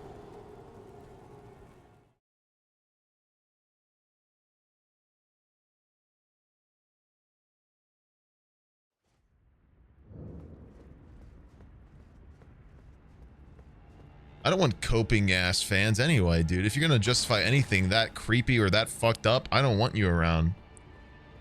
That's fucking gross ass shit. Awful ass shit, gross shit, weird shit. I called the nearest testing place around my area. It's $450 to get tested for whatever I want at the time. It'll be a few months before I can afford it, but we're getting there. You got it, man.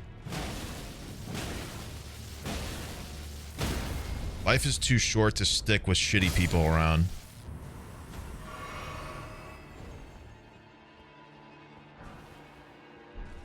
You're not going to be on your deathbed and be like, damn, I'm really glad I kept all these fuck-ass people in my life. You're really not.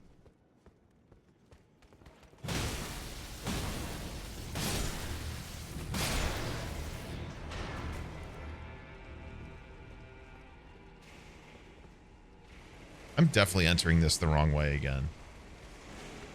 All of these characters are turned around.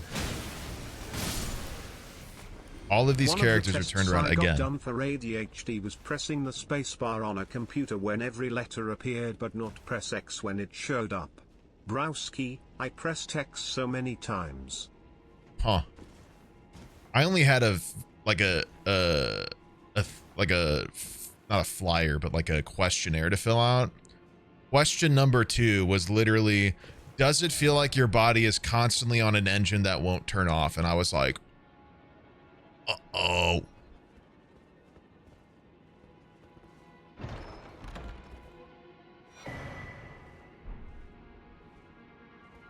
Yeah, that was quite the moment. I was like, oh no. Guys, if the answer is yes, that's not a good thing. That's not a you don't have ADHD. That's a you definitely do. Just in case that's unclear. Whiner. Hello Snag, I missed the debate stream and the debate. Would you summarize your opinion because you're the funny guy? It was very funny. I might just be like coping with the fact that my country's being run by shit.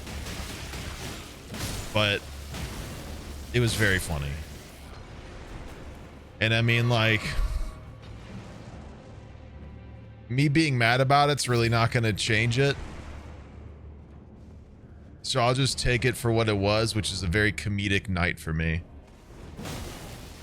Watching two 80-year-old men fumble through an argument with each other that neither of them have good moral standing on is very funny.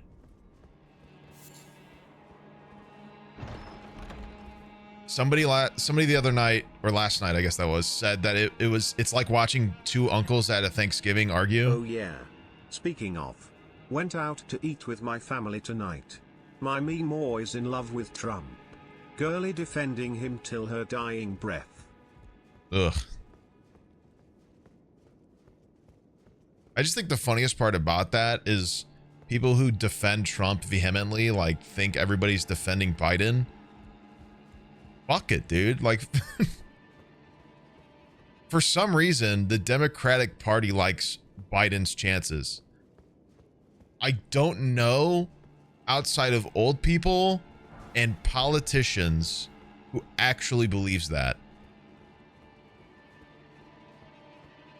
We don't like him either, but you know what he's not? The other guy.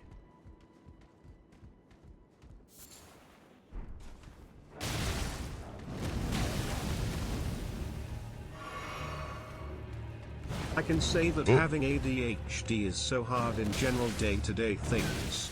My dad has always said you'll have the highest highs and the lowest lows. It's nice to have people that relate to me. Relatable. Yeah, it's really hard to be upset. I can feel that. I think the important thing is sub TTS on. It wasn't off.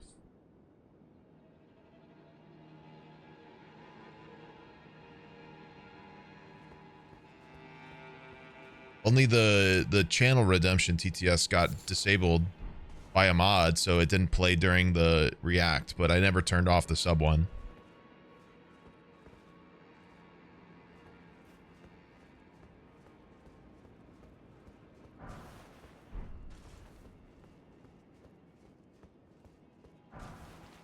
I'm assuming this is the entrance. Best explanation of the debate. Now that's a bunch of malarkey.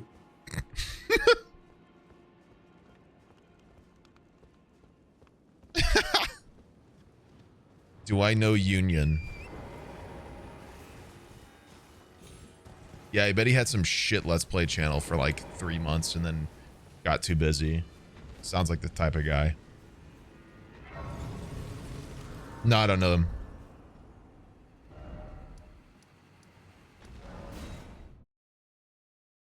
Is that the Destiny 2 streamer?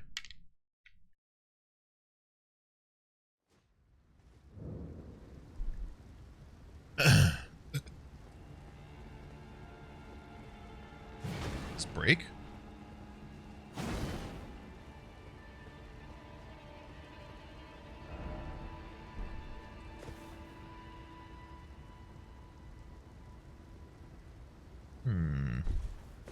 Wee.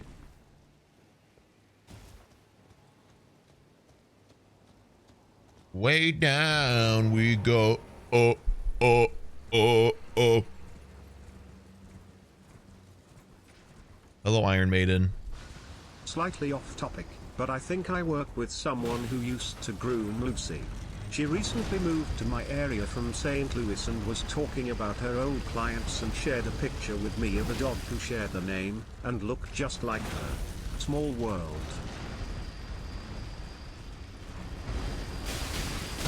Huh. Where...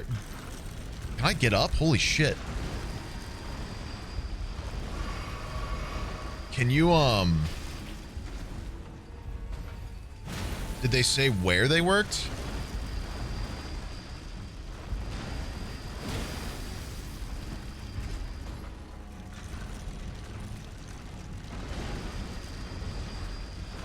Yeah, Lucy like my dog, guys. Relax. Hey Sneak, I was just wondering, why don't you have fully upgraded flasks? Because I'm a bitch.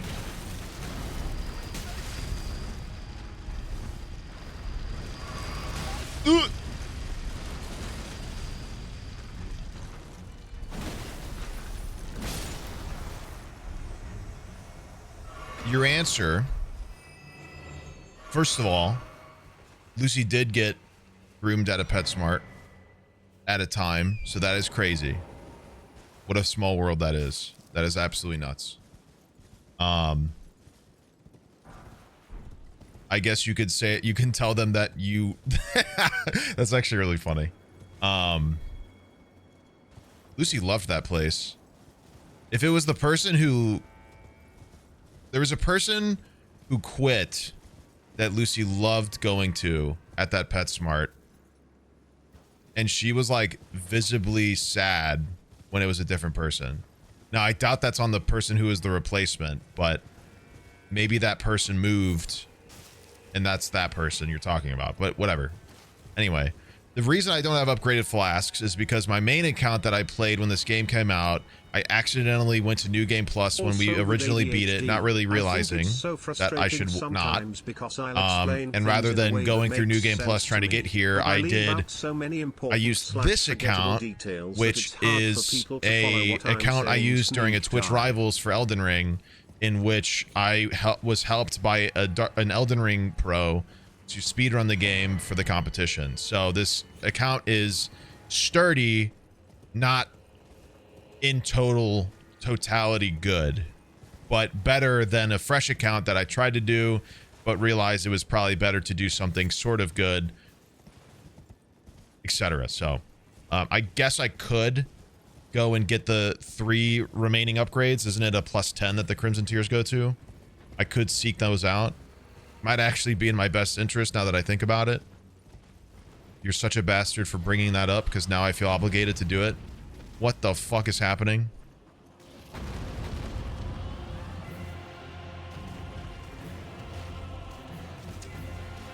What the Sigma?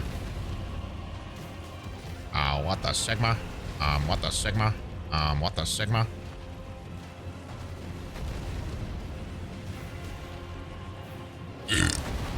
Oh, is he looking at me? Dropping a deuce, I mean some. What? Glad to see you're still doing well. I got the AK crossbow, no way. Actual life update related to you. I got really into criminology and forensic psychology, so I'm doing that in college. My college has a body farm too, which is kinda sick. Oh. Good luck with that dragon. That is sick, but also creepy and eerie, but very sick for what you're studying, yeah.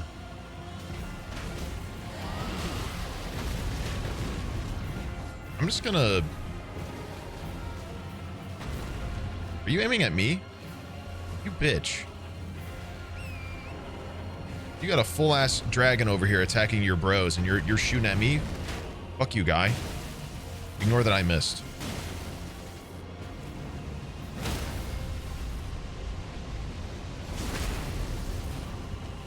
Oh, it's a +12? Fuck me. I'm really stupid, aren't I? Yeah, we should probably get a few of those, huh? Pretty fair arguments. Why don't we do that? That would probably help having to use a bunch. Wait, who's this? Oh. Never mind. Thought it was a summon. A chat grooming means very different things. Yes. Like grooming a dog is give dog haircut, and you grooming yourself is like cleaning yourself up, lol. There are very different usages of the word groom. Which I guess the negative connotations of that word are kind of a play off of the original uses of that word. When you go into specifics. Uh-oh. Dodge of the century.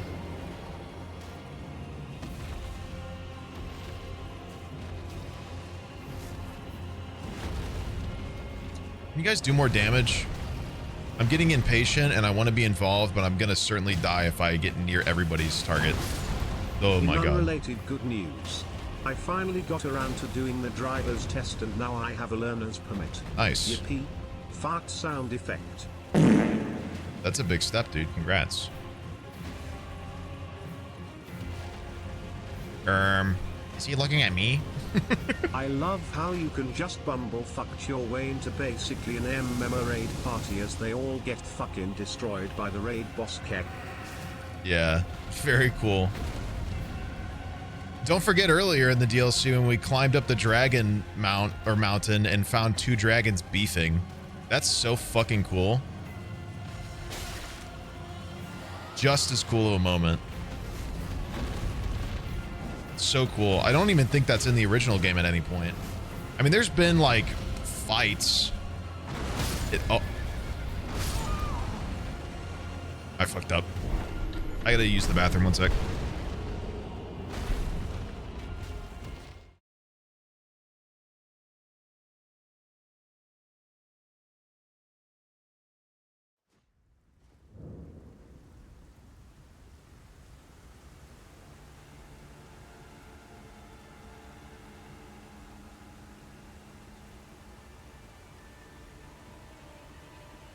It's like the word goon, it's mean like henchman is lakey, not just the word for masturbating lamau.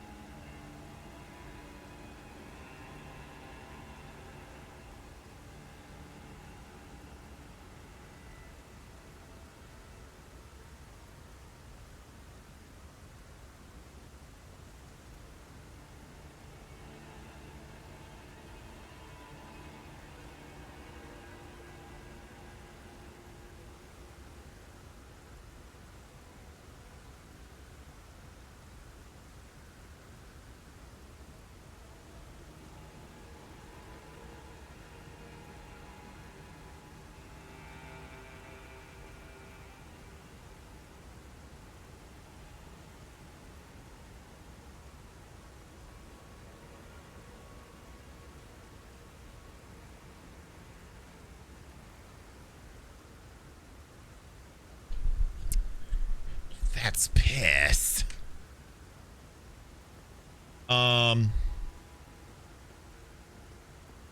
Did I explore all of this place?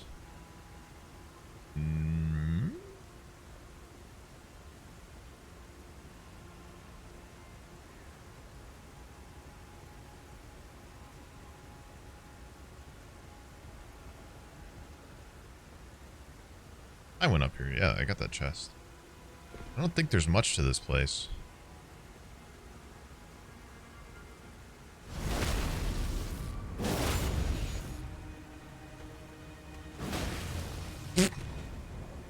Top rope.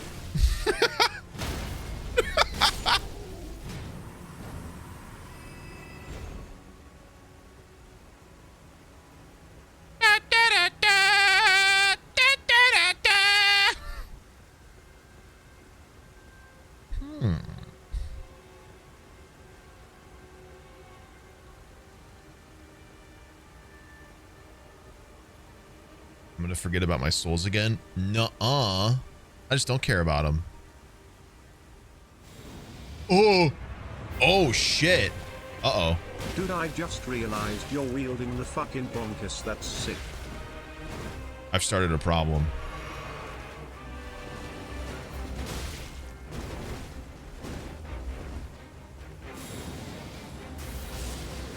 I dashed into it. I can't see. I'm scared. I can't see. My big ass fucking head's in the way.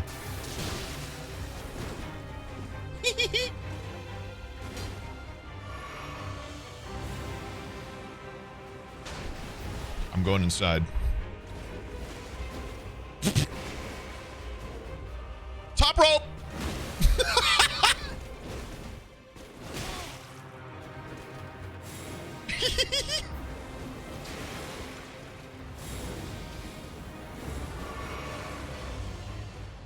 Top rope!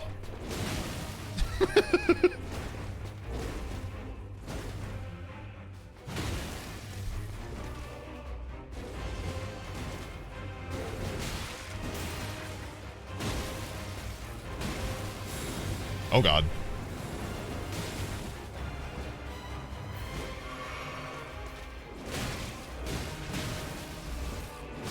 Shit.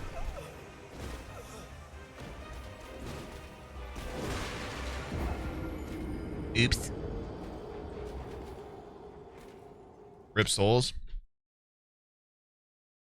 I mean, how many was them? How many were they really? I mean, like, I need 6-digit amount of souls to even level up at this point, so.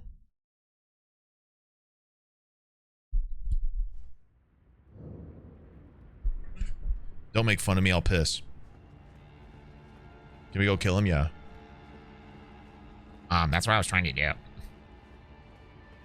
I know I lost the other stuff earlier, but that's not what I'm talking about.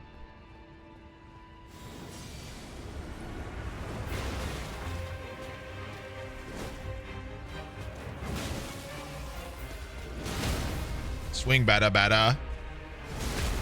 Concussion. Boing. Concussion. Concussion. Oh, dude, the boss so sick, Bonk.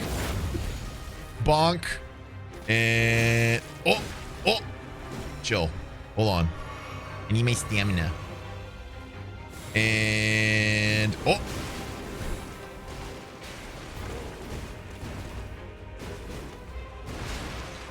And concussion. And concussion.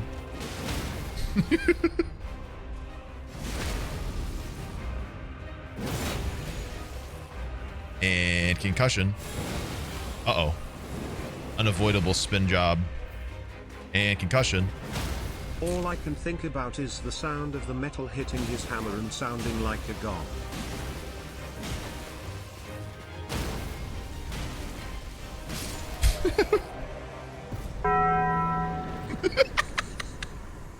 Man, this game's crazy tough.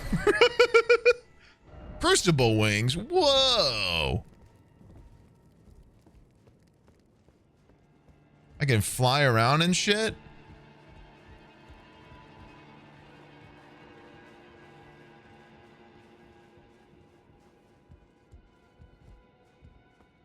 Dub. Seek down. What do you mean?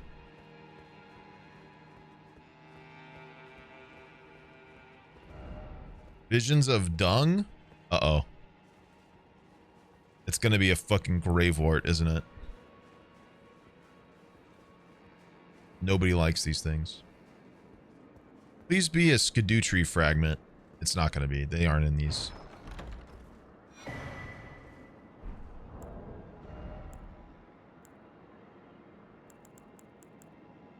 Glinting nail? Ugh. Ugh. Brother, ugh.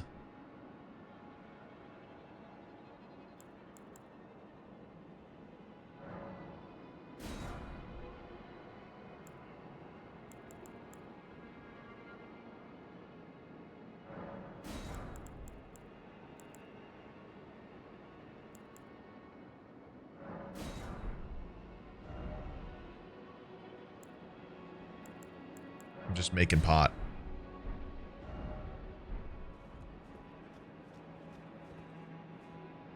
I think that's all there is in here. Pretty tiny tower. Let's go see the LARPers on the dragon again.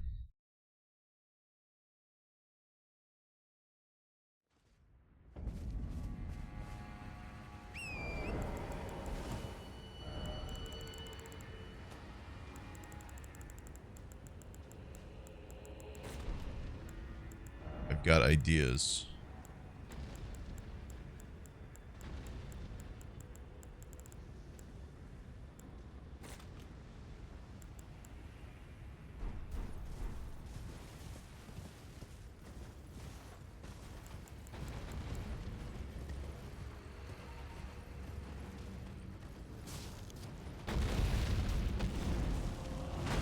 Shit.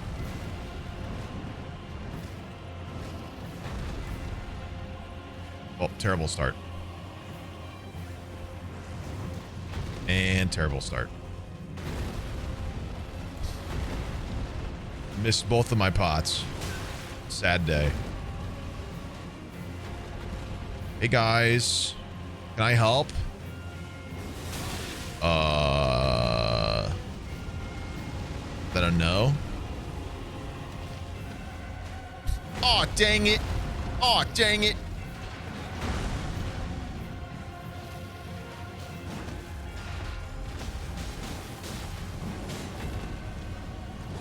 Let's go gambling! Oh, dang it. Oh, dang it. What the fuck?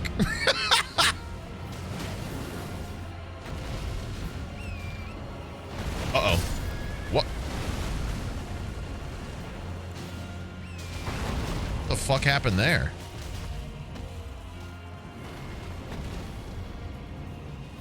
That was a weird-ass delay on Torrent dying. What the fuck? Huh?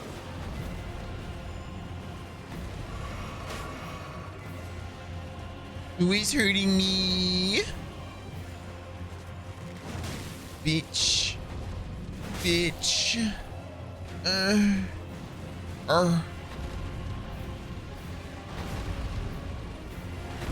The worst part about this is the amount of time it takes for them to fucking die.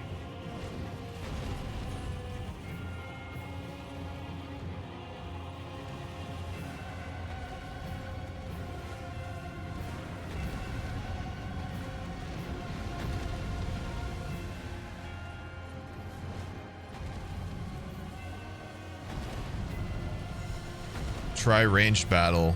Yo, wait. Retweet.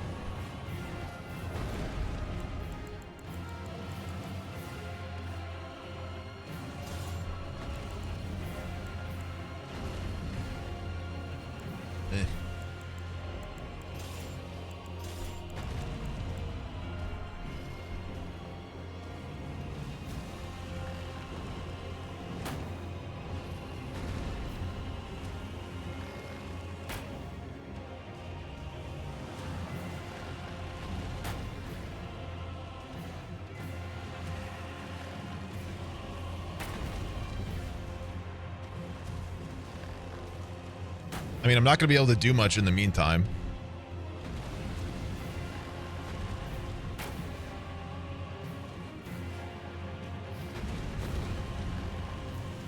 That Hammer Knight over there is going to take a ton of damage before anything happens.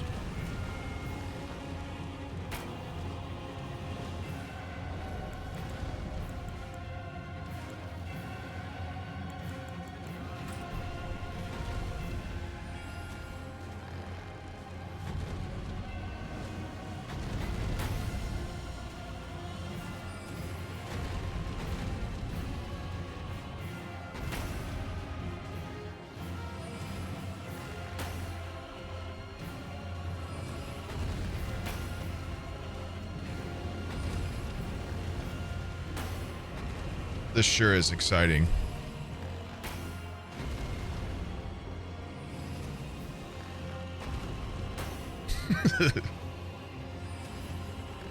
I'm positively titillated right now. My tits are late.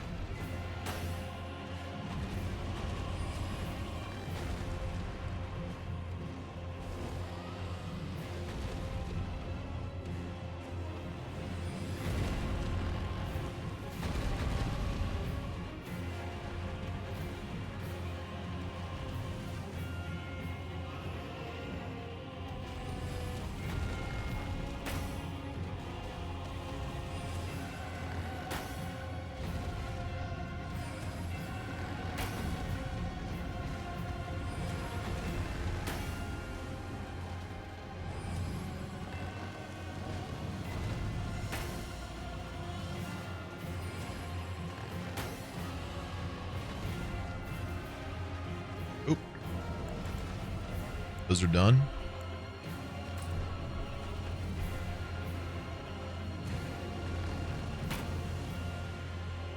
Bonk.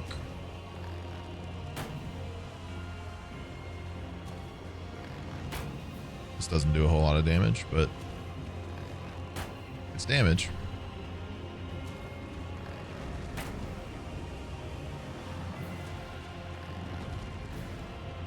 Some of them have yet to die. No shot. Okay. I thought his health reset. I was gonna cry.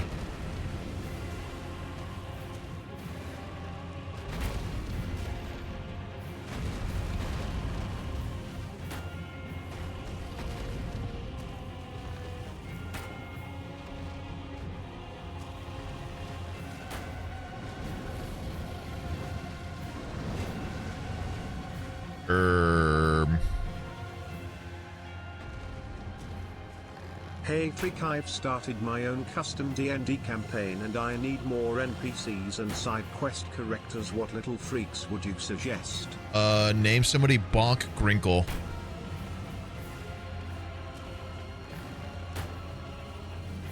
Small goblin trading merchant. Easy.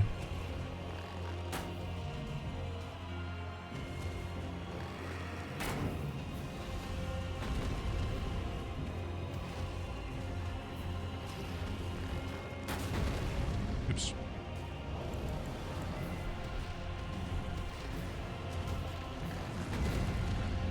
This is... Uh-oh. Not seeing me. You don't see me.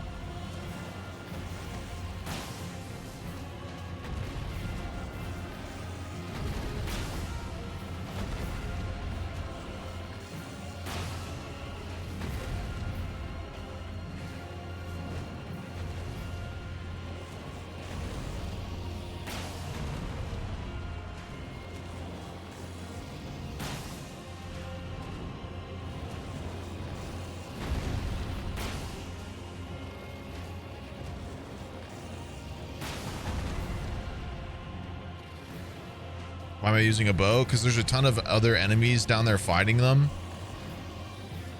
who instantly aggro on me if I get over there. So I'd have to fight him and the rest of them.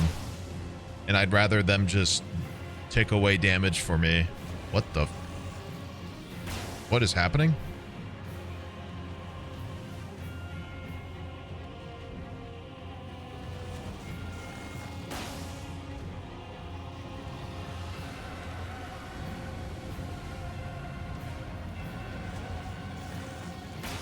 Did he kill them all?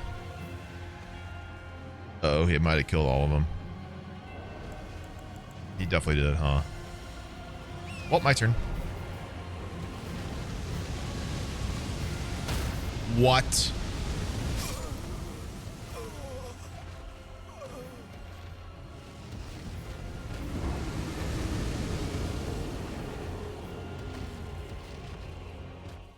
Did he pre-fire his fire?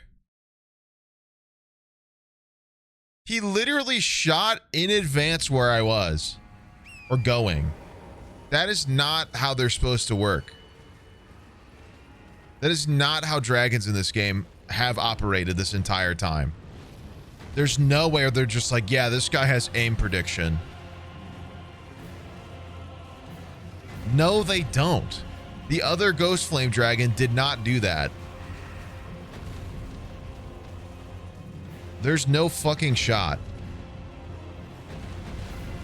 I do not believe that.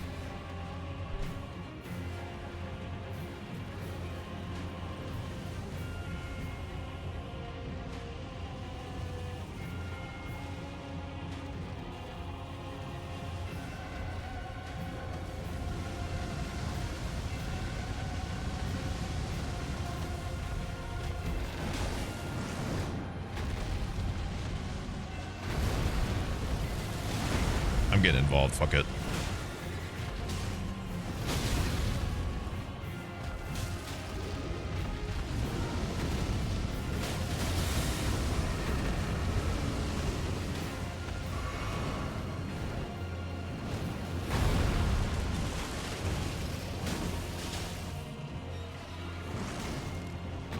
This Horse Knight's being a real prick about this.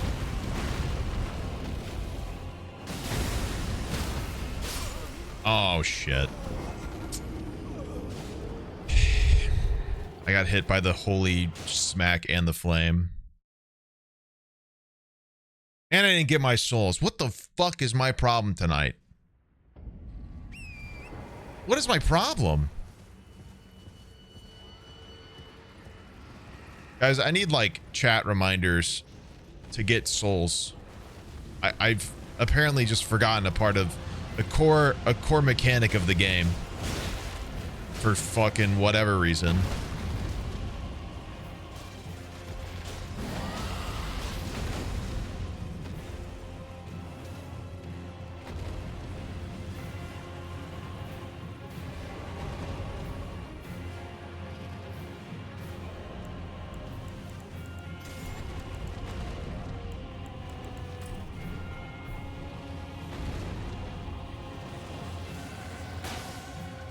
Get your act together, son. Sorry, Dad.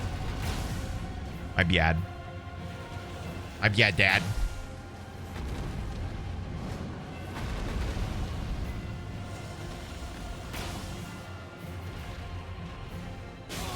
What the fuck, dude? Are you kidding me? Hop off this dick, man. There's a fucking dragon. Shoot it, bitch.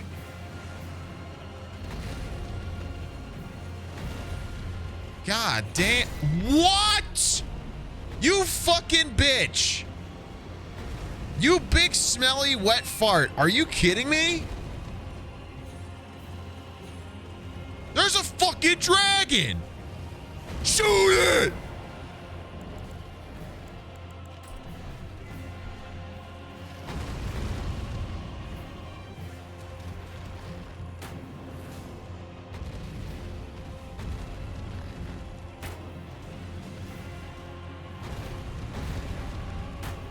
Ah, ass.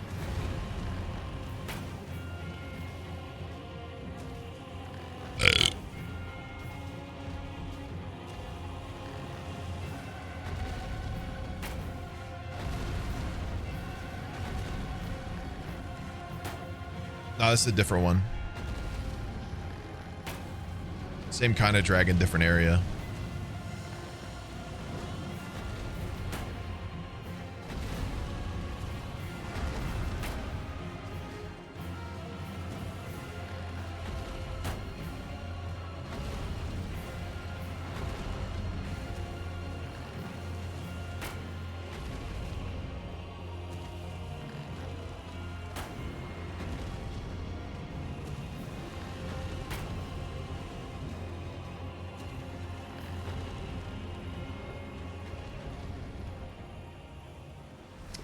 Bro. Well, let me take myself out of the game. Oh, he hasn't even... Oh, there he is. There he goes. Welcome back, Aegon Targaryen.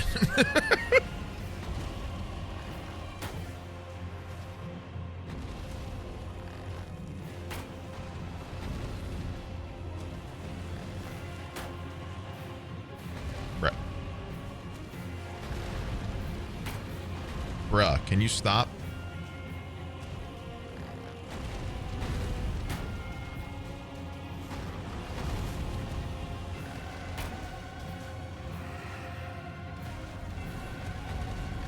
Can you kill them? I want to get involved. This is boring.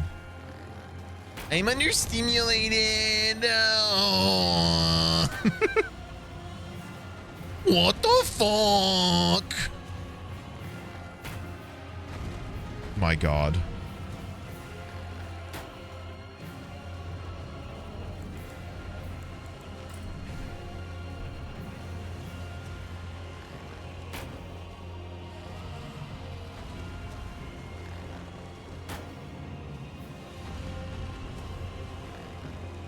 Did I just do that 11K?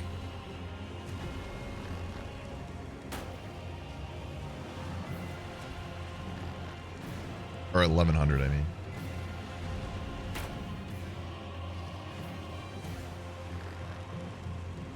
Ah, shit. Oh, never mind, we're good.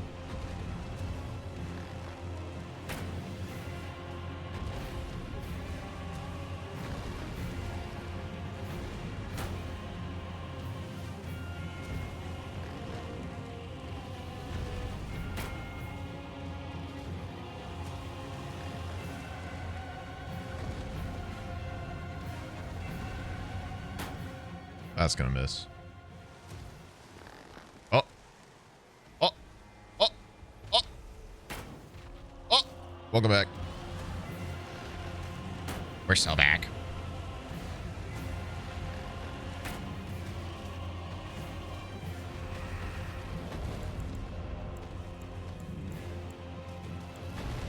Use all my fucking arrows, dude.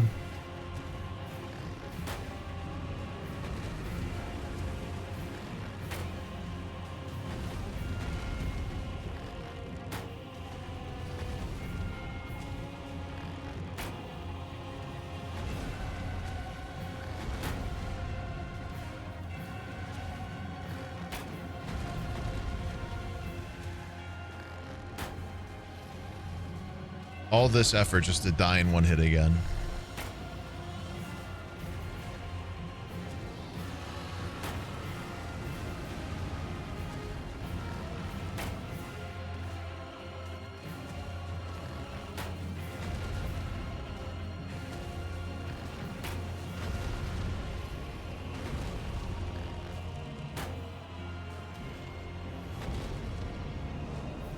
I'm gonna assume the majority of them are almost dead, so we're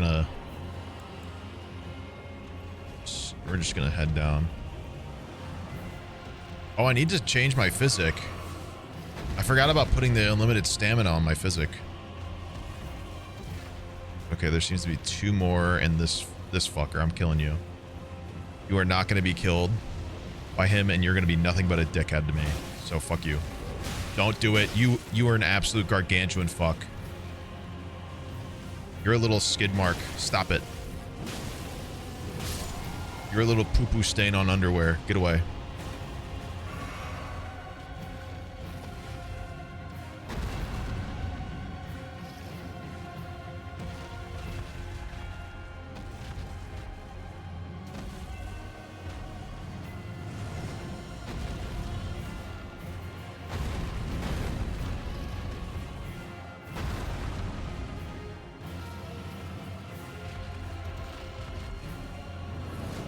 He's really trying. I mean, I will give him that much. He is really going for it.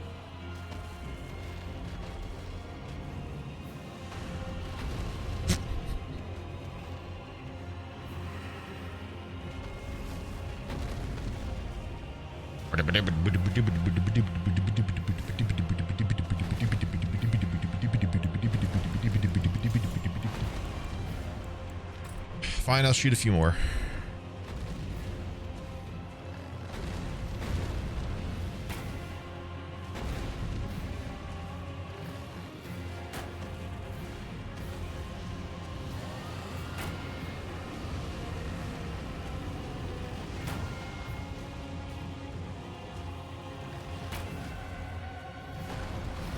Oh. Is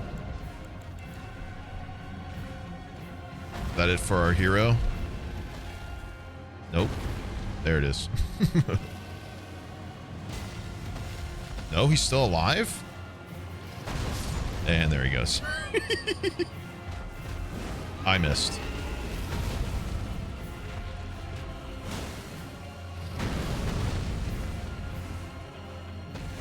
And I missed.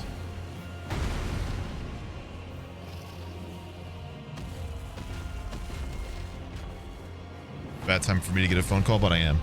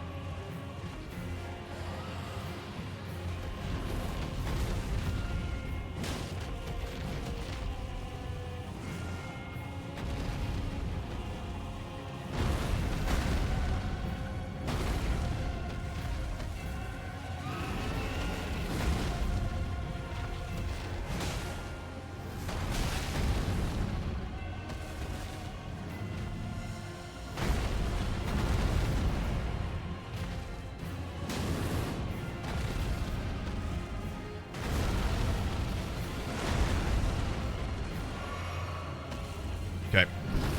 Whoa. I don't know how I dodged that. What's it doing? Oh, shit. Wait, what?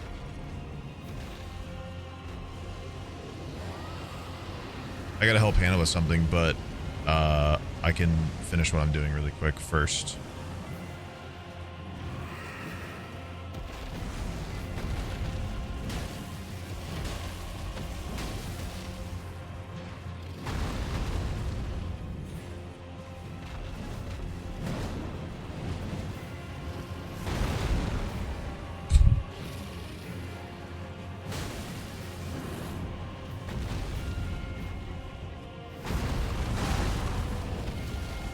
shit. I'm dead.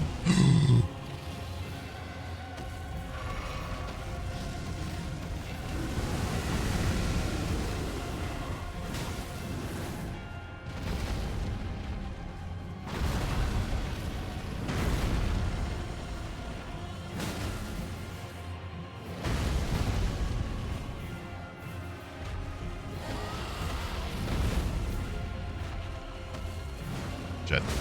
Fuck. That sucks. Oh no. It's over.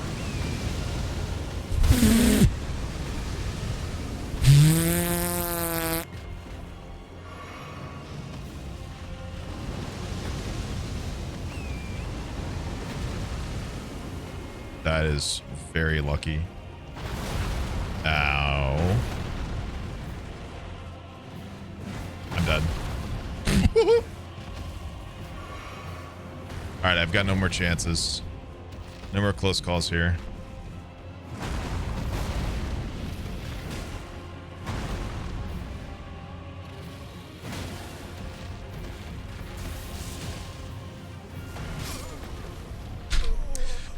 Fuck.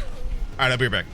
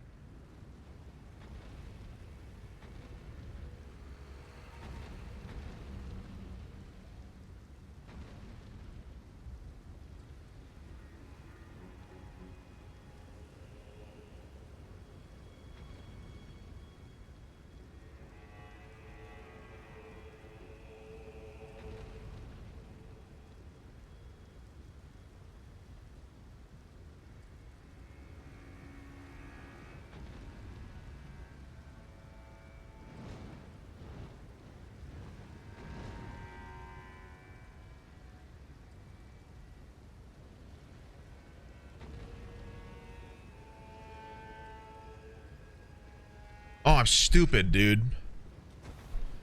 I should have stopped. That's fine, Baz. I should have stopped by the dragon so the health could be ticked away while I was gone. Oh, I'm such a cornball. Ah, fucking. I'm just gonna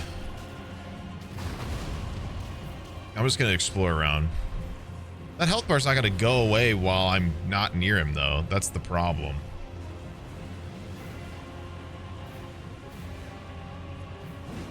Oh, it's one of these little blocks. Or is it... Oh, it's blocked by... It's saying that... Okay. That's kind of nice. It's saying that it's... You have to break something to get that. Okay. Ahead. Okay. Let's get that.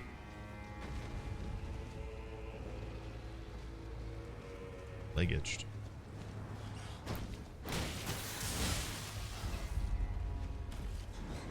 You... Bitch.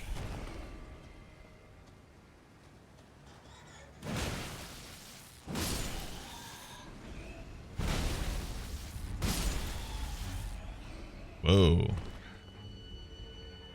Whoa. Pot town.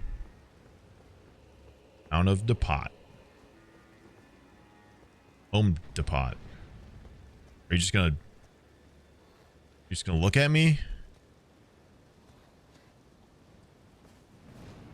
29 months, holy shit. I mean, okay. Anyways, haven't been around cause him working at 3 different places cause Slew hasn't sent out grants and shit yet and him scared as f. That's fair. Not abnormal. I think I remember them sending mine late.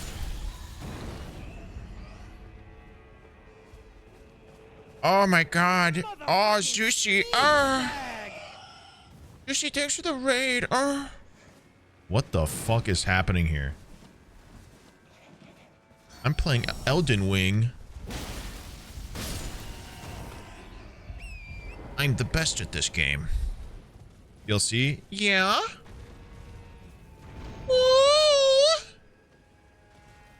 Oh, good. More of these stone crane fucks. No thanks. Uh-oh. Okay. That could have been bad. Are they doing anything over here? No, they're just... This is a very annoying thing to... Because I have to just sit here. I have to just sit here and not involve myself, but they don't die best, like, well. They take forever to get killed.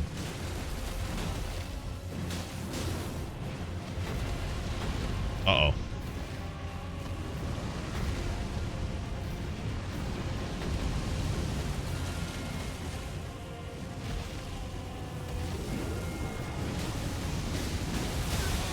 Okay, dude. Really?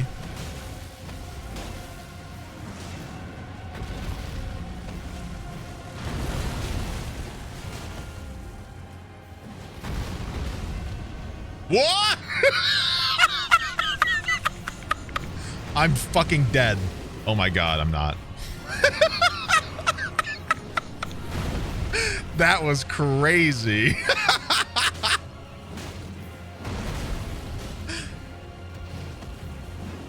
Dodge of the century right there.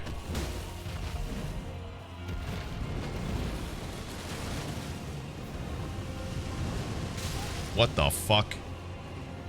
What the ass?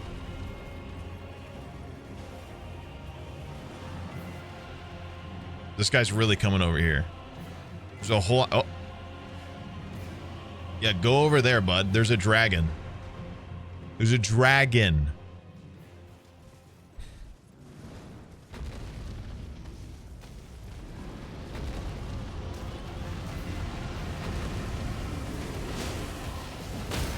Don't you fucking swing at me, bitch. Bro, really tried to take a swing at me.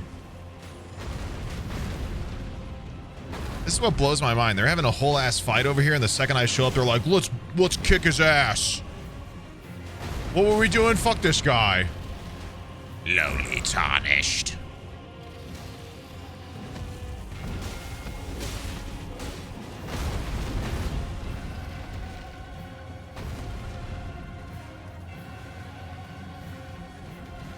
Look at this guy taking his fucking time.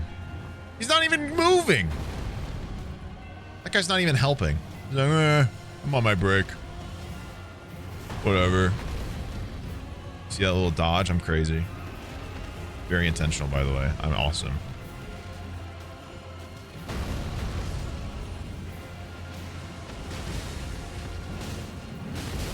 Ow. Ooh.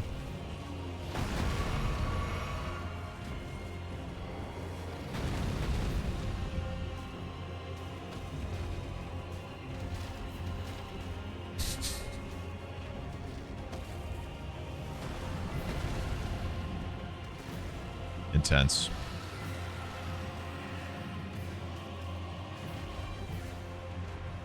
Where the fuck are my souls?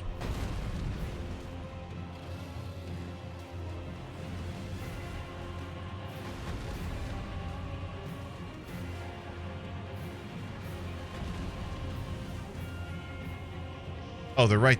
Wait, weren't they right here? Didn't I literally die like right here?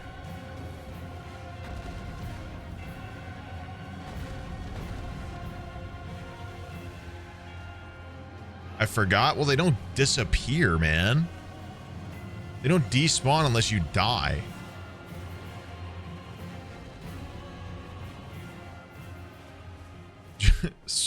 Dragon with the soul shapes. Oh! What the? What the? No, Chowder.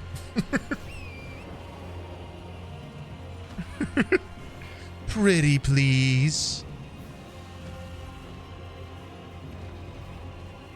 Did I already get them? Did I really? Bro, I'm a fucking buffoon.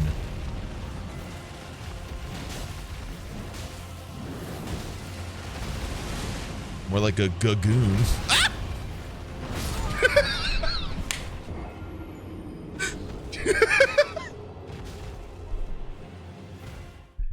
Yeah, that's fair. I deserve that.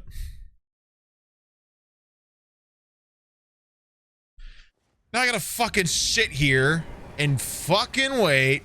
God. You no hit, no death ran it easy.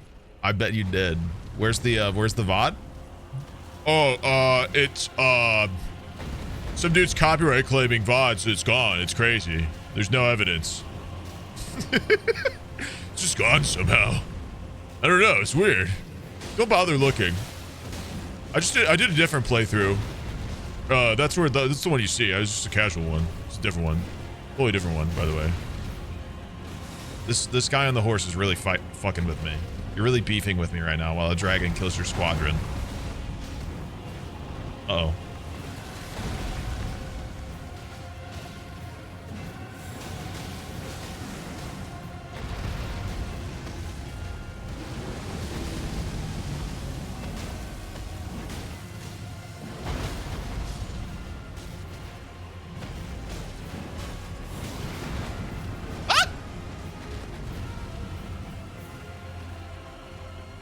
I'm just gonna keep going over to the dragon. I mean, at least they'll help me that way.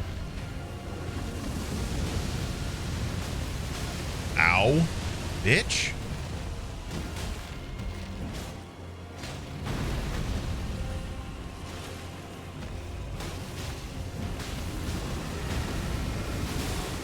Are you being serious, dude? There's an entire ass dragon right next to us. Uh-oh.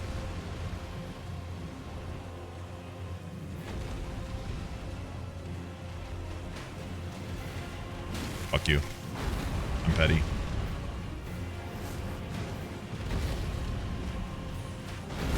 Oh.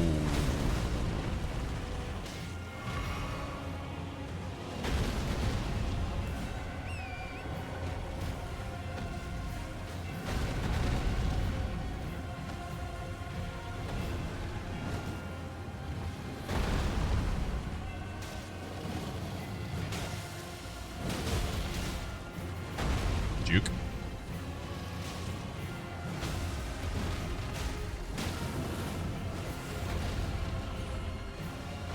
Oh.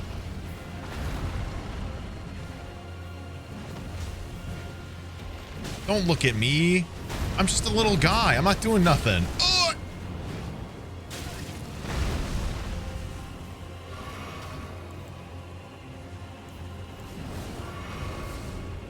I ain't doing anything. Don't look at me. Don't. Oh!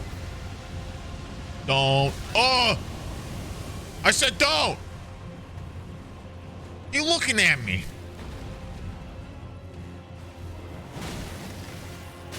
What the fucking shit?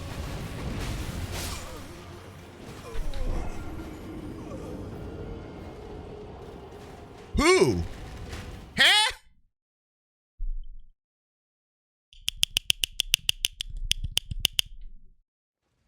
I don't even know who hit me there.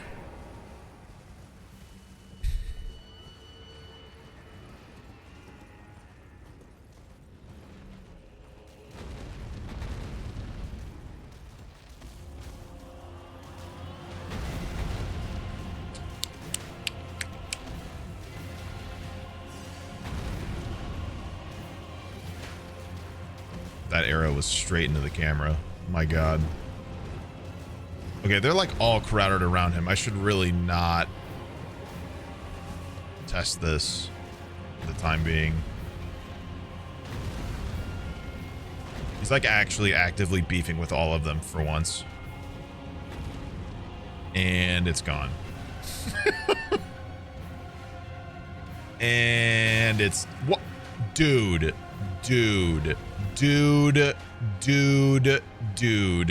Both of these fucks are shooting at me. You cannot be serious.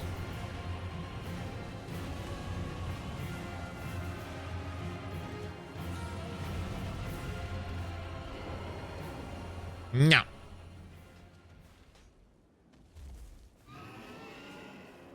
Go in.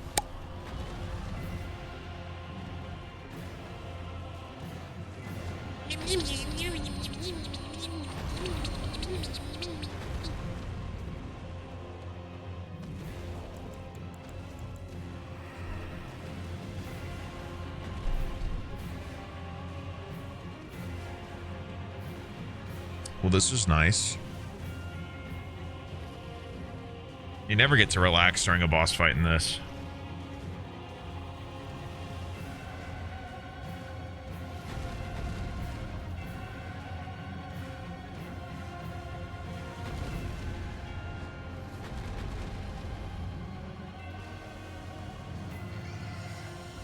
What the fuck? What the hell?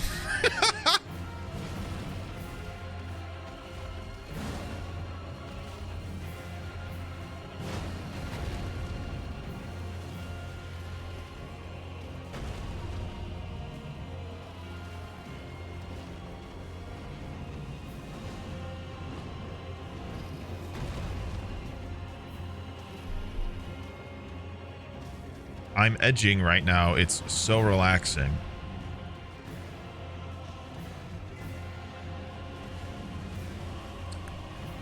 Oh. Isn't the entire point that it isn't?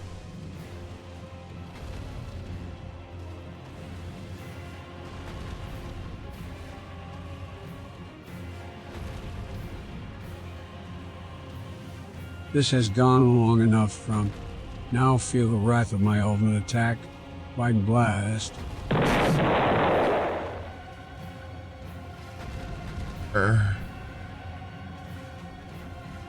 I cannot believe he sounded so bad last night, and then he does like a pep rally this morning and sounds totally fine. In fact, he sounded great. Still don't like him, but like I could see a boomer being like, Joe, oh my God, Joe,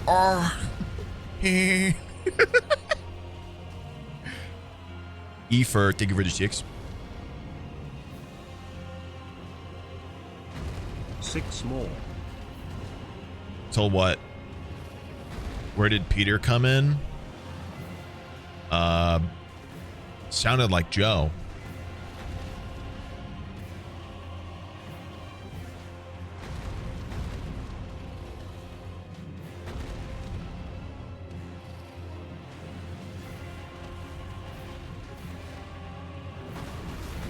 This is so exciting. Can I do you a favor? Yeah, what's up?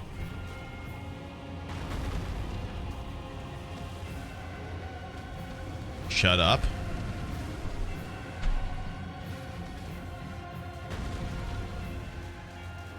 What did I do? What did I do? Literally, what did I do? Except sit here and just watch a boss fight I desperately want to partake in. But I will immediately lose a bajillion amount of unnecessary HP, and I cannot stand it. Oh, I hate you so bad, Dragon. Oh, I hate you. Kill him faster. I hate you so bad. I might get involved. I'm getting involved.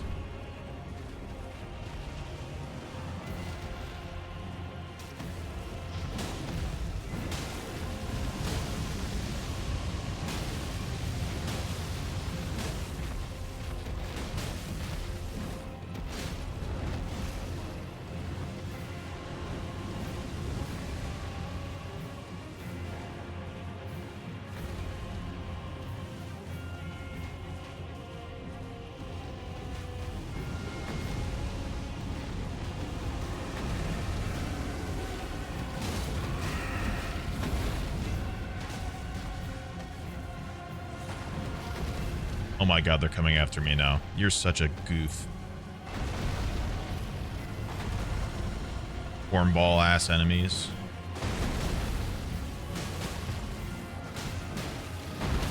It's the Tarnished. Get him.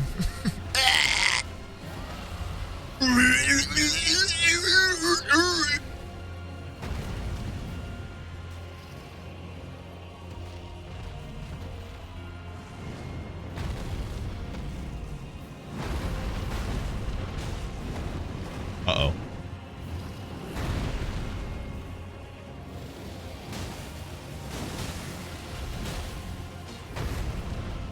Ah! Whoa. Whoa, dude. I just almost got ganked by 2 HP Tom. See ya.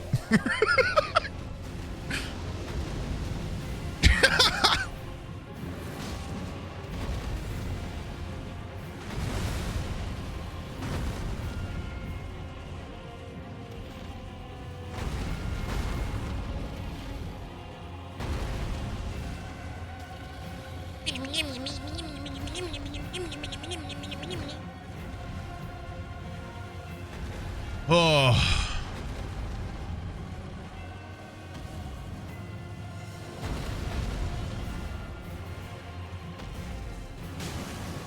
The Jeopardy theme is really cranking from all this. Oh, fuck. I think he finally died. It's time to die instantly. Oh. Oh, fuck. I'm gonna go.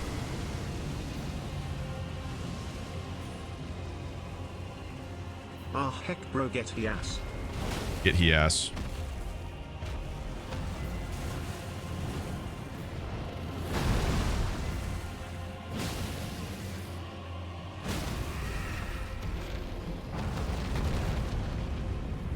What the?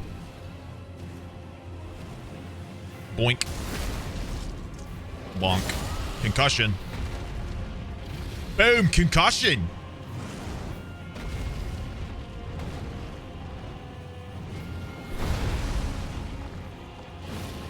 Oh shit, I missed. Ooh. Uh-oh.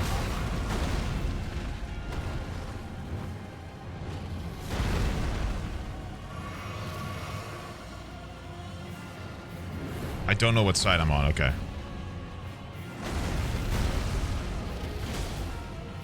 Fuck.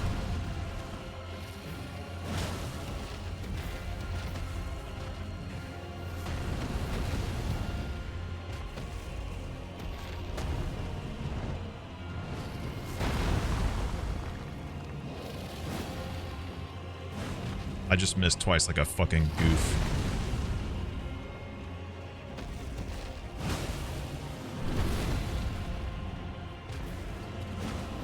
Okay. Lifts foot up perfectly with my swing. You dick. Oh, shit. Oh, never mind.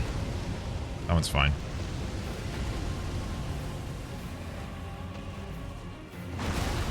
No shot. Uh-oh. Uh-oh. Okay.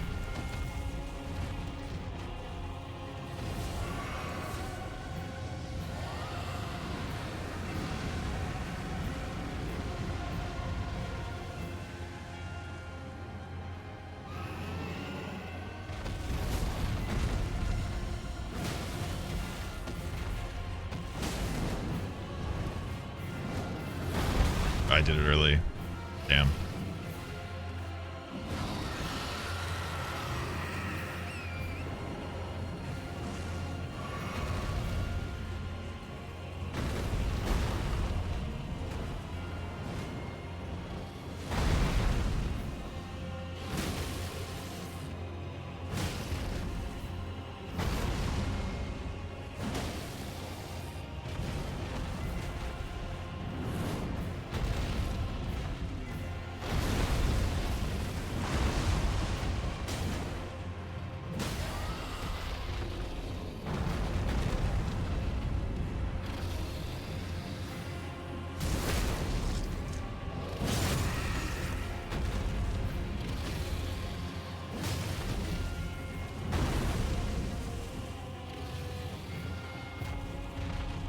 Shit.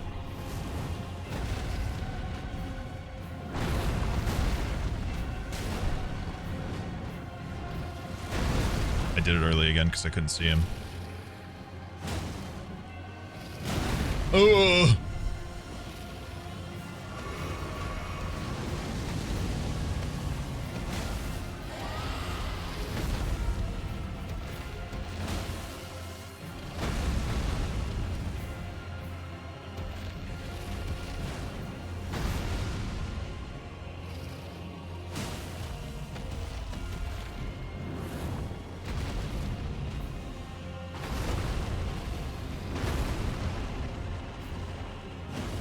Fuck.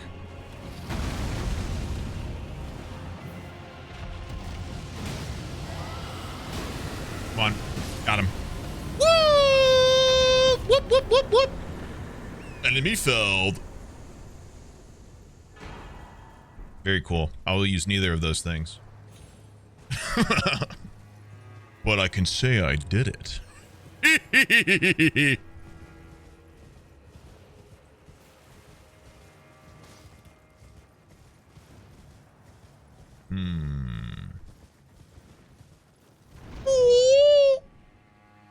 I'm gonna die to these stupid assholes.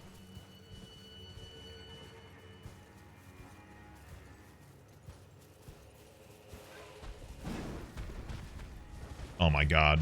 They do it together? I'm fucked.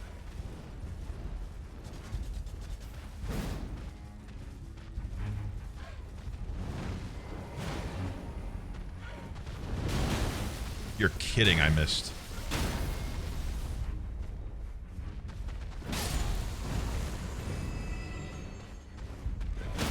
I didn't have both hands on my hammer, that's why. The swing was off. When you don't have, when you're one-handing it, it's like a side swing. And when you two, it's a downward. That's why I missed. It's not because I'm bad.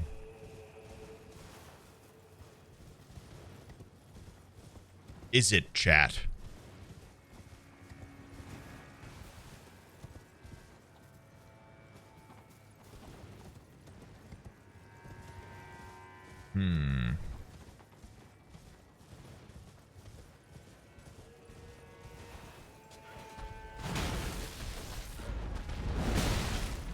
Bro.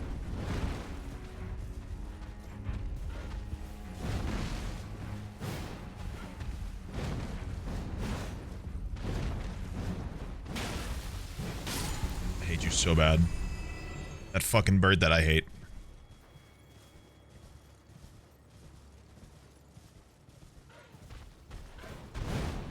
No.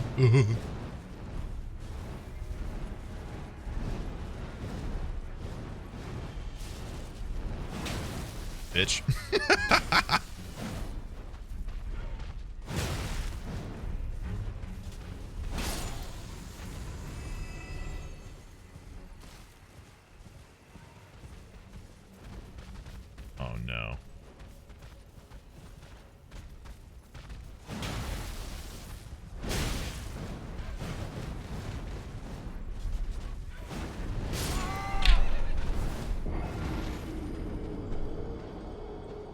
What is he put his foot up and he becomes immune, huh?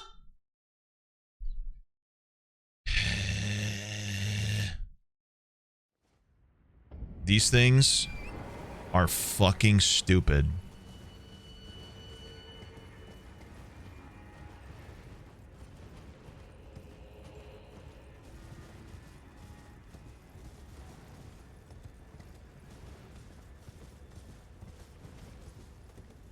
Dislike. I want a Skidoo tree fragment, dude. Am I just gonna have to fight Melanie or whatever the fuck her name is and just skishu her? I was hoping I didn't have to. But we've explored so much more of the map, I feel like... I don't know. You know what I mean?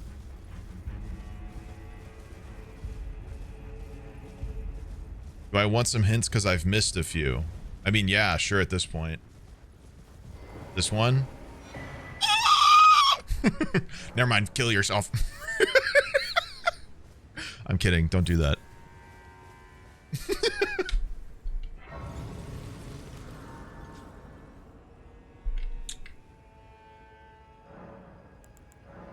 Ooh, I could do it.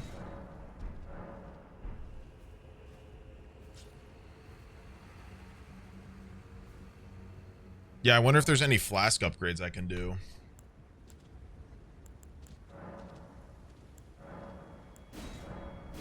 No. Elden Ring Sacred Tier locations.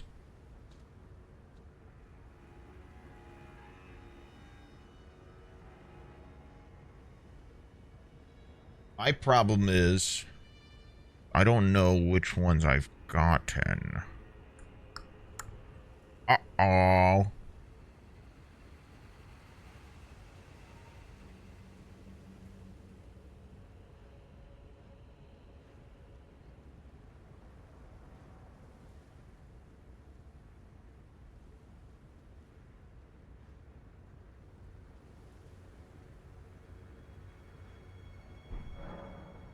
There's a grace on the southeastern area of the blue cerulean coast that has a cross with a fragment. Yeah? You know what? I didn't actually go that direction, did I? I didn't go in that spot. There's another north of the west side grace in the blue zone. West side, north of the... West side grace.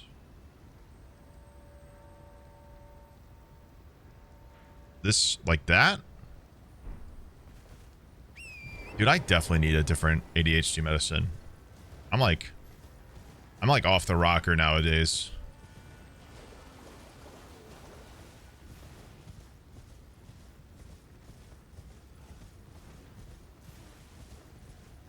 You guys are totally right too. I straight up did not go this way.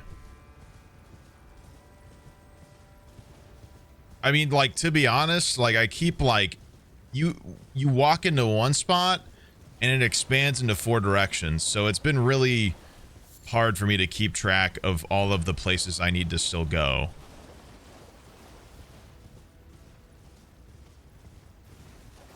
So...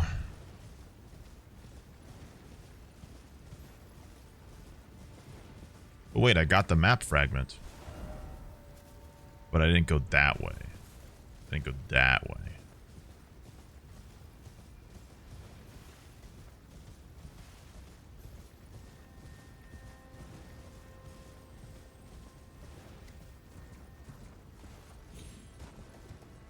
Go to your DMs or I'll punch you across a football field. Like I'm playing the Super Bowl. Your choice.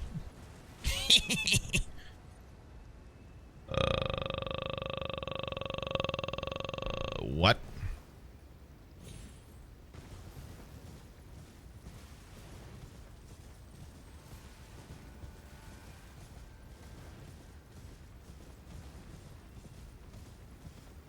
This in way? This is the way I... How do I uppies? How do I uppies over?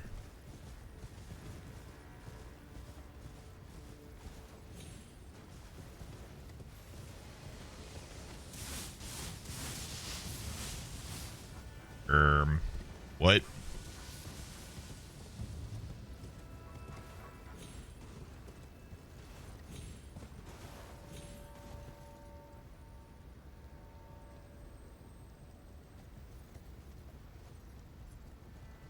Ah, I see it over there.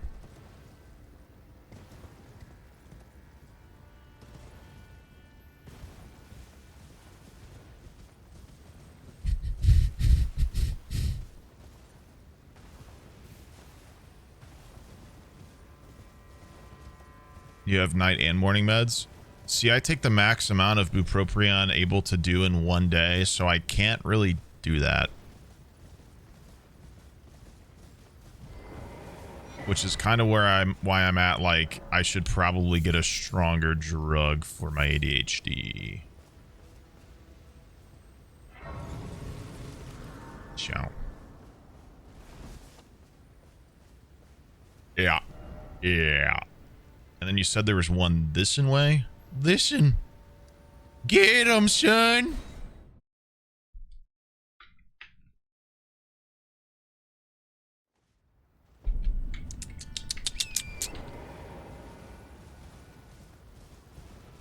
It's from some random TikTok I watched. I can't remember what the context was.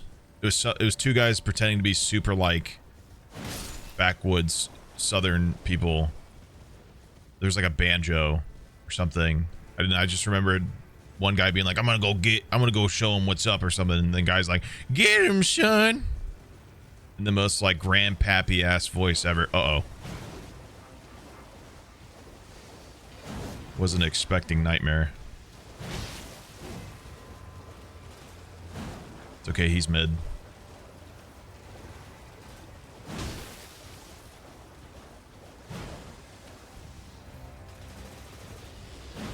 What?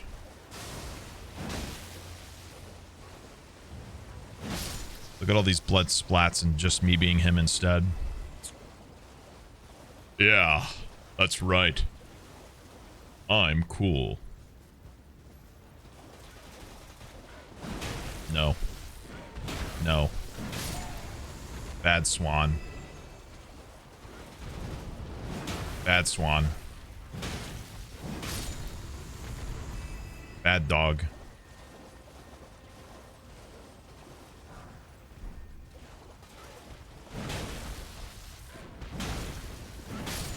Bad dog.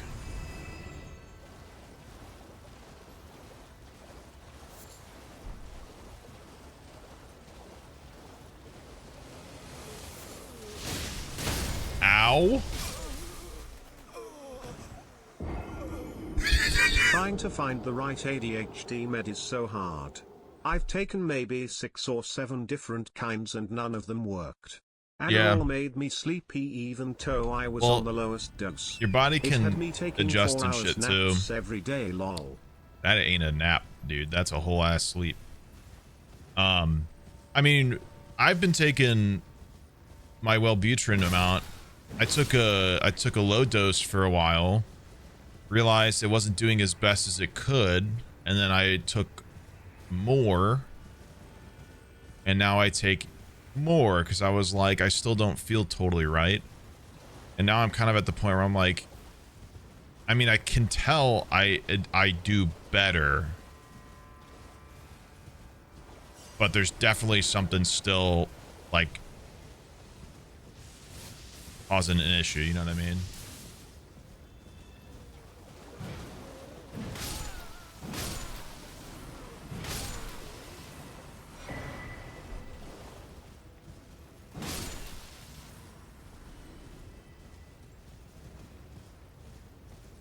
Yeah, I might have to Ritalin Max.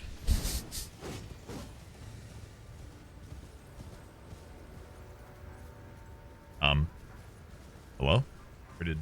Are you just hanging out behind the tree now?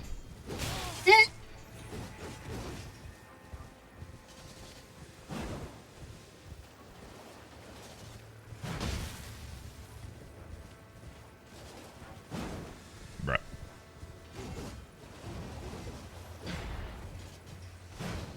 Bruh.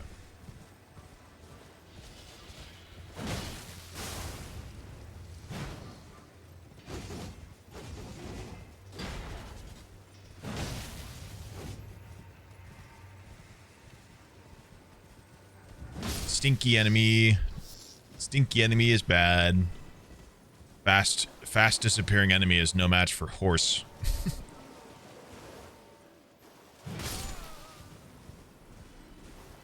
I haven't found this next one, have I? No.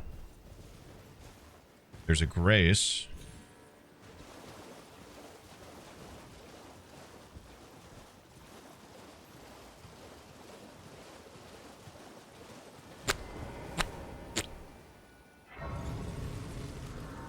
In terms of meds, I highly recommend trying out a few different ones if it's not 100% oh wow this works.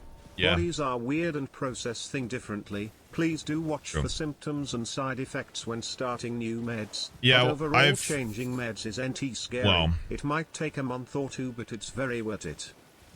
I've definitely tried other medicine. As you guys can recall, the hospital visit I had, per the doctor I was at the time, suggesting I can just go cold turkey off my anxiety medicine I was taking.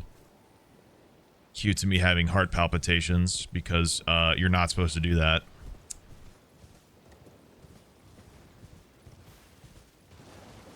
Yeah. He told me I could just stop taking my anxiety meds, and then I started having heart attack symptoms. Which was a fun week of trying to think if I was going to die or not. Pretty much my worst nightmare.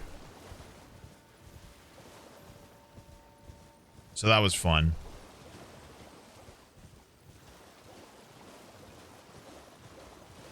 The fuck? Oh my god, it's one of it's this guy. What the fuck is...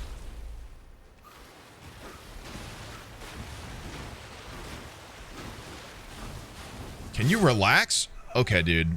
I was just checking it out. I didn't... Fucking Walmart Yoda's here. Kill you, I must. Cringe, you are.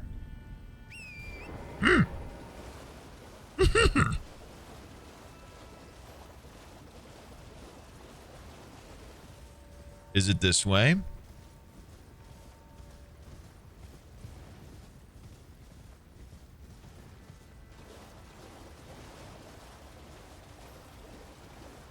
Take your spleen, I will. Sell on black market, I must. Oh. I'm fucked. Did I get my souls? I did. Can you fucking stop for 1 minute? Oh, thanks, man. Wait. That was actually really chill of you.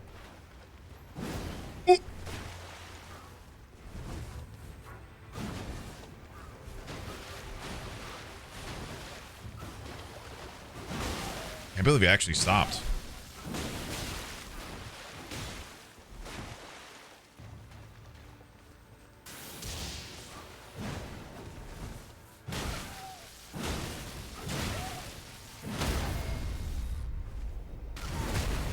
Oh my god! I'm gonna catch a blunt force trauma charge.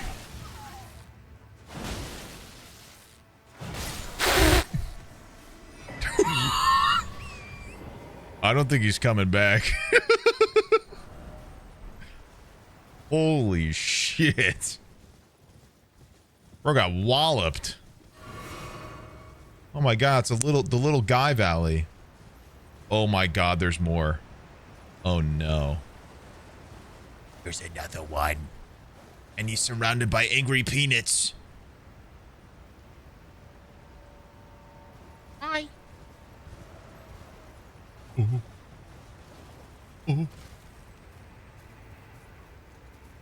Oh, it's not the demigod guy, it's the little gobbies. Oh, it's not the goblins, it's the little monkey guys. Which I'm assuming, based off of context, are also demi-humans. Oh, I've pissed off the peanuts. Oh no. Ah!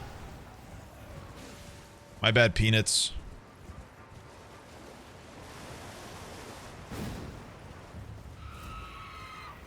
Stop snitching.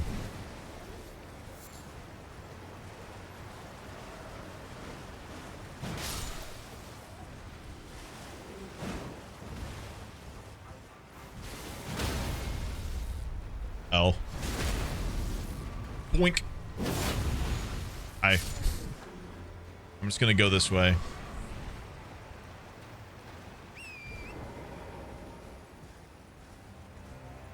Surely that wasn't the only ones, right?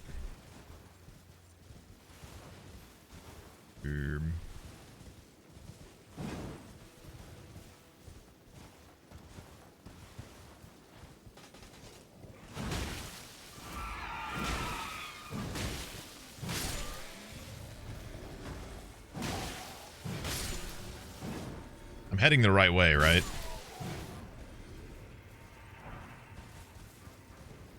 I mean, I'm heading a way. I was told something's here.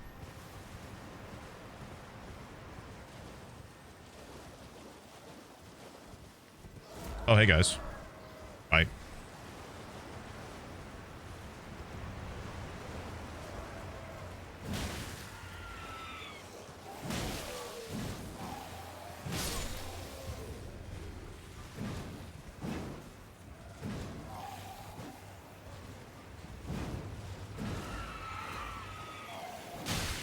I was itching my nose, sorry.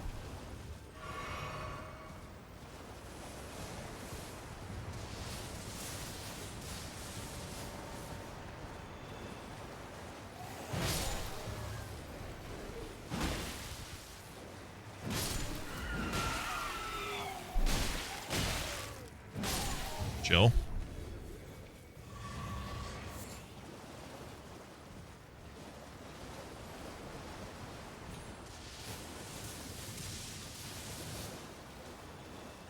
Hot feet. Whoa, your feet are hot. Sorry.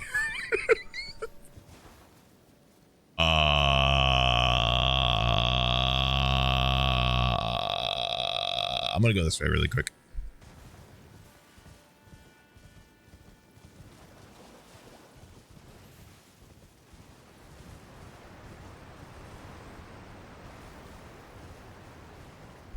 I missed the fragment. Shit. Is it back that way? This way?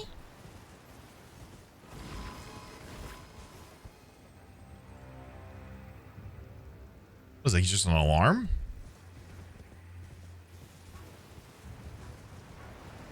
Hello, peanuts.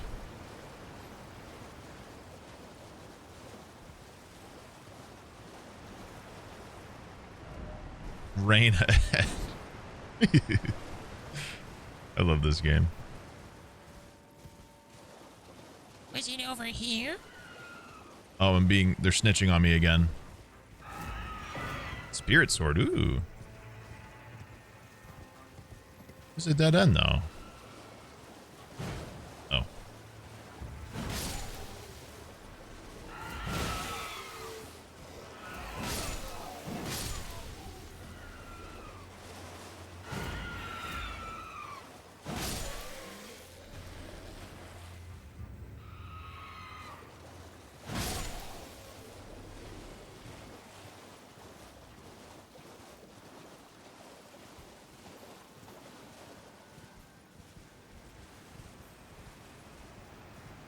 Where did I miss the fragment? I'm confused.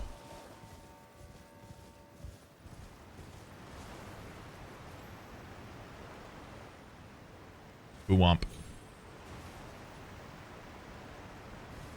Is there an opening? Maybe there's a cave back here. It is dark. It's very possible I missed something because it's much darker on my monitor because of my ring light. Dude, I cannot wait for that Twitch Rivals money to come in. I'm going to buy that lens, and life's going to be fucking sweet. I don't have to have a ring light blasting my eyes as bad as it does. What the fuck? There isn't a cave, huh? What the Sigma?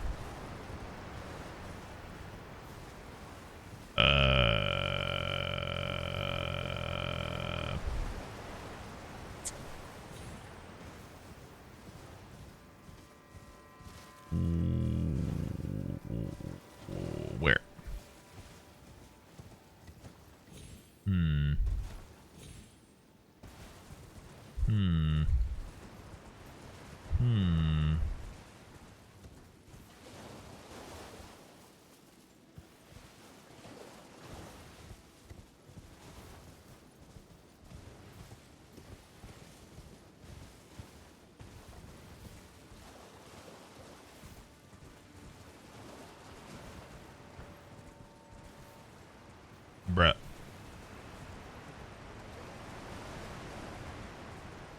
about to skadoosh my uncle. I can't believe this.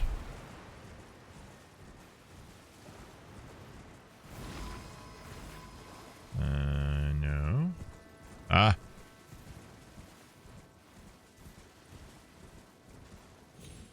Ah. I see. Oh. We seem to have bested each other.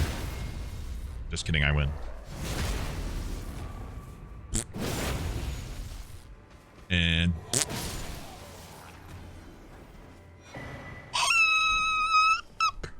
I just pogged my pants. Goo!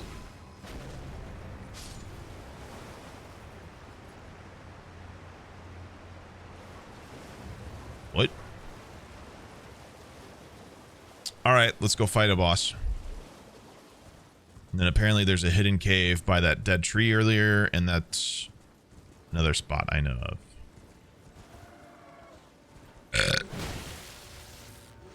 No. Dead. There you are. Kill you, I will. Death, you must meet. Snitch you are. Die you must.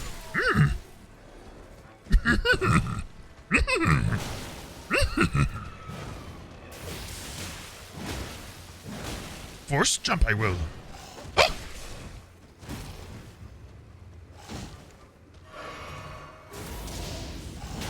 Bitch you are.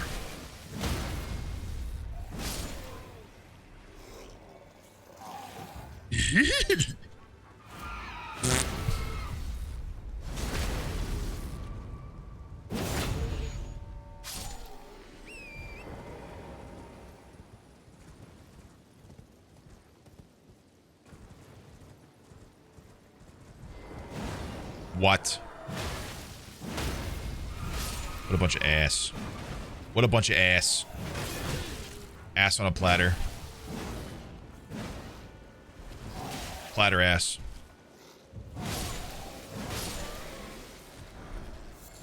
Falchion. Beautiful. Beautiful.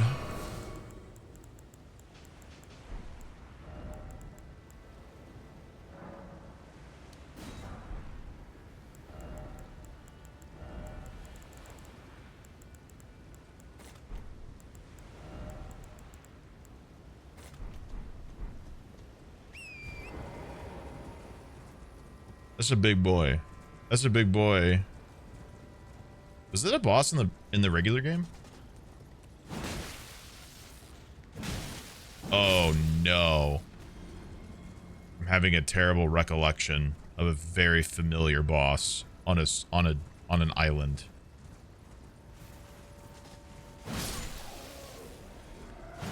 Am I correct?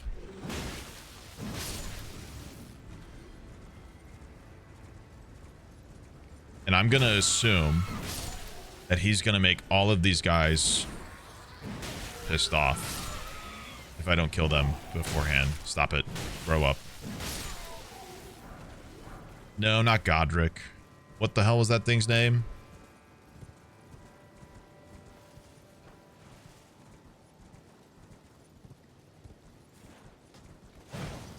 What the fuck? Uh-oh.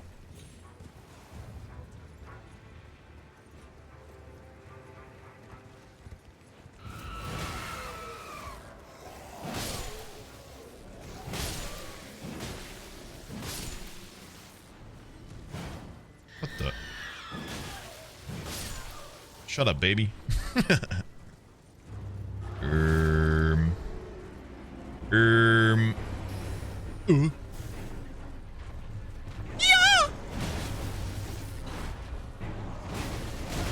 Okay, nerd. Row up, dude.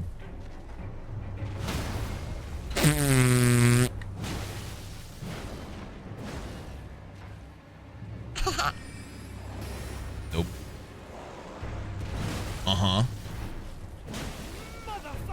Yo!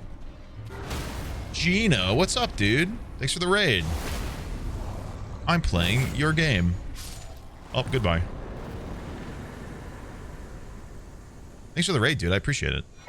We're just cutting through the DLC, one boss at a time. It's not an easy DLC, but it is funny how many people are calling it hard, because half the time I'm finding bosses and I'm just slapping them silly with a hammer and they're dying. And all of these people are really fucking mad it's difficult. And I'm just whacking things with hammers. And it's working. Just like, yeah, I'm sorry you grabbed the nearest katana and don't understand. It's fine. I'm not that good at this game either. Sneeg knows Gino. Yeah, Gino. Actually, this is the... Gino, I'm using the account that we did the Twitch Rivals tournament in, funny enough. Because I accidentally... New Game Plus my original account I beat the game on. So... yeah, that was awkward. So I'm actually using Bob Guy from the Rivals tournament we did, which is really funny. I missed this. You did not tell me not to. Go find the exact moment in the VOD of that Elden Ring original playthrough on March of 2021 where I beat the game and you said, "Don't do it." Go ahead.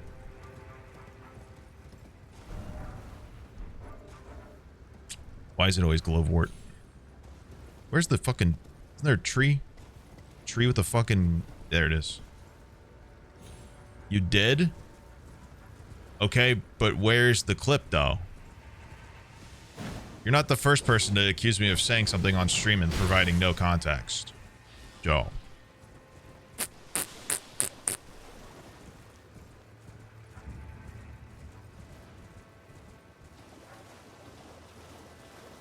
Wait, you're saying this tree? This tree can get me over there. Wasn't I already hanging out at this tree a second ago? Okay, dude. Relax.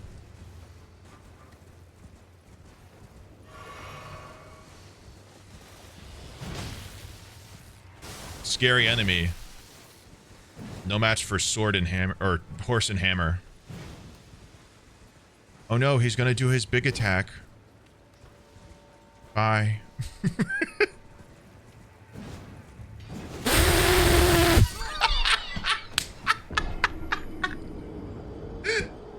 My hubris. My hubris has gotten me once more.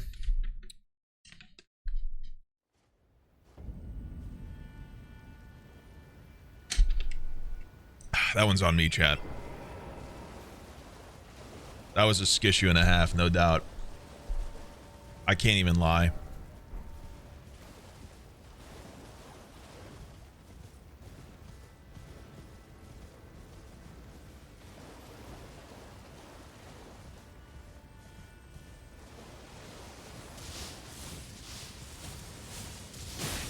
Okay, dude.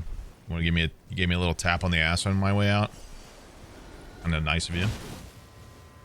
Mushroom.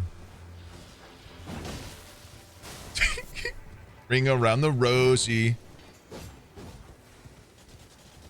Pocket full of posies. Ashes, ashes. I hit you in the head. Boop. And... boop. And... well. That worked out. Oh.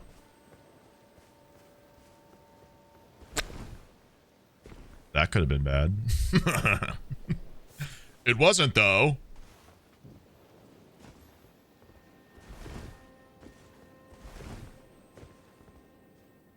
Homie.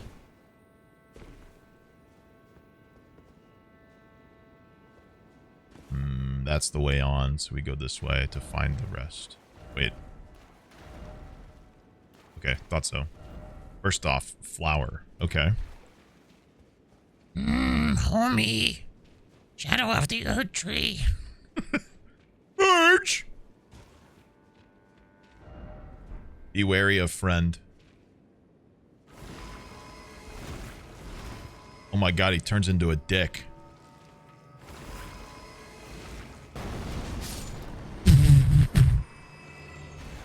Me when I see your mom.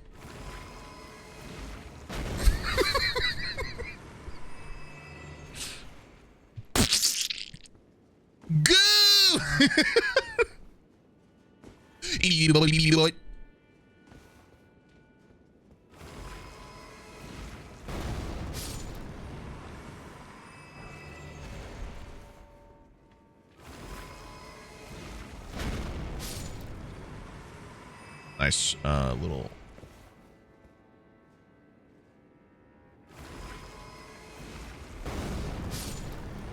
Nice little souls.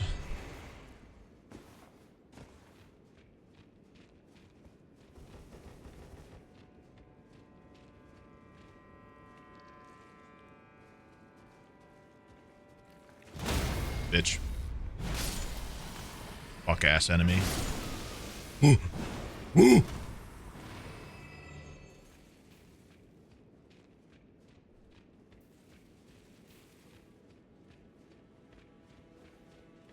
When am I due? What the fuck? Am I pregnant? Pregnant man. Fuck, I always fall for it. Oh, this is gonna be a glove word, isn't it? I hate my life. Yippee! Something I won't use! Yay!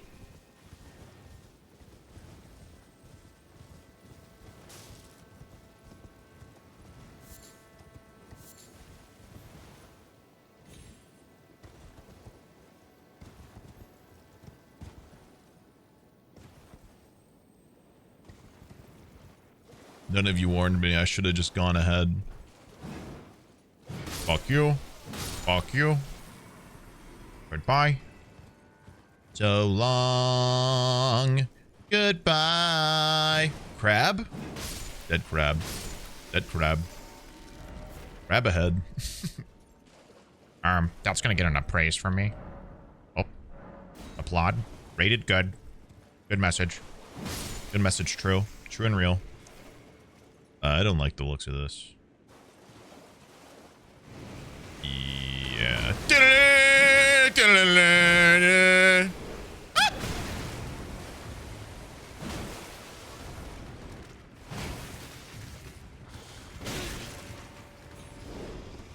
Yeah, me too. Wee.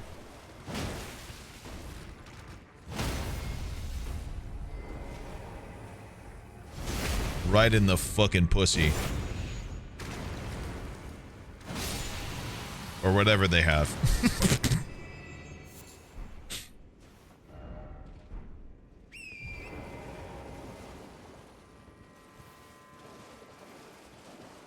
How do lobsters fuck, chat? Who knows? One of you fucks knows.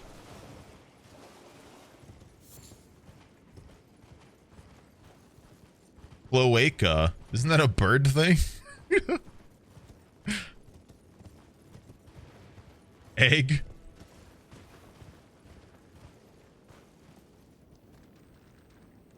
No, don't mind me. Continue what you're doing. You can continue what you're doing. I'm not... I had a cold chill, sorry.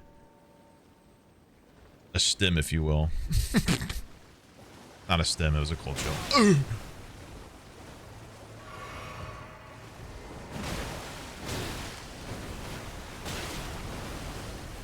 Brother, relax, man.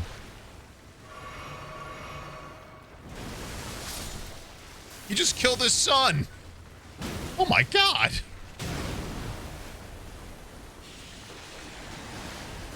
Don't grab me. Don't grab me, grab me. Money? Can I have some money? Money?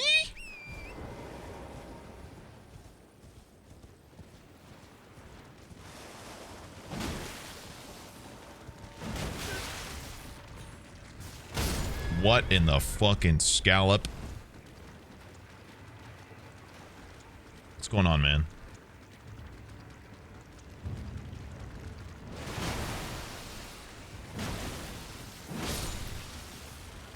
Nice. We get his ass. We predict his ass, and then we hit him with one of these.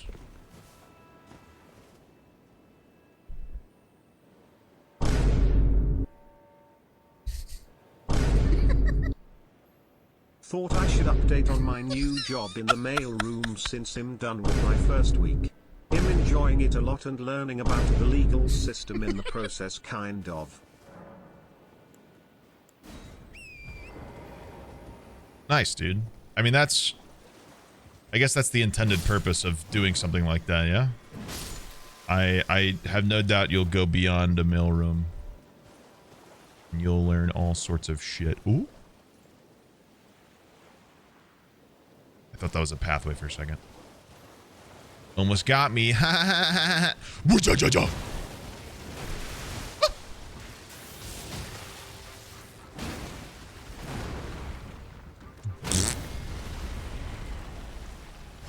Just for the show. Right in the tits, and there you go. Goodbye.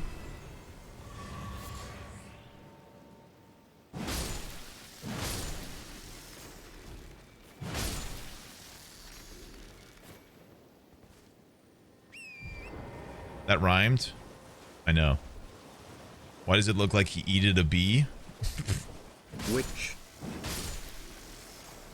Oh, no, you can't. They don't actually do emojis. The person said pregnant man in the TTS moment. You gotta say pregnant man. Pregnant man. Pregnant man. Hello, goat. Oh, why am I on this island?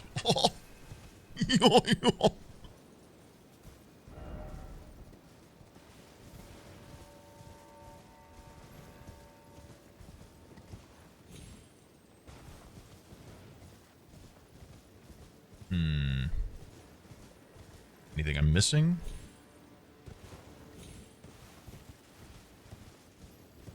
Get the fuck back here. There can only be one goat. And it's me!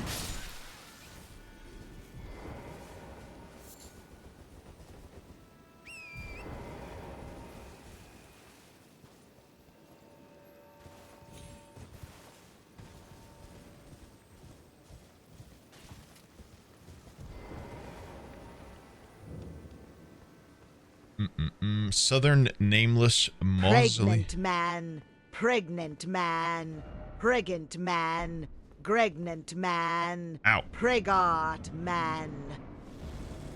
No way. It's another one of these. Bonk. Bonk. Ooh, no bonk. Bonk. Pregnant man, Dodging. pregnant man, pregnanti, prefert, pregnant, Prefert? manon.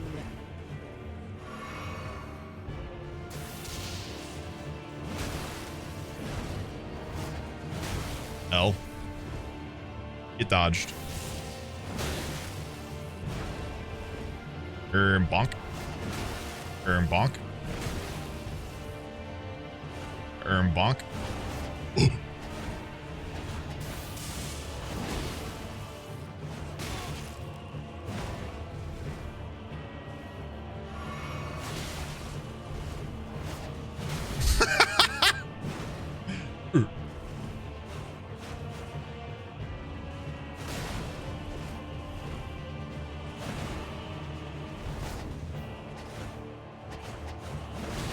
Aw, it's a miss. Very sad. You know, I don't often miss an Elden Ring. Man, mon, pregnant mon, impregnating a man. I'm pretty accurate when I play Elden Ring. Everybody tells me, Donald, you're so accurate. You play Elden Ring so good. And I say, I know. Believe me. I was the OG. Been playing since Demon Souls, the original Demon Souls, not even the PS5 Demon Souls, the original release. I'm very much wishing Bloodborne's on the PlayStation. It is, and I meant the PC. But I'm gonna ignore that. Quit blowing flames at me. You're being really nasty. Goodness me. Excuse me. I need your help. I need you to kill me.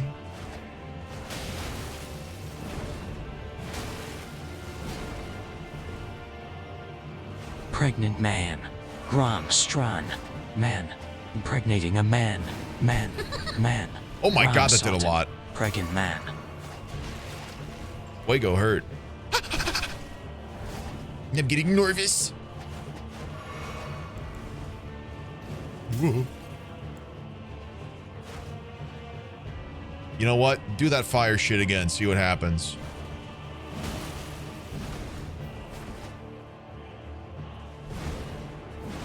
Oh, you turd basket. You did it. I wasn't ready. That's it.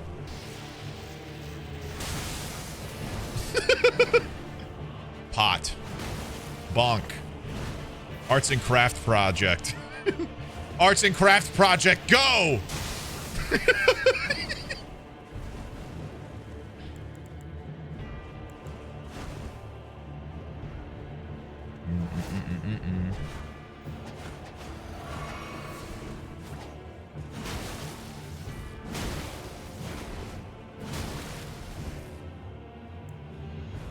Arts and craft project, go! You juked my pot. How dare you? You fiend. Oh.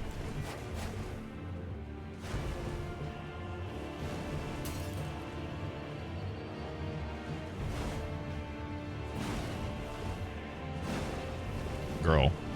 Impregnate, pregnate, pre-gans, gregnant. So true. And that's the real truth of it. That's what the woke don't want you to know.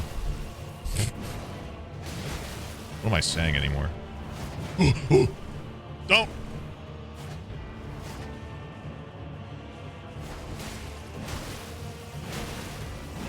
Gotcha now, bitch. See ya.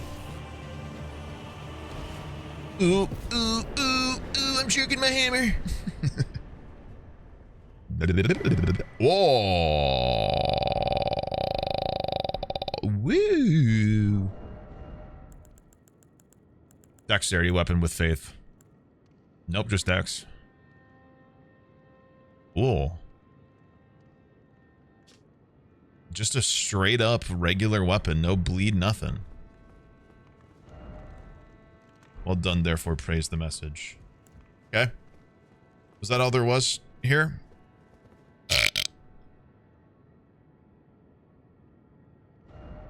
Assuming. Oh, that means we have to fight her now, doesn't it?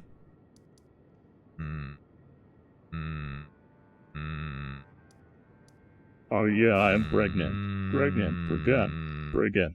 Yes. Ben, thank you for the 14 or 17 months. Wow. Yeah. Anthony, thanks for the 30. Well, we've got two new blessings since the last time we even tried to fight her, which is good. Putting it in strength, bonk. Bonk, bonk, bonk, bonk, bonk. This is the right spot. There's a 17-month earlier that I didn't fart for. Thank you. Sorry if you're still here and I didn't do it. I'm a silly guy. I have not upgraded my flasks. That could be something I could do on my free time, like on my Steam Deck or something off stream, because it's not exactly exhilarating to watch.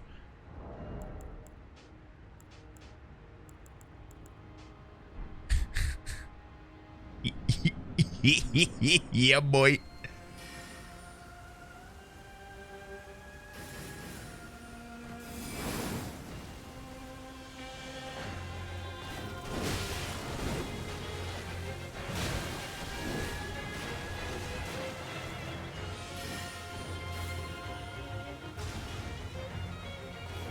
I'm like the wind. Oh.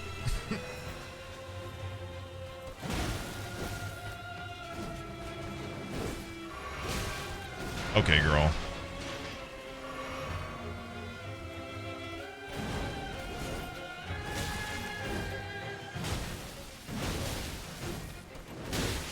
I rolled early, sad.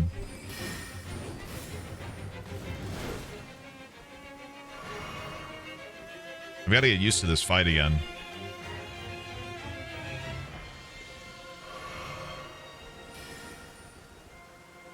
So as someone who likes marine biology, I had to find out how lobsters fuck. The female sheds pisses in front of the male's house to attract him. She signals she wants to fuck by putting her claws on his head.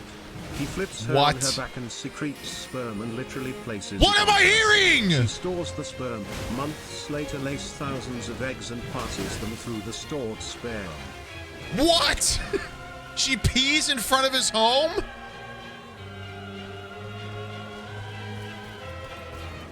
Me still not getting the hint. Huh? What's this piss doing here? That's fucking weird.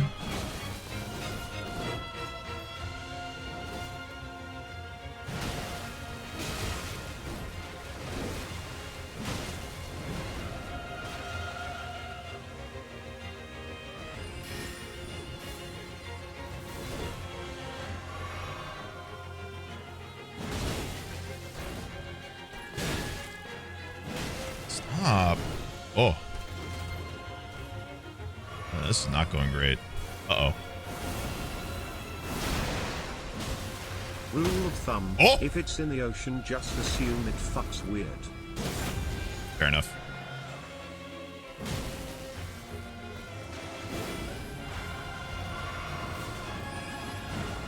Oh.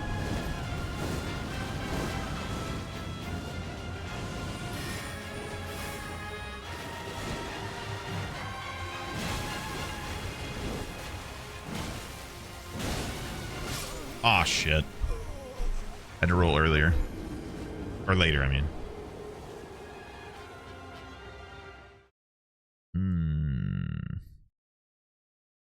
Should I use my balls? Or should I keep the bonkus? The bonkus isn't doing too bad, but I feel like the extra damage from the balls would probably be better suited here. What? Where are my balls? There they are.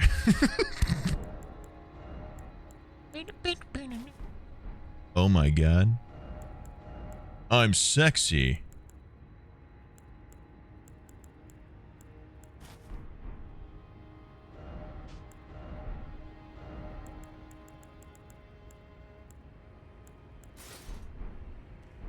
We're going in.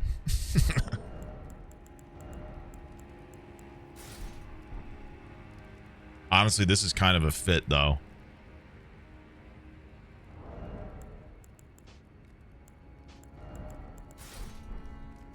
Gotta wear protection in case we're not...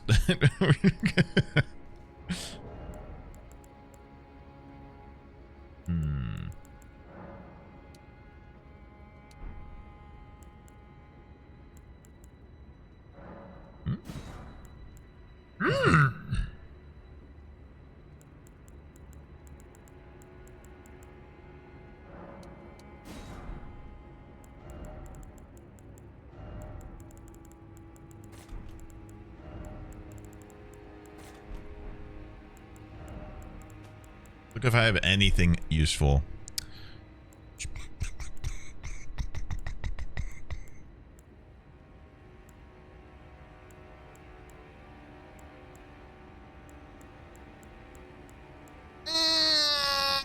Not really.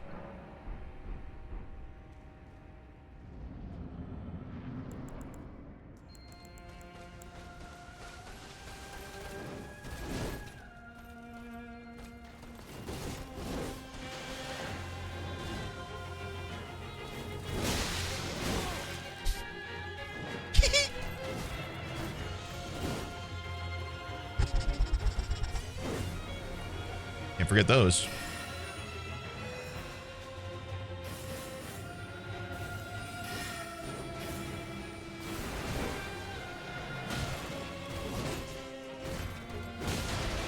Bozo.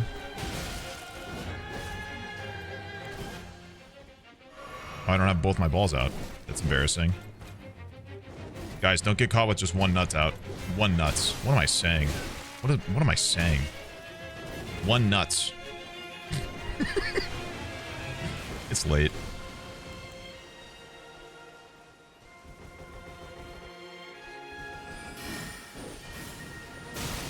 That was way early. Whoops. Oopie. Poopity poopity.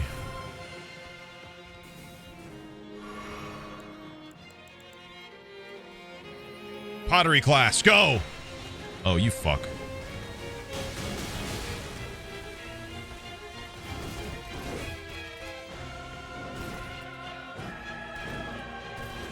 You're being mean. Ow.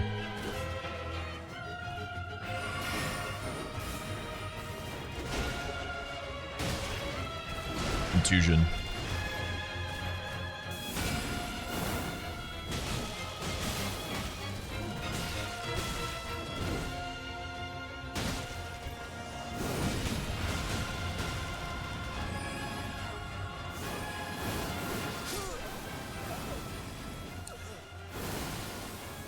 Doesn't she usually do the fire one if you're close? It's kind of fucked up. I wonder if I can just run. Like, just walk sideways from that. Like, just literally, like, walk to the right. Like, away from the angle. Most likely, right?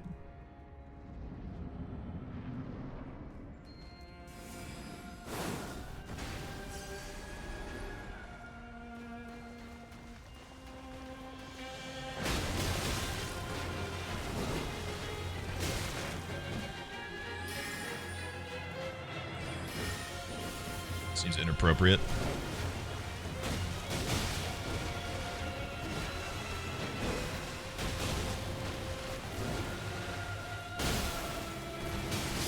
Okay, what in the fucking shit? She looped me.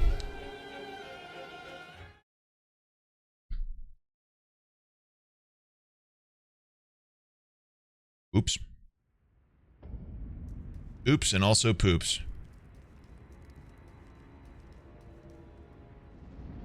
She's a girl boss? Yeah, but wait till she gets enough of the Gort dump. The Gort dump truck.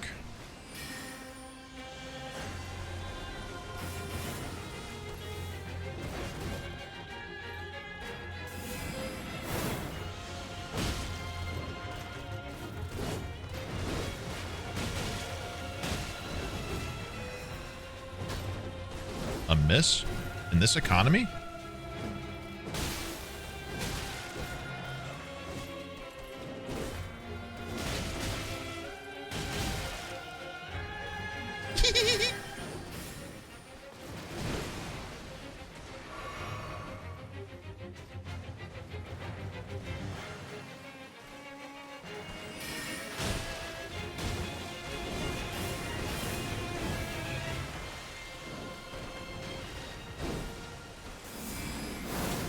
What?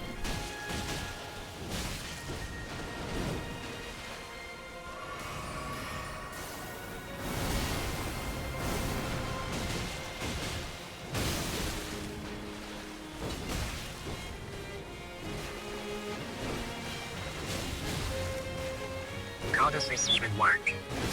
Am I a 2D2 right now? Anyway.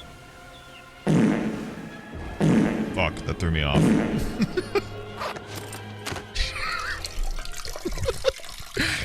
Ah, yes. The famous Star Wars scene in which R2-D2 farts and unzips his pants and pees. Bro, that scared the shit out of me. I was like, what the hell's happening? The only other time I remember somebody using that TTS is when they did the stroking my shit meme with it. Which is definitely just as off-putting as that.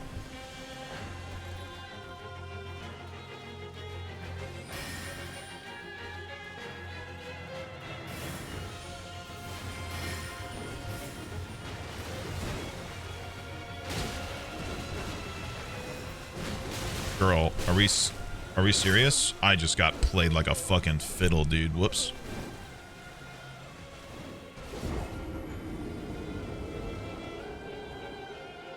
I haven't seen her bleed a single time.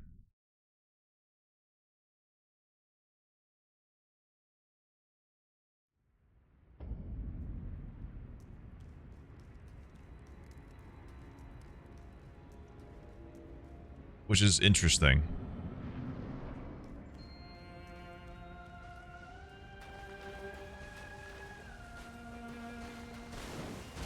Okay. The second I jumped. That's crazy. Impeccable AI on this thing.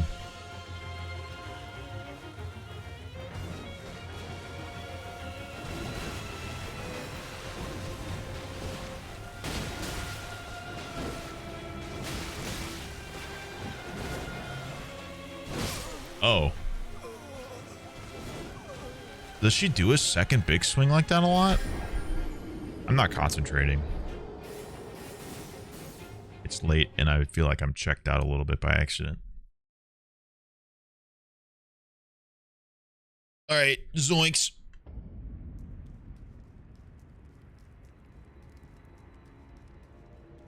Sorry for this, I have to hear it again. Does this work? Why was it so high-pitched? What the fuck?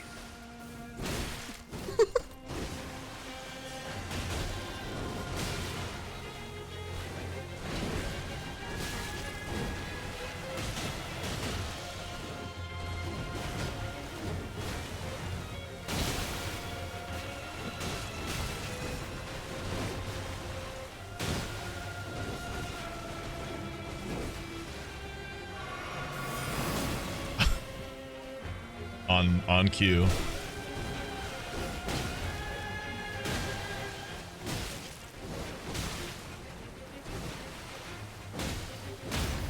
Oh! Get owned. Wait a minute, get owned.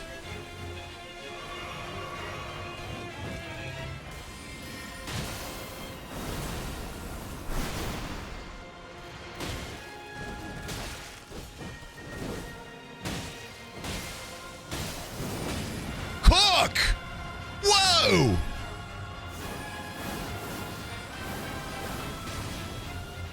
Uh-oh, I forgot about the last one. I'm pausing so fucking hard right now. Hold up.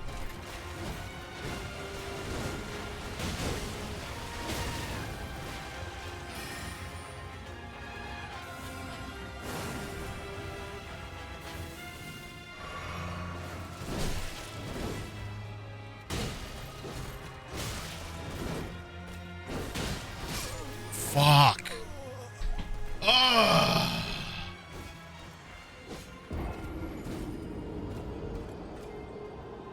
Cock.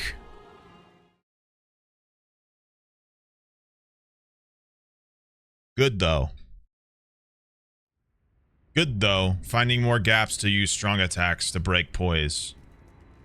Which is way important for this, I believe.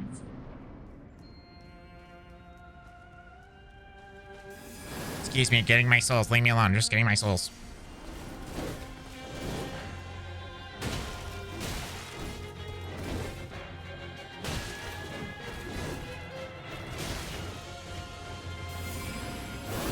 Awkward. What the shit, Richard?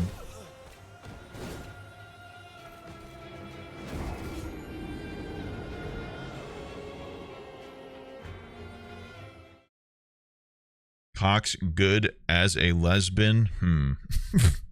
That is the most freak message from a sneak freak enjoyer of all time. That is a freak enjoyer message for the ages, no doubt. Very, very accurate. Oh my god, chill. I wasn't looking. I don't care about you. I'm just in here. I'm just here for the timeshare.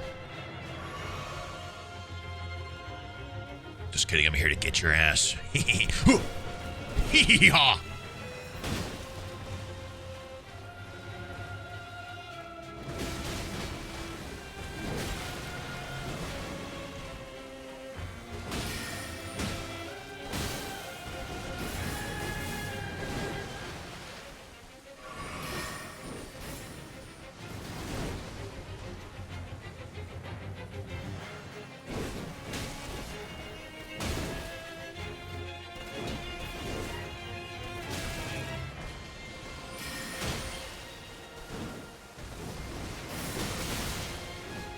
Bad time to run out of stamina.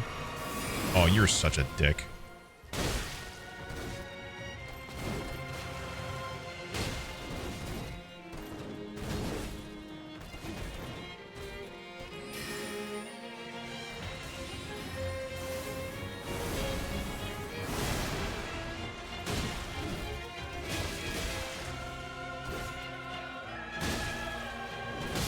What? Fuck.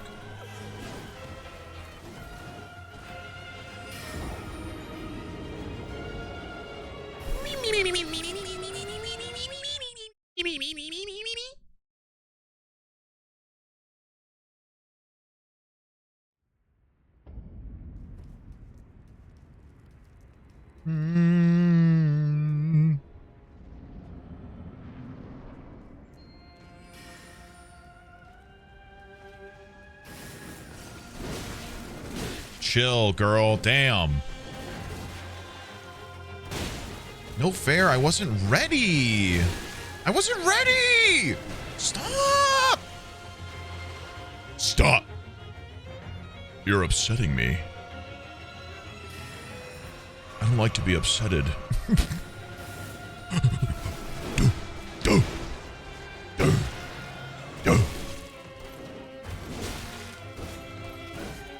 I gotta stop trying to get 2 attacks in. It does not happen. Unless this. That's literally the second I said not to.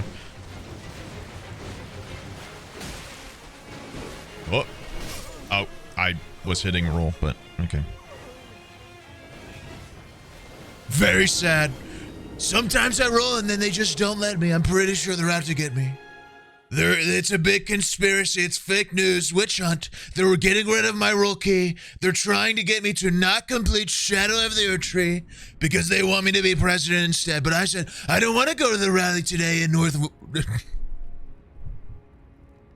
Dakota. I'm trying to beat Renala. But they said, Donald, you have to do your rally today.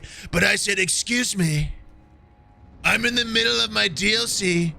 I'm fighting Renlana the Moon Knight, and you won't let me finish.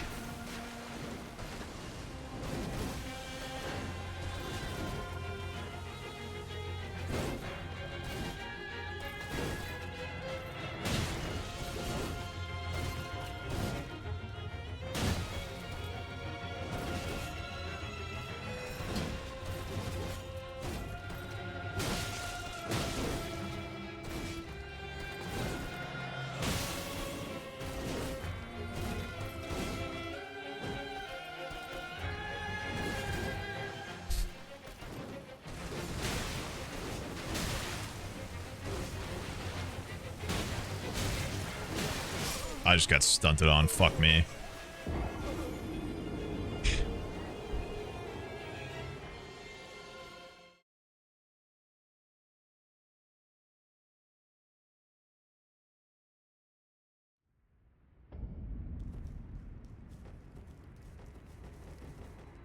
I like the idea of Trump forgetting his presidential rally campaign because he's too busy trying to beat Shadow of the Erd Tree. I don't understand. They're one-shotting me. Level 200 account. Beat it originally in March of 2021. But they keep killing me. I got it this time and I die in one shot. Pretty sure that's a fake. Somebody hacked my account, stole my levels, nerfed my account. Don't want me to win. Big conspiracy, I tell you. They're out to get me.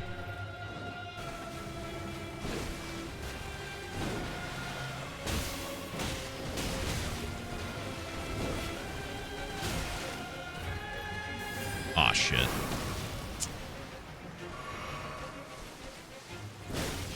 Ow. Ow.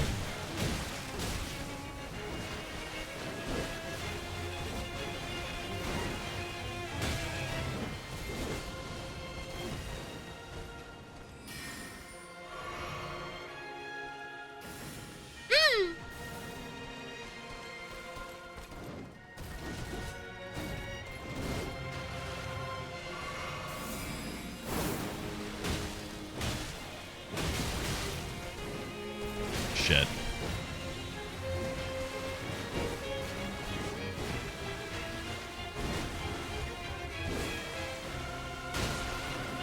Dead. I'm alive. Holy fucking moly. Uh-oh.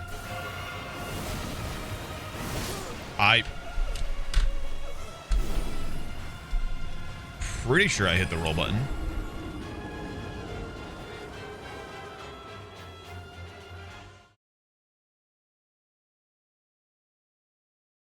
Thought I hit the roll button, but the game disagreed. I'm telling you, they're taking it away. They're taking my roll key. They're trying to get me to not win the DLC. But frankly...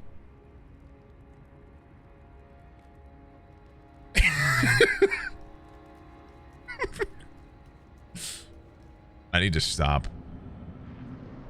I'm starting to enjoy it, which is concerning.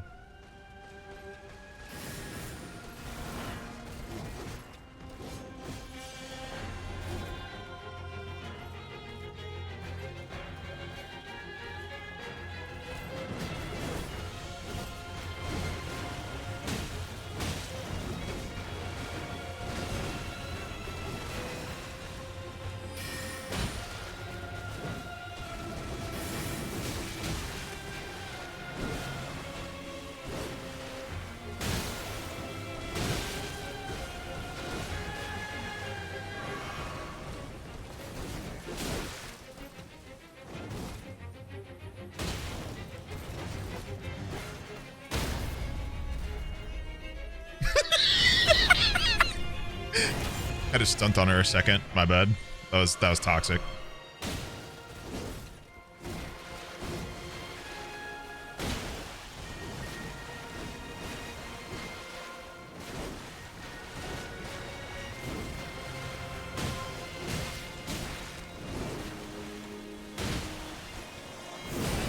Ow!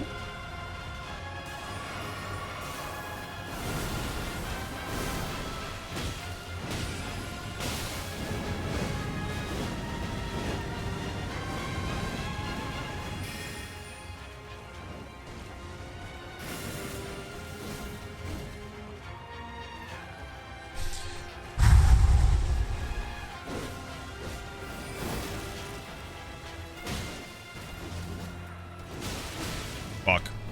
It's over. I don't want to go. Bye-bye. Oh.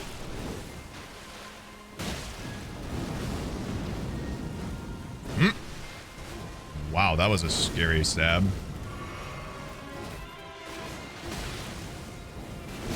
Fuck.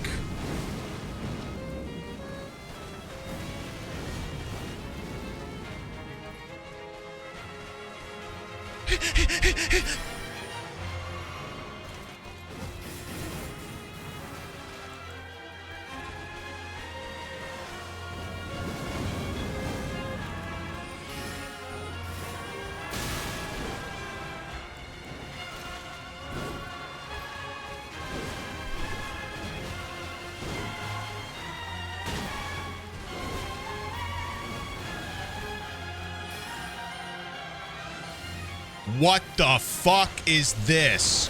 What?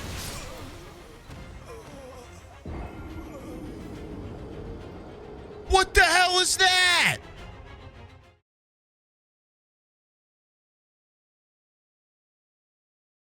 She's got balls?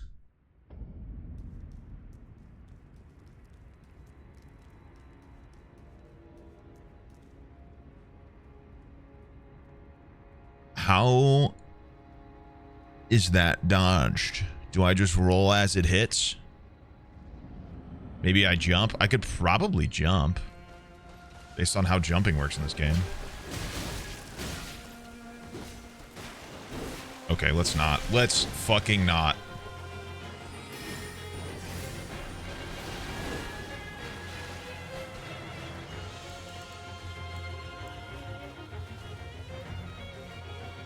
Yeah, she really yoinked my sploink.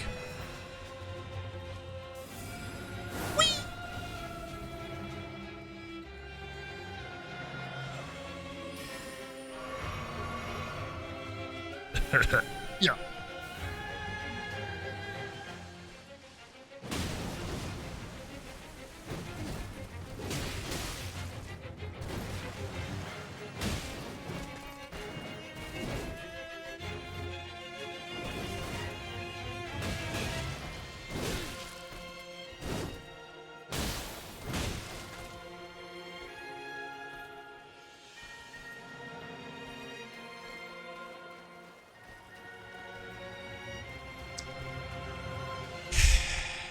I want to heal.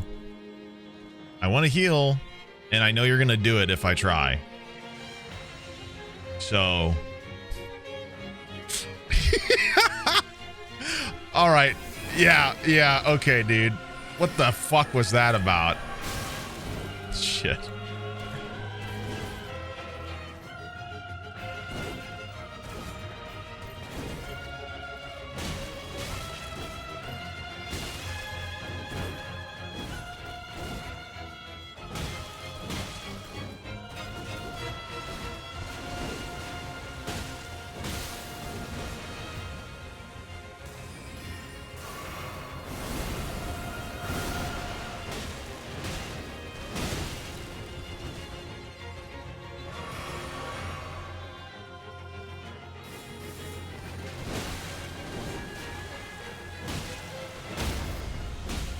Oh my god.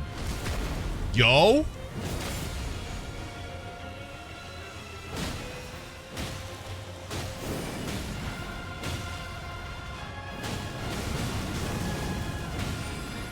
Yeah! Fuck yeah! Holy shit. What a gamble on that last swing. Literal slip of health. Woo!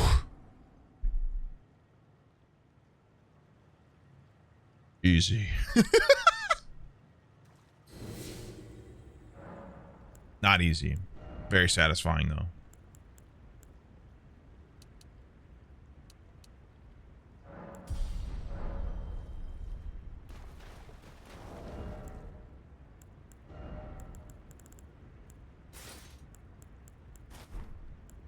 Nice.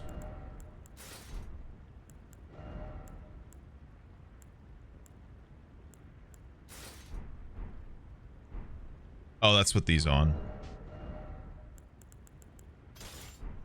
Dang.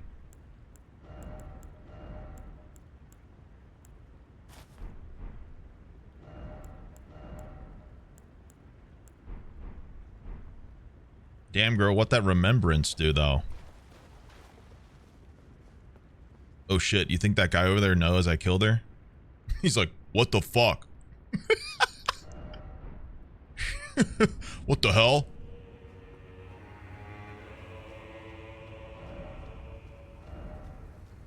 Dude, it actually is opened up to an entirely another big plane. That's...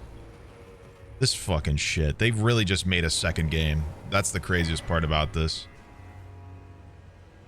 They really just made a second game. It was like, fuck you. Did you meet my compatriots? They're quite the congregation. Doubtless it have all, were it not this. Yep. Wondering about the Horn Center. Not really. I'm just kind of exhausting dialogue, hoping it does something. In this route, they will never say just happens, but it's still a. Wondering, true enough. Touch cross. Hit thing. Rest. Talk to guy. Monk's missive. May the best win. You have a knack for timing, my fellow. I found the site of a new cross. Take this. Wait, I got to this area earlier from Castle Spirit Spring?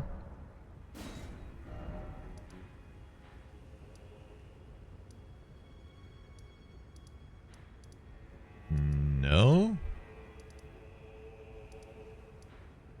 None of this in front of me is stuff I've done.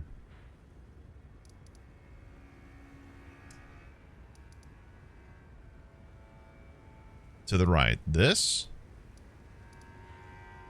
What the fuck are you on about? If I found a castle, it'd show up on the mark. Like that.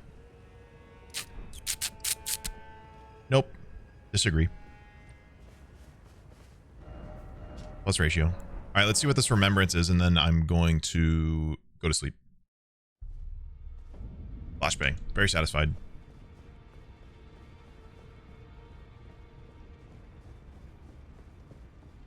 Hello, dead grandma.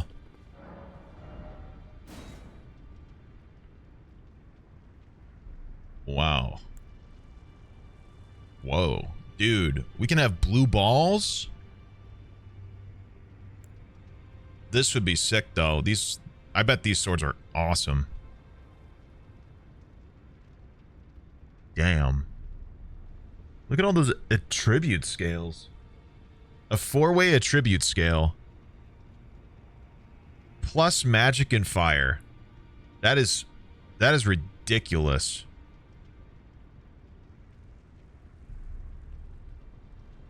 This is a ridiculous ass weapon.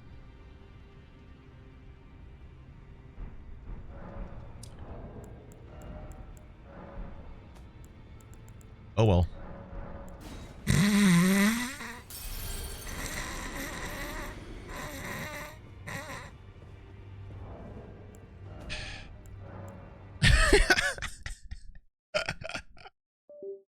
Which did he get? Neither. Why would I need 2 swords when I have big hammer? All right. Good stream, guys. Good react, Andy, to start. Hey, Joe, thanks for that shot, by the way, Joe.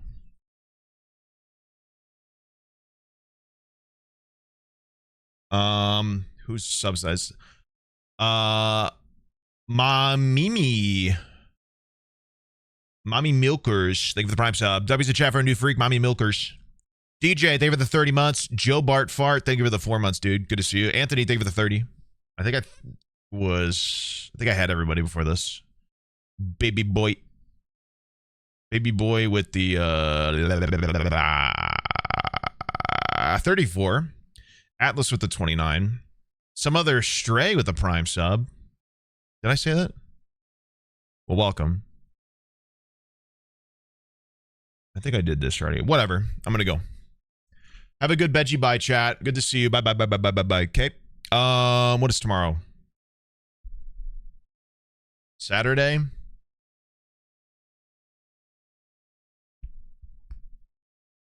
You know, I usually take Saturdays off.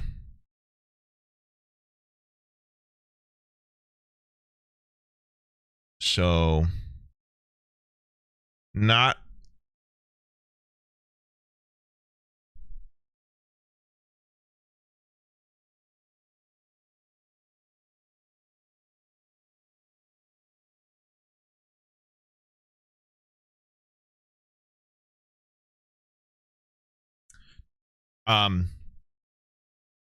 Yeah. It's Saturday today, guys. It's 12:30 in the morning. And I haven't slept. It's tomorrow. Shut your hole. All right. I don't typically stream on Saturdays, so it's not. I don't know if I'll be live tomorrow. When I wake up. It's possible because I want to keep playing this, but it depends on how my day goes. If I end up being busy tomorrow with family stuff and hanging out with Hannah and Darcy and all that jazz, don't count on it, I guess is what I'm saying. All right, bye.